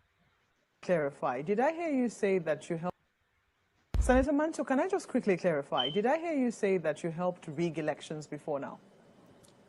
Let me tell you one thing. Yes. Yes, I did. Because I'm now confessing the truth. Look, what do I mean? I don't have to go and change election. But you know, when you provide money, you give money to INEC boys to help you if they see any chance that they should favor you. You provide money to the security. All our elections in the past, I've been in this game for about 40 years. And I tell you, each time, it's not necessarily when I'm contesting election, but when my party sponsors a candidate, I would like that candidate to win election. And what we used to do before, we make provision for INEC, we make provision for security, we make provision for even agents of other parties, you know, so that they will not, you know, raise any objection to whatever we are able to get. So whether I rig myself or not, by providing those resources, financial inducement to the officials, I am rigging election. Do you think that we can diminish or remove that influence as 2019 approaches? I believe so, because you see, if people are born again like me and they refuse to do it, if we, the players, he said I'm born again. Unless we give before somebody will take, right? So don't give. and then we will not get a take, we will not get a taker. The most why you will not even ask me why am I thinking this way. Look, I am tired of being seen as a criminal in the streets of the world because we are a Nigerian. You know, you assume that everybody is an innocent human being until it's proven otherwise. But once you are outside this country with a green passport and they see that you are a Nigerian, even if you are a pastor or you are an imam, they will assume that you are criminally minded or you have criminal tendencies just because of where you come from. That must change. I am tired of living in poverty in the midst of plenty. You see, he confessed that he's tired of being a criminal. He's tired of being in the midst of the poor people. And two, I'm confessing. That's his words. That is the structure they are telling us. You see that thing he explained? That is the structure they are telling us. Yes, and that's why they're quoting that amount, that if you don't have up to that amount, you are finished. I think this very guy is a former senator. Ejina And he said, I bet. Yes. Good evening to you. I bet. Talk to us. Use your time Good now. evening, good evening, my brother. God bless you all. You guys are doing perfectly well. You know, good evening to Nigerians that are listening all over the world. And good evening to Mom in the diaspora. I love you, Mom. How are you doing today? Man, this thing now, say I talk on before, I say, oh, being a spirit is spiritual. Spiritual. You see like this former senator that is just talking now, confessing. It's also, I think, a father-in-law to a Igbenedion daughter's son. You see, it's so bad to see that Nigerian pastors are all keeping quiet. And I must thank Apostle Johnson Suleman for being bold, to call it as it is. While the rest of them are just dancing around. You see, these are the problem with Christianity. That is why Christians are being slaughtered all over the world, using them like a church rat. They don't have values for Christians. You see what the Muslims are doing, they call it as it is. They'll stay together and they'll make a TV show, let the whole world know who they are supporting, call out telling the whole world, every Muslims, how to vote for Muslim tickets. That is Ahmed Tinubu and his VP. But the Christians are all keeping quiet. These so-called daddy geos and mommy geos, you see them beating around the bush. So if you look at the religion thing that is going on right now in Africa, they are not after Christ. They're after their own pocket. They're after what they are making. They're after what they want to drive and what they want to fly. They're having 3, 4 private jets, having a helicopter parked in their various ranch and parked in the airports. You see, it's so bad. It's so bad. It's so bad. This is the time and this is the moment that every Christians, every daddy Jews and mommy Jews have to stand tall and start speaking up. If you look at the population of Christians in Nigeria, they are 10 times more than the Muslims. They are 10 times more than the Muslims. The reason why the Muslims are getting the white flag all the time, because they are voicing out. If you touch one Muslim guy, they will kill 10 Christians. But if they kill 10 Christians, that the Jew will say that is the Lord's doing. Let's put our trust in the Lord. Then tomorrow you see the politicians we call him to Abuja and give him some big envelope, or Ghana must go back filled up with US dollars. I must have to applaud Suleman, Apostle Johnson Suleman. About a couple of months ago, the guy escaped death. He was attacked by the Fulanis, mafias or the Boko Haram, if not for God and the bulletproof truck that he had, you know, that man would be a dead meat by now. But with that courage and with that faith, Engineer Ken, yes. Thank you very much. Please, If you call on the first time again, you'll buy drink. Go ahead. Engineer Ken, I'll prefer you go straight to the topic instead of talking about I'll go one straight. Just pastor relax. And moreover, Pastor Chris also spoke about it. He's not only Apostle Suleman, and it's not established if it was Fulani that almost killed him. Right now, you are going to division of religion. Allow me to have my own free time, please. No, I understand, but I personally, it's my opinion anyway. But I wouldn't want us to go into that because you are talking about a man who is using edges. My time is to use edges to guide myself. Having bulletproof. You are telling bulletproof save me. He told me to believe in God to save me. I don't understand. But the same man is the one. Peter Obi election is on Saturday. I can speak about that one. Please speak on that. You should allow me to talk now.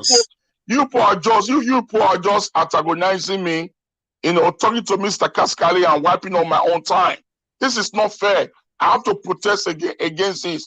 I not go agree you. I not go agree. Please leave me alone. I support you. Thank you, my brother. Let this one make you forget what you they talk. You see, now when they talk, so they don't pay. Left is not collect envelope. Left is not like pastors. He don't collect envelope. You know, so I was saying that, my brothers, you know, that is that. You know, let's go to these barbarians, politicians. You see, I so much support what President Muhammadu Buhari is doing. Out of his 8 years in presidency, you know, as a civilian president, this is the only good thing that this man have done. You know, to shut down the fund that these politicians have stole, that they have hid for all these years against this coming election. You know, the man really shake them down. But you see, the country is so corrupt, you know, in several ways. You know, our DSS only go after the poor people.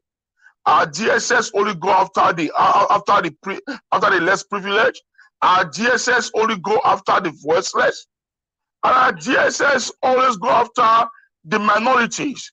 You know, if you are a Christian, if you are idol worshiper, DSS will go after you. But if you are a Muslim, you know, they will aid you and support you. The police will not come, the DSS will not come, the NDLA will not come, and the military will not come. They will leave you. You know, what El-Rufai have just said, that is a treason. You know, that guy have just, that guy, you know, that is a very, very big problem. What El-Rufai said can make the nation to be in a very, very bad stage. You know, the nation can go into riot, can go into war. That what the president says in Abuja does not count. So who are you? Who are you? And they are looking at him. You know, you see, this is the problem. That is why we are canvassing for Labour Party, so that Peter Obi can come in and revive this institute, so that the right people can be there to do the right thing and at the right time. A man like El-Rufai has to be in jail. The kind of jail they have to put in, the jail will be on top of the high sea. That if you jump out of it, you'll fall into the lagoon. You'll be eaten by the sharks and other deadly animals that are there. This man has soaked his hand with blood. These are the grandfathers of Boko Haram. These are the forefathers of Fulani Esme. They brought Fulani's mafias all over the African continent, and they bring them down to Nigeria to aid their political agendas. Everybody knows about that. But he's untouchable. Why? Because he's a Muslim. He's a Fulani man. He lives in the north. You see, these days and this time, we should stop laughing.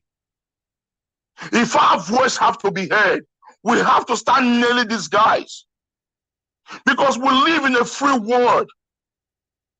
In the world that I live, if the president comes out in a public radio or a public television to make an announcement to stop anything nationwide, they don't burn that governor that will not stand up and kick against what he have said.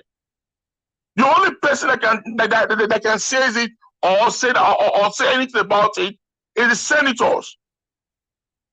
You know, they will take it back to the house, talk about it, then the institution will not start working on it. But you as a governor, your job is to obey what the president has said. It's to follow it up. That is your job. It's just like you as a governor, you make any pronouncement in your state, the local government chairman or the councillor will start overriding you, making his own announcement in your own state, saying that what you have just said does not make any sense. He has no weight, that the people has to follow him and listen to him and do what he wants. You know, enough is enough. Nigerians, we have held all these people. We have seen the facts. We have been on total darkness all these years. We have walked with these men. We have eaten with them. We have sat with them. We have slept with them. Now we know the kind of evil that they are. These guys have they have no love for humanity. These people have no support for you. All what they want is what they can put in their banks. All what they want is the money they can get from you. All what they want is to keep on looting the resources of the country. You know, please, next week Saturday is the final day. A day that you will choose freedom. A day that you will choose equal justice. A day that you will choose equal rights. A day that you will choose a greater tomorrow. A day that a new dawn will be born. A day that a new world will be created. A day that Africa will be liberated with truth. Come a man called Peter Gregory Obi. Okay. Please, Nigerians. This is the only thing that you guys can do. Is to do this. Thank you, Engineer. Now it is obvious. We have seen it all.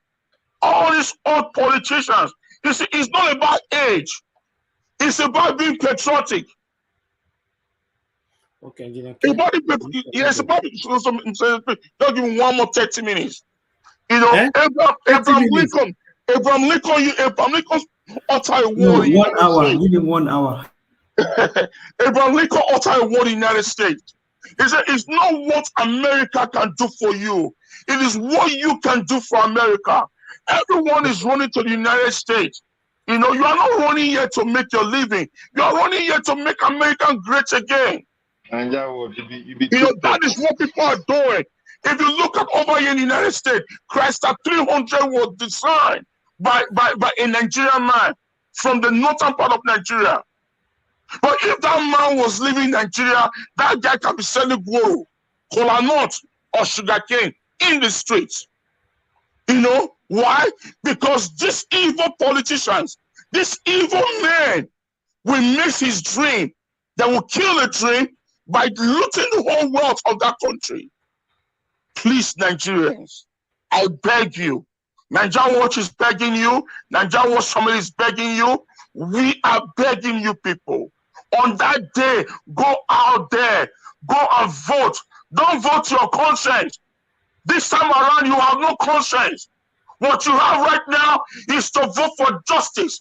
Is to vote for patriotism. Is to vote for a good tomorrow. A better tomorrow. No matter what. And when you are there on that day, protect yourself. Protect yourself. Keep your heads up. If your eyes see anything, say it out. Or don't look at tribe.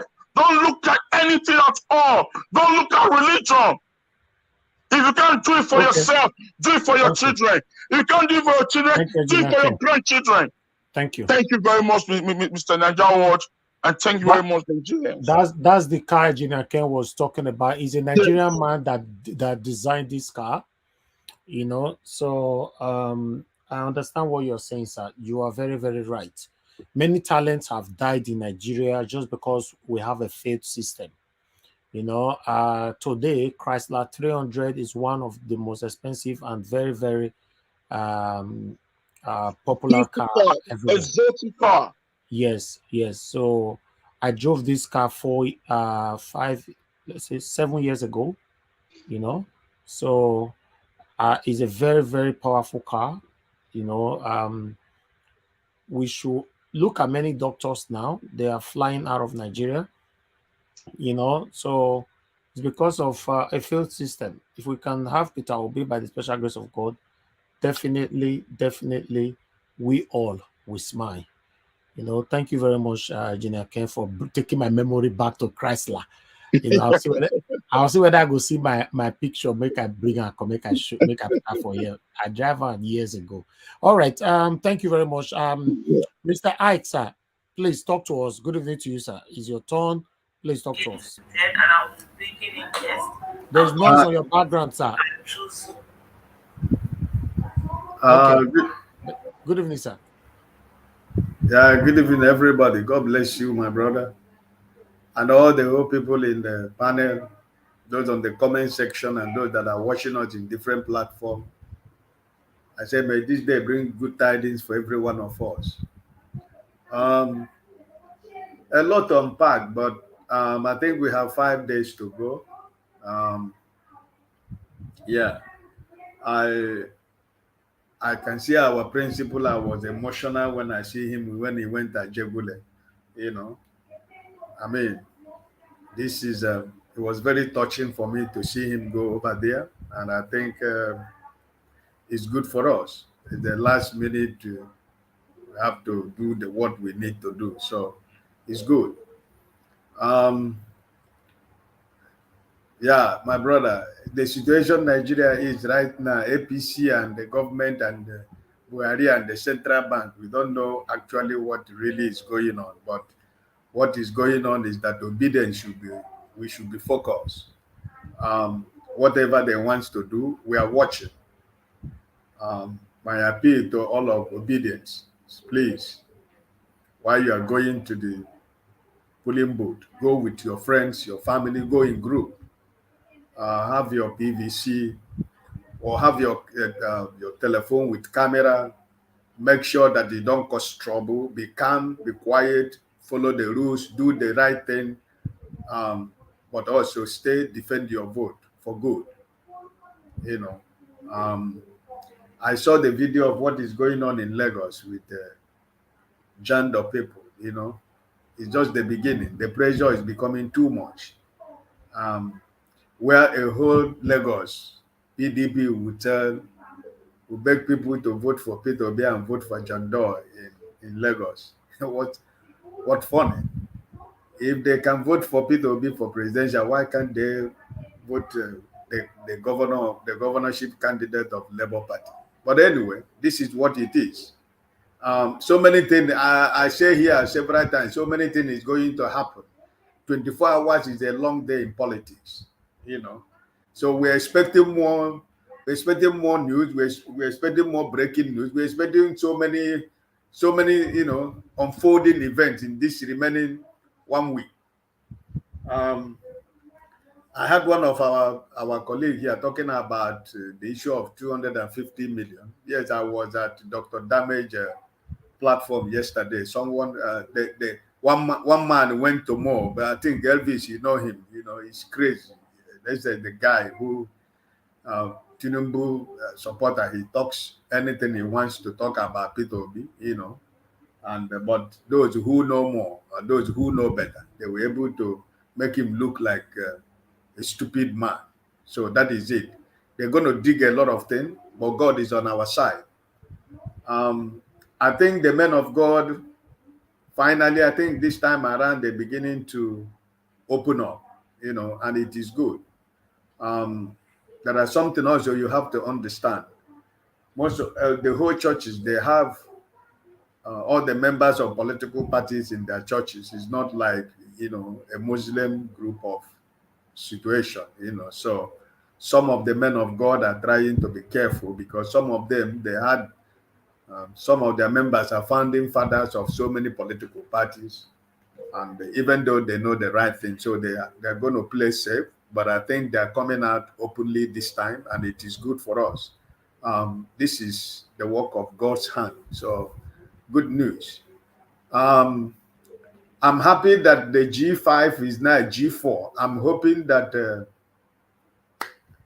from now till Friday, maybe it will become G1 or G2. That's my hope. That's my prayer, And we are moving on. I have to be very grateful to Datti Baba-Ahmed. Two things he has done this past week. His response at the Northern Elders Forum and his interview with Charles, is it? Or under the press conference he called about El-Rufai. This is to tell you that even though he looks soft in appearance, but he's going to be an action man. He's not going to be like our outgoing vice president, who is an intelligent and honest and dedicated young man who went to that Sorok and became something else. So I think that it's a blessing for P2B to have such a man. He's soft-spoken, but he's tough. He's tough inside, and I can see that. If you really try to digest what he said at the Northern Elders Forum, that last statement, we shall all meet at the pulling boat. My brother, that is a very powerful word that those political class over there will ever think for the rest of their lives. That is something, a seed that is sowed in their conscience that is going to haunt them this 5 days that is remaining. So I am so happy about what I'm seeing with Datti Baba-Ahmed, and I think it's a good thing. The security situation in Lagos, I think, is good, and I hope that people in Lagos will feel more safe, more confidence to go out without fear or favor on the day of the election, go there to cast their vote for whomsoever they want. And the same thing I'm hoping in Southeast, where I come from. And I believe that God is going to do it for us. The Southeast will be calm. People will go out, cast their vote. And I think at the end of the day, the hand of God will prove that our God is faithful. The labors of our, people will never be in vain. So generally, my brother, I'm excited in this 1 week, but I know that all obedience, I want you to know that prepare your mind, because a lot of things is going to come in this 1 week that is remaining. You're going to hear so many news. You're going to hear so many things, but be focused. Remember that our principle, they have tried to make something stick, but it never sticks. So, and it's not going to stick at this last minute. He has challenged them. He has challenged the world. He has challenged them. Everybody. Anything you find in me, I stop campaigning. Nobody has been able to do anything, find anything. So, please, we are good to go. We are good to go. So I'm only appealing to Nigerians at home, please. All our effort, Nigerians that are living in diaspora, let's continue. This is the last pressure to our family, to our friends, and people we know. This is our last pressure for them to do the right thing on Saturday. So please, let's keep the fire burning. Let's keep it. Let's keep it. Let's do it. Let's do it. It's just few days. Thank you, sir. God bless you. God bless you, sir. Thank you, Mr. Ike, for your encouragement from day one. We all are the one pulling this journey together. I appreciate every one of you. Thank you so much. Yes, I think everybody have contributed. So we have to do a roundup quickly now so we can round up. But before that, Engineer K, are you still there? Yes, I'm still here. All right. Because you draw my memory to Chrysler, I have to go do a research of the car. You see her for screen. I see him. You see her. So this was it then. You know. Well, but that's nice. Well, yes. American car know my take anyway. No. It's tomorrow. I like American cars a lot, because I have two of them to tomorrow. Like Dodge Challenger. Dodge Challenger are very nice one too. Yes. So I like their cars a lot. Trust me, till tomorrow. Yeah. All right. We'll start with the first person. You said? The cars and they feel well. I don't drive them before. Victor. Exactly. Now good car. So I see mention in name say that Niger person designer. I say wow, okay. And it's one of the best cars today. Announcer guy too. Exactly. So yeah, what are we talking about? Okay, Mr. Alex, are you there? Where will I go? Okay, all right. We are giving you 2 minutes. Niger what? Sir? Yeah, just let me borrow a minute from Mr. Alex. See, about 3 years ago, a Nigerian doctor in Alaska, there was a lady who was sick of cancer, and that cancer was below her womb, and she was pregnant. I think the baby was about 4 months or 5 months. This Nigerian doctor operated her, brought her that baby, treat the cancer, and replant back that tube. That baby was born twice. 9 months later, she gave it to that baby normal. A Nigerian doctor. So if Nigeria was, even President Trump went to go see this guy. And somebody else is even commenting now in the comment section saying that the new Range Rover now designed by a Nigerian. You see, there's so much talent, man. Okay. Even President Trump, that time Trump was in power as a president. Trump went and visited this guy. It was Trump now. It was there. Trump now find that guy is from Nigeria after hearing the guy accent. So Trump was like, even the best doctor in my county now, they are Nigerians. The best doctor in my county, they are Nigerians in Dallas. See? So man, it's so bad. It's really, really bad. So these are the things that our people have to work hard, because these men are tasty. They want to come back and make a difference. Let's move on. Thank you, Engineer Ken. Thank you so much. You're welcome. Yeah, Madarita, I can see you right there in the comment section. Thanks for joining us. You are right. Those charge for a lot. 6.0 engine. You know I've been and not tap. All right, Mr. Alex, talk to us. 2 minutes. Thank you. I've been enjoying the vavavoom, the poco vavavoom of everybody. Thank you, everybody, for the hard work we are doing. Posterity will always remember us. People will read about us. People will hear our depositions and dispositions. Thank you for the assiduousness. Thank you for the resilience. Thank you for not being challenged.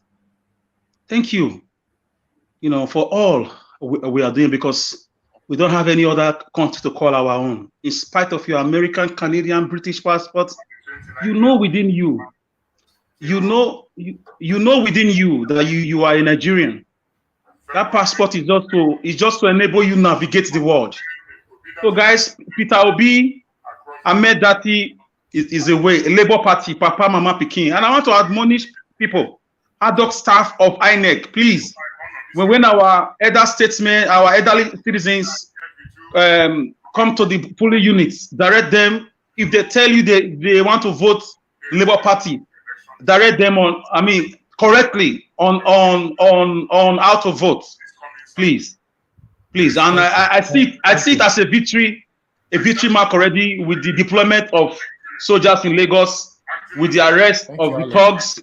So nationwide, it's going to be peaceful. So it's going to be the most peaceful elections we've had since the creation of this country. Thank you. Thank you very much, my brother. God bless you. Thank you. All right.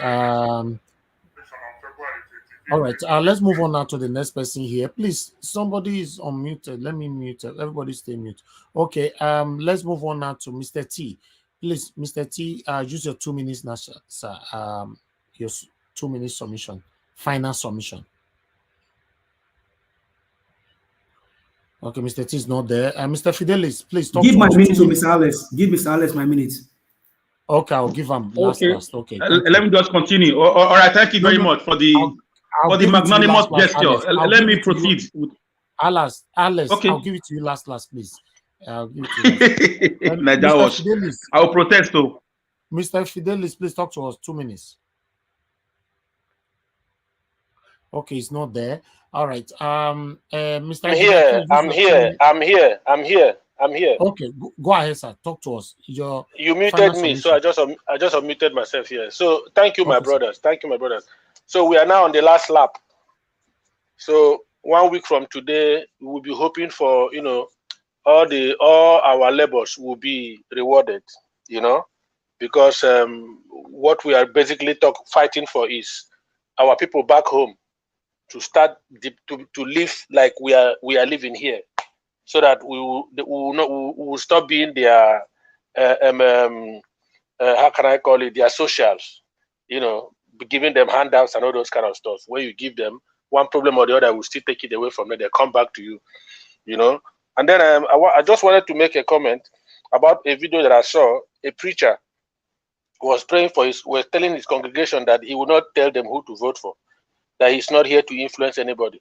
But those who have already made up their mind should put their hands up. All of them almost put their hands up. It's okay. He wants to pray for them that who they are voting for, let their children be like the persons. All of them bring their hand down. So those kind of people should repent.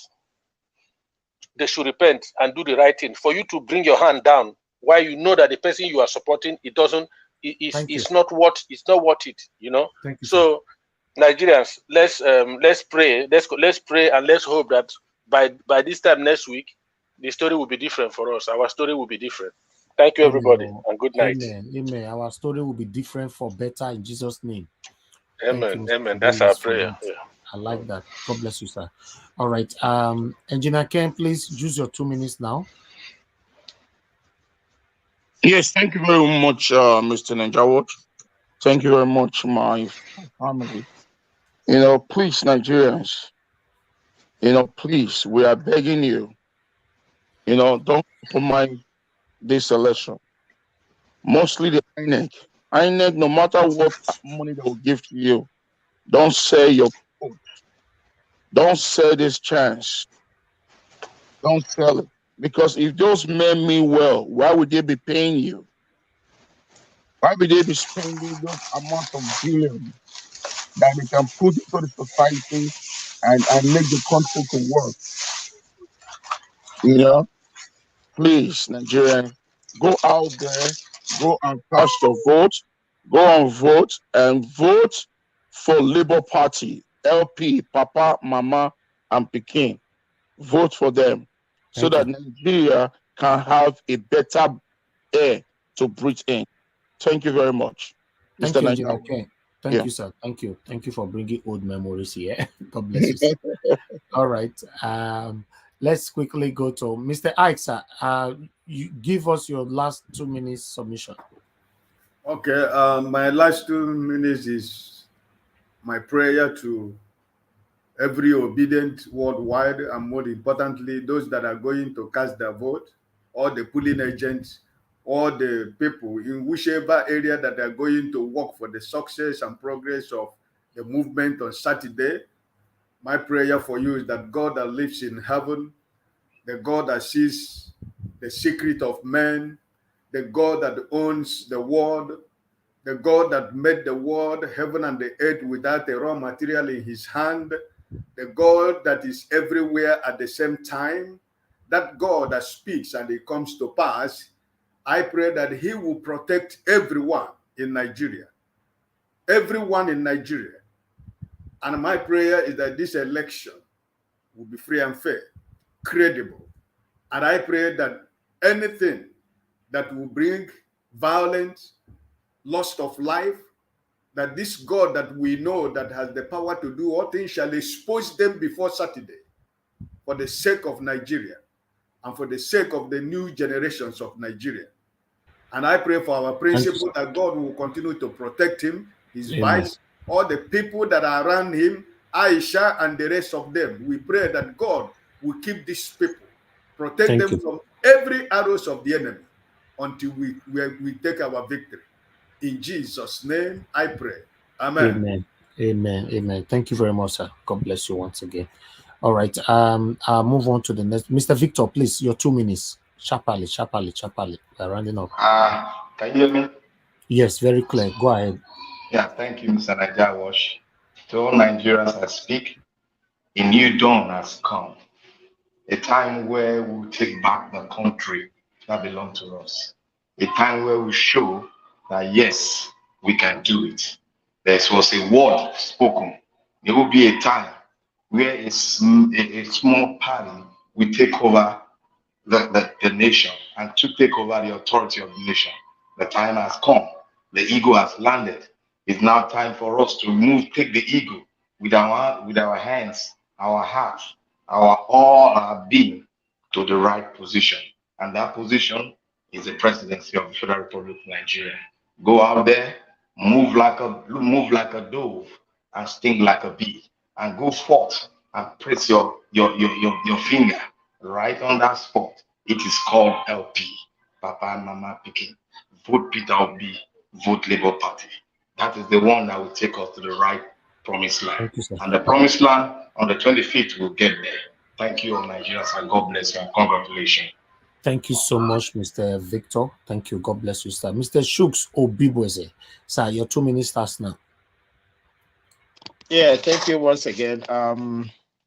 Yeah, if I remember, it's just 6 days to go, or even less now. It's just incredible for me. I can't comprehend this. I don't know. So I'm using that same surprise to call all Nigerians to be ready for the next few days. It's a day that will determine your future, your children's future, your family future, everything you dream about. That day is that important. Please go out there, vote LP. There's no need to saying vote wisely. Go out there and vote LP. Do your things, gather your people, gather everybody that share that same dream with you, because I don't think anybody wants to remain in darkness in Nigeria. Gather them, give them a reason to go out there with you. Even those that are still doubting, is Nigeria going to be possible? Convince them that it's going to be possible with Obidati on LP ticket. Thank you once again for giving us this opportunity. We'll see on Saturday by this time, everybody on their champagne talking about it. Thank you. Yes, so but remember that we are here tomorrow again 5 p.m. So our work continues till the very day, the D-Day. Thank you, sir. All right, Mr. Judin, you just joined us right now. You have 2 minutes, sir. Please talk to us. Okay, our fellow Nigerians, I want to say this week, this election week is really going to be a very trying week for everybody. From my own perspective and from what I have seen, and judging from the people we are trying to rescue Nigeria from, both their body language, their actions and inactions, there is every indication that these people, they don't want this election to hold. I want to put it that way. But God is greater than every one of them. So I want to encourage us, as much as we are all earnestly looking forward to this election, let us also be aware that should something else happen that is not what we are not expecting, what will be our plan B? And so I will encourage everybody, if you can, if you have the money. I know there's no money in circulation now. They have stifled everything. But whatever you have, just try and keep it. And if you have a little money, try and get things, stock up your house just in case, because it's going to be chaotic. They have already set the stage up and running, and to do whatever they have planned to do, which I wouldn't want to, seem to be carrying a fear monger or something. Yeah, but the point is, these people will not want this election to hold for reasons best known to them, and of course, obviously, for continue to keep to power. But God will frustrate all of them. That's what they do. God will frustrate them, and if they think that they want to hold Nigeria, and Nigeria is their private estate, well, they will themselves cause the breakup of this country.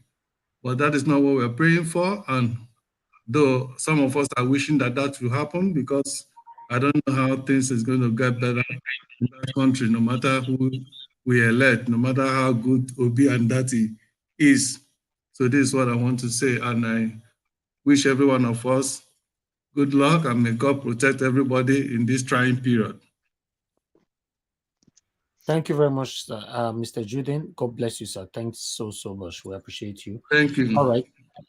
Okay, everybody, I've talked, and Mr. Alex, so quickly use that 2 minutes with the dash you just now. Thank you. The guy that gave me his 2 minutes. About 6 months ago, so 5 months, Mr. Pansat said, stock up your house. I don't know why he said that. He said, stock up your house, get food stuff. Get food stuff. He kept on saying that for some weeks. Get food stuff. The reality is here now for us. We didn't even know that the money issue was coming. So please, I know it's not easy for everybody. It's affecting me, even me as I'm here. But we are very close. The race is always harder when you are closer to the line, to the finish line. We've done a great job. We've taken over the country in terms of campaign and educating people on their rights and obligations as citizens. It used to be less than 6 months. It used to be less than 6 weeks. Now it's less than 6 days. So we have no other country. Nigeria is now or never. So I want to appeal to those in authority, the governors, the senators, whoever. Please shield your sword. Nigerians are ready for you. Don't try to manipulate. Don't try the talk greeting. Don't even dare. The way Buhari is deploying troops in Lagos and other part of the country, we are also deploying ourselves, just in case you want to rig this great opportunity God has given to us in the person of Mr. Peter Obi and Ahmed Datti. So Nigerians, stop the protests, stop the destruction of banks and stuff. Get your PVC ready. This is a week. There is no other week. This is a labor week that will deliver a new country for ourselves and for our children unborn. So I want to say congratulations in advance. See you in the new next Nigeria in about a week time. Thank you so much. Thank you, Naija Wash. Thank you. Thank you. Thank you, my brother. I appreciate you. Thank you always. Okay. Everybody does give you a submission right now. Leftists, quickly talk. Hold on. Mr. Naija Watch. Yes. Yeah. After everything, I want us to pray for you. Ask me why. Okay. Why, sir? Okay, because I've been on this earth for so many years, over 5 decades now, plus, and I've never seen a guy like you, a young man like you that refused money. Because these people, I heard that a lot of them brought BP traveling back to your doorstep, to talk about their principle, to use your platform for them, but you refuse. My brother, your generation will never lack. Amen. I'm telling you, your generation will never lack. Amen. The voice of the voiceless. The tears of Nigerians. The tears of Nigerians that were paid since we got independence. Mostly the ones that died in Lekki Tollgate. They will pray for you. And they will intervene in your case. And Amen. heaven will bless you. Amen. Mr. Nigeria Watch, you have done so well. You have done so well. You have touched the life of so many people. I want to thank you for giving democracy a chance. Mr. Victor, please mute yourself. I want to thank you for giving democracy a chance. For not following that rule of me. Meaning that Mokbagai, just me alone. Mr. Nigeria Watch, don't worry. We all will enjoy together in Nigeria. Thank you very much. Thank God you, bless Jack. you. Thank you so much. God bless you, sir. I really appreciate this. Thank you. This gives me more energy for us to push to success. God bless you all. I appreciate you all. God bless you. Thank you. All right. Lefties, go ahead, talk to us, and let's move on. When again, Ken said he wants to pray, you quickly accepted his prayer. Before that, I wanted to tell him to show us his hand, because I saw his hand doing something else, and his mouth praying for you. Maybe he was driving. Maybe he was driving. No. He cannot He be left his driving. CIA, Lao CIA.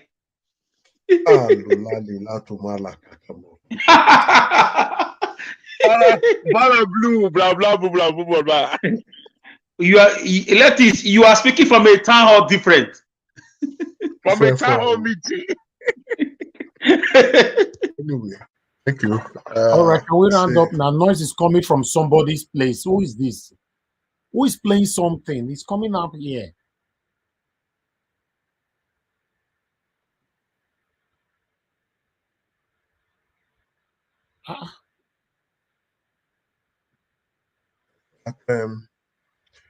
We have a few days to go. And my encouragement is for all of us to make sure we do what is right. Continue to tell people, those that are not at home, continue the crusade. We must change the status quo. Better Nigeria is very, very possible. We'll all be talking all this while. This is no time to talk. No. This is more time to walk. Even the Bible tells us prayer without work go nowhere. It's an action now. So let's start the action. Let's do less of the talk. Now is the time. Now. All your people, for those of you staying off Nigeria, continue to encourage these people at home. At home, please do what is needful. We cannot continue the way we've been. Where we are now, we are not supposed to be here because of mistakes. Past mistakes. This is the time to correct our mistakes with our PVC. So Nigerians, please, let's do the right thing. Thank you very much. Without it. All right. Thank you, my brother Lefties. Thank you so much, everybody, for your time with us today. It's time to round up now. We've been here now for the past 5 hours, 17 minutes, and still counting. Thank you so much. We are getting there. We are getting close. I want to appreciate every one of you, everybody that genuinely pray for me and that genuinely say amen. I want to say the prayer will come to you as well in the mighty name of the Lord Jesus Christ. I appreciate every one of you. Now, God bless you now. Yes, is by your encouragement. That's why we'll be doing what we'll be doing till now. Thank you very much, my people. Now, God will bless you now. Please help us to share and like as we are rounding up right now. Tomorrow, we are going to be back here again, as usual. 5 p.m., we are going to be here. We are going to be here till the day of election day. Don't worry. Our rules of 7 days a week we only change after the election. But at the moment, we are still going to be here. Don't worry. You're going to see us here every blessed day. Thank you, my people. Now, God bless every one of you that supported us today. Please help us to share and like this broadcast. All right, it's now for us to round up. It's been a long day. Let me quickly bring the poll.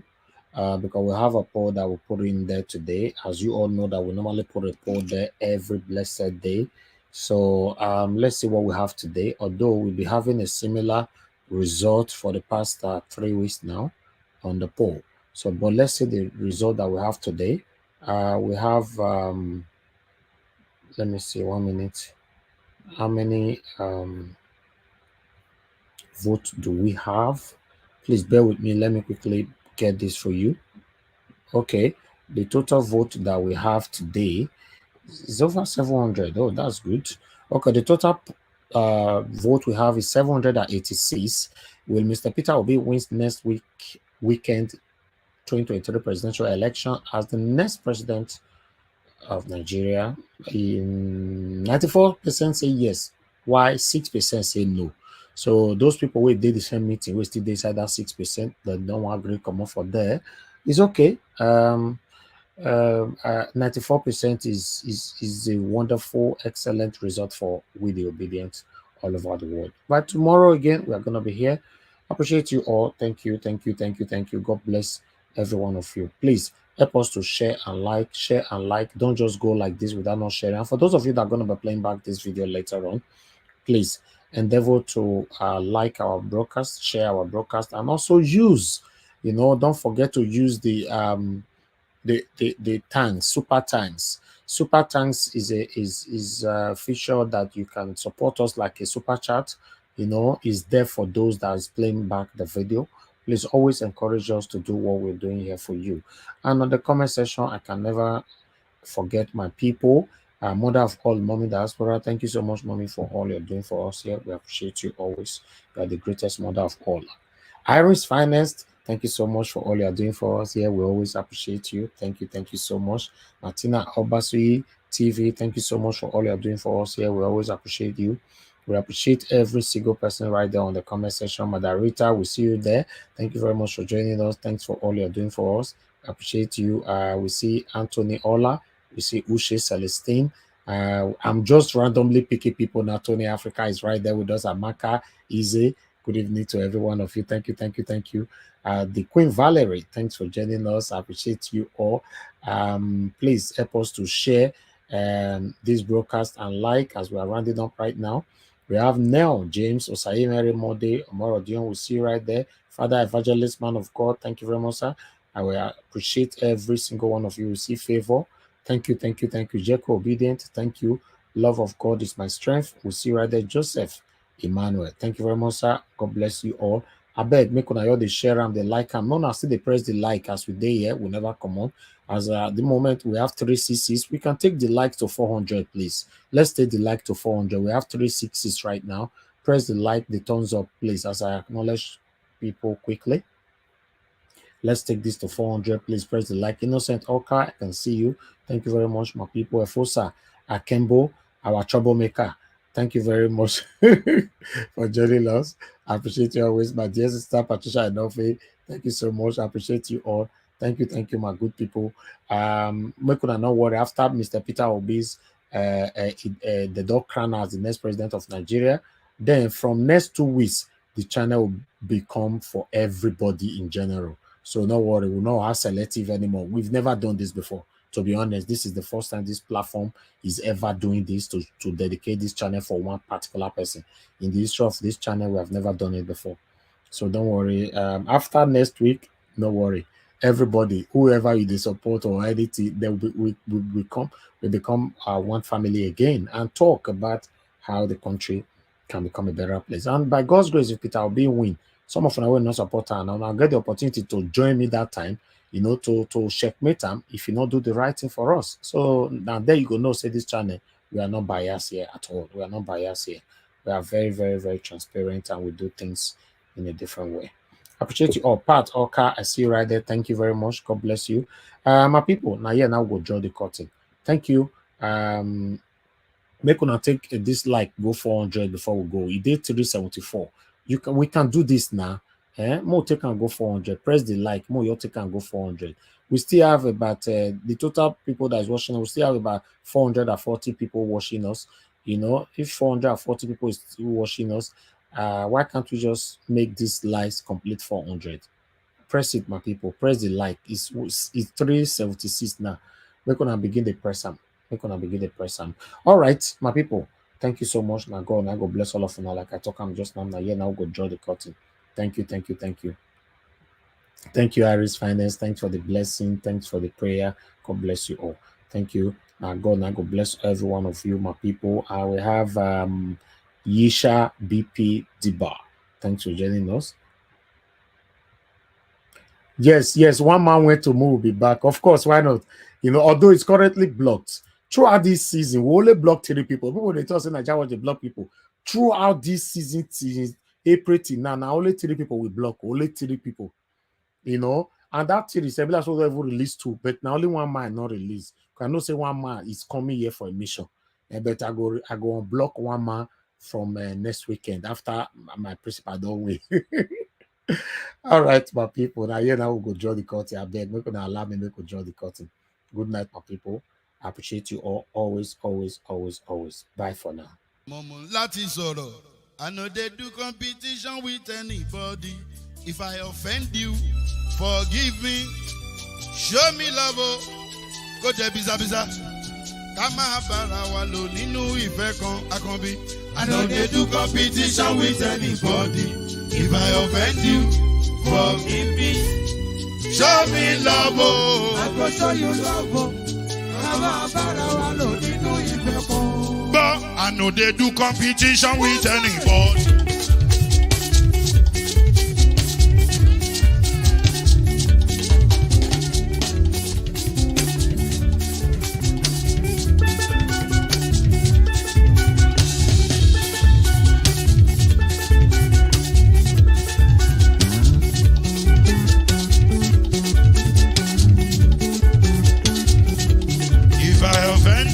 Forgive me, show me love, I go show you love. Kama bara walo ninu ife kan. I don't need to competition with anybody. If I offend you, forgive me. Show me love, I go show you love. Kama bara walo ninu ife kan.